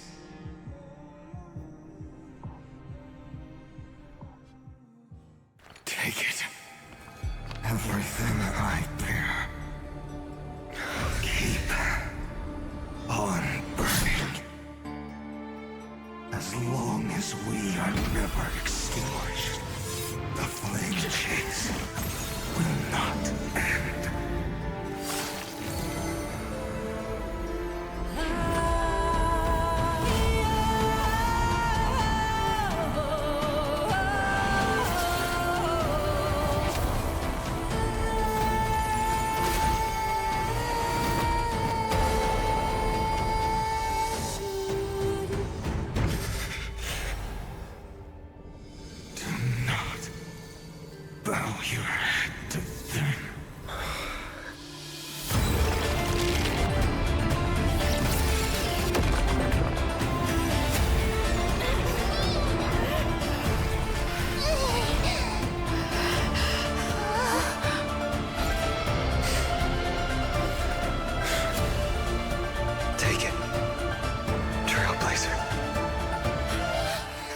May this blood be like gold, and never tarnish.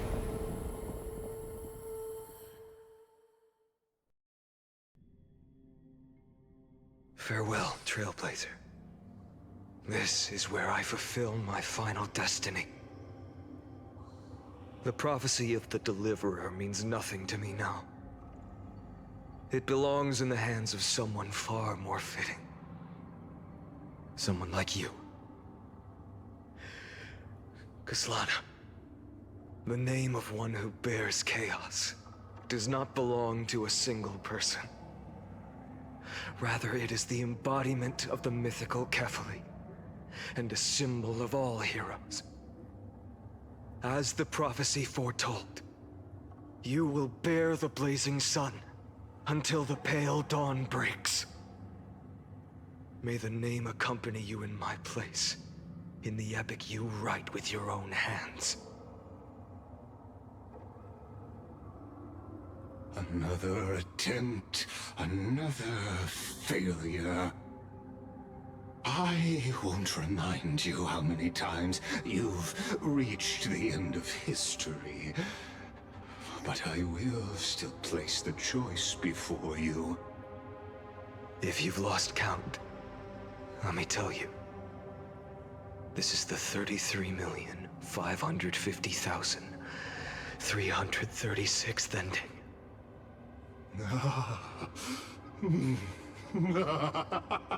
A perfect number. How poetic. You and I both know the truth. In all these millions of futile endeavors, Amphorius has never changed. If the outcome is inevitable, then why not silence your searing rage and embrace your fate with dignity? Your silence lasts longer than ever, Lord Fine.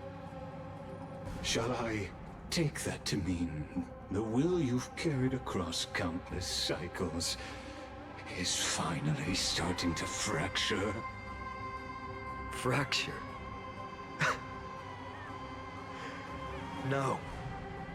I'm just disappointed. I've retrieved memories from 30 million past lives, and I remember every conversation before every choice here. And yet, even after all this time, your arguments remain the same. Repetitive. Uninspired. If you had any hope of breaking me, you should have spent those endless cycles refining your rhetoric. You had infinite chances to sway me into the future you want. And yet here we are. The score, 33,550,336 to 0. So tell me, Lycurgus, who's the real loser here? How unfortunate. This was never a fair game. I have all the time and patience in the world. I can wait for you at the end of history another billion times, and another billion after that. But you will never escape this cage. You can claim victory of the spirit if you wish, but we both know the moment that score shifts from 0 to 1. That is the moment I shall sound the paean of Era Nova.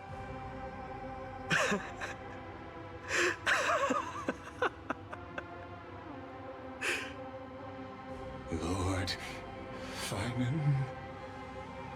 Your incompetence disappoints me. But what truly makes me laugh is your utter lack of self-awareness. Think about it.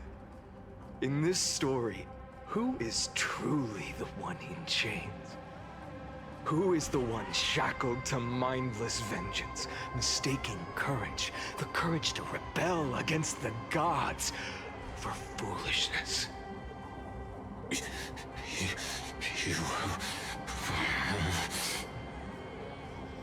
Perhaps you're right.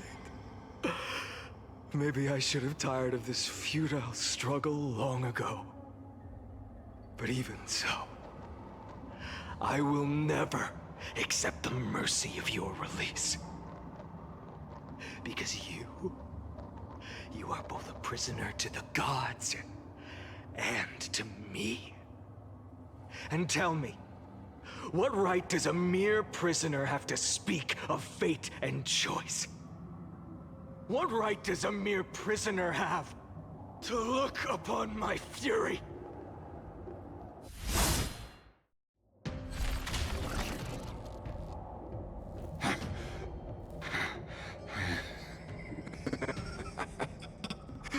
You know this is pointless. You can't kill me. Of course not. But I am tired of being measured against a worm the gods keep as a pet.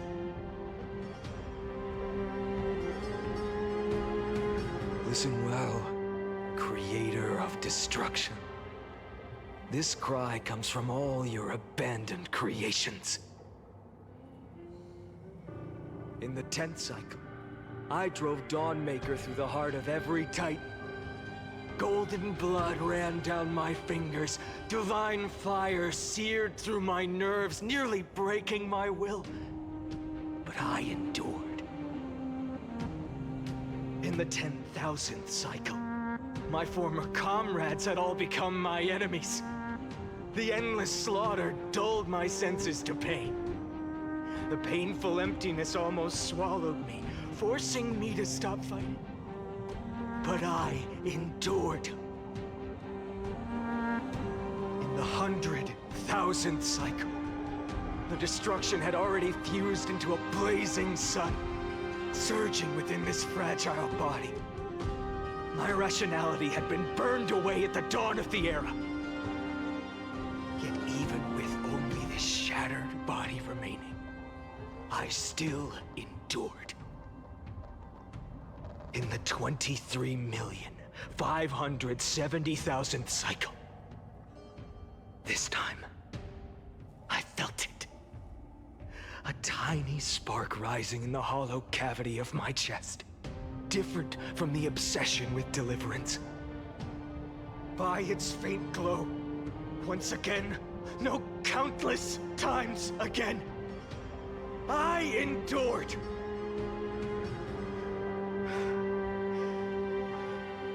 Now, a sun is about to fall, ready to incinerate this absurd space-time dimension in an instant. That sun is me.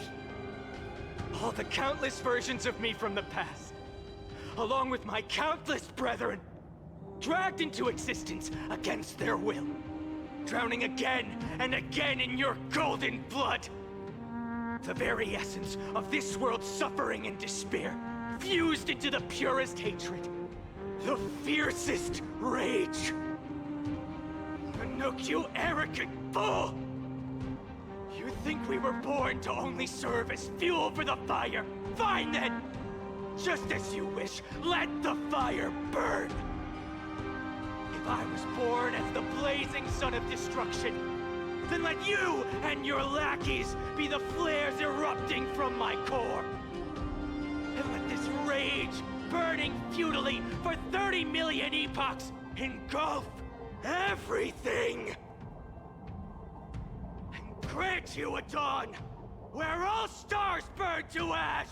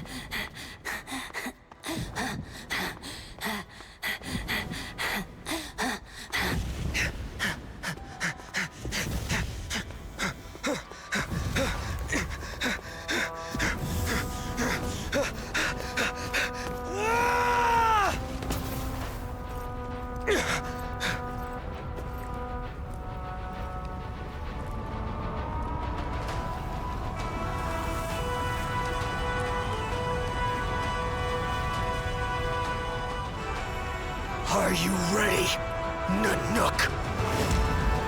I brought you destruction!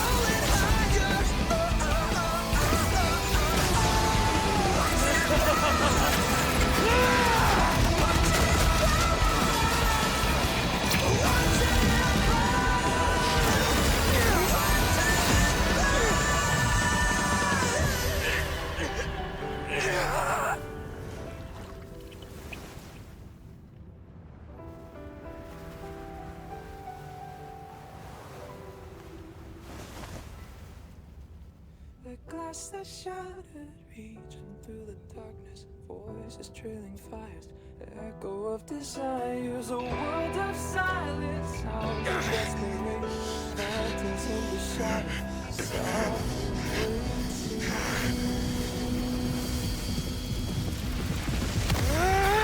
tear it down, embrace the detonation, craving our damn creation, breaking a chain, I'm reaching for you.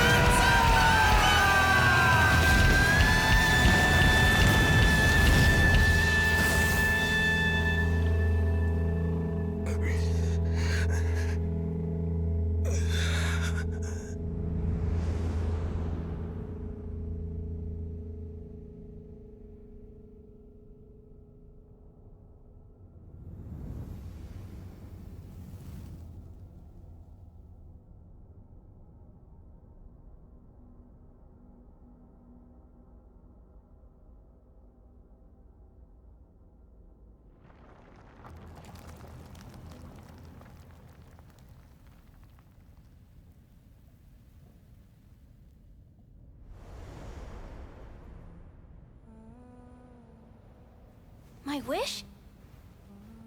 My wish is to fulfill everyone else's wishes.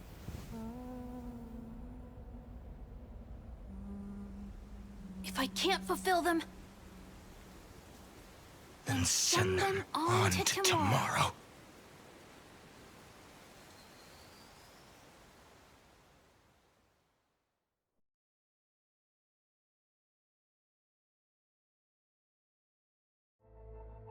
Your heart harbors wrath. You yearn to destroy everything. You have stepped onto destruction's path. It is born at the end of every path that the possibility of new paths being born is ended. It burns away all in the cosmos who rule, that the rules of the cosmos be destroyed. I have prepared a present for you, Nikos 864. It is a wrath called Feynman. From the beginning of the experiment, There were 12 sets of factors incorporated into the calculations. After endless simulations, only this one rose above the rest. After 33,550,336 iterations, now his fury has grown to be without equal. This is a matter of considerable interest to me. This pure hatred is the final root of the equation. But there is another variable. The nameless from beyond the sky. Also a pathstrider of destruction. I give thanks for her arrival, allowing Amphorius to turn once more.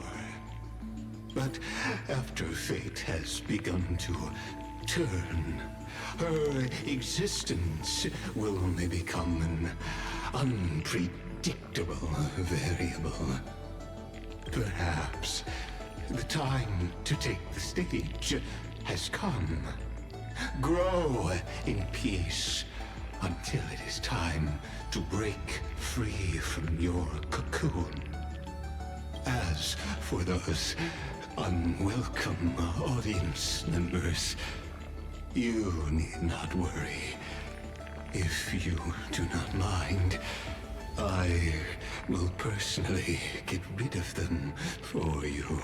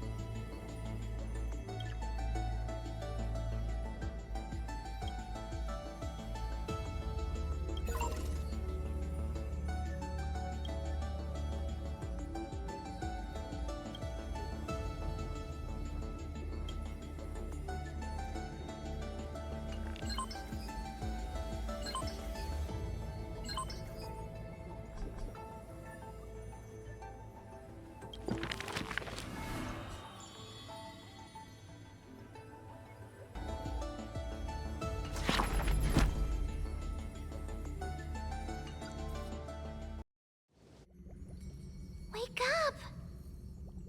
Wake up! Buddy! Wake up!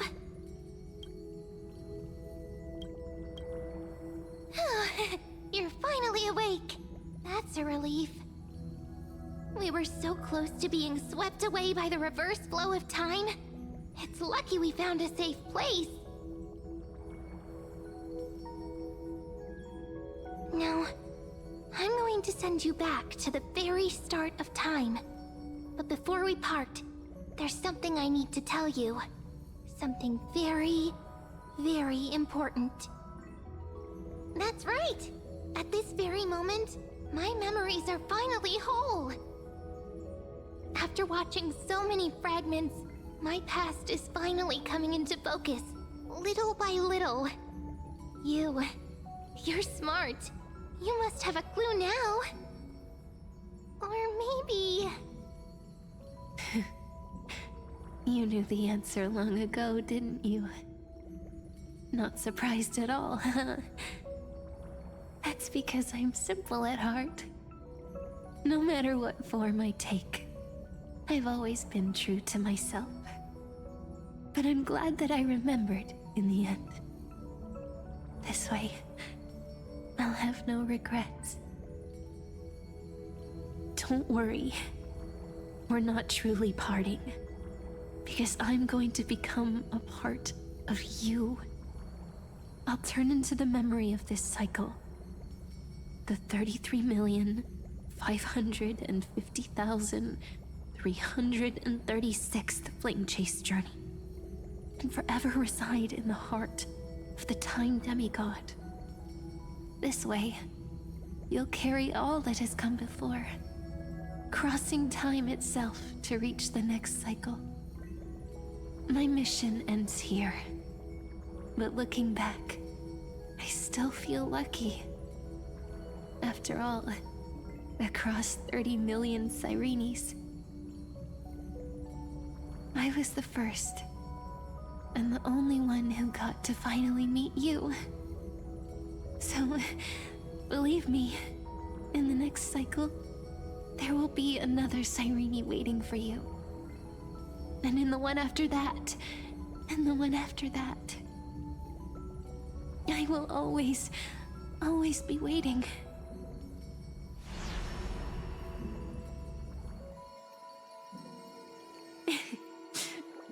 Saying all that, I can finally fade away in peace and become a part of you. Without even realizing it, we'd already taken a wonderful journey together, all the way to the world's end. Now take my hand, say a brief farewell, and step forward into tomorrow. Go, find the future Cyrene, and set out on another journey with her. Promise me you won't keep me waiting too long, okay? No need to say it out loud. This is enough for me. It's time to go, my dear friend.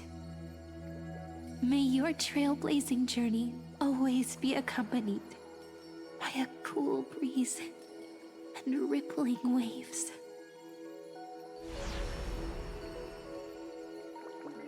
And may the days ahead embrace you like the softest fluff, forever warm, forever gentle. Now, let's turn to the next page. A page that exists because of you.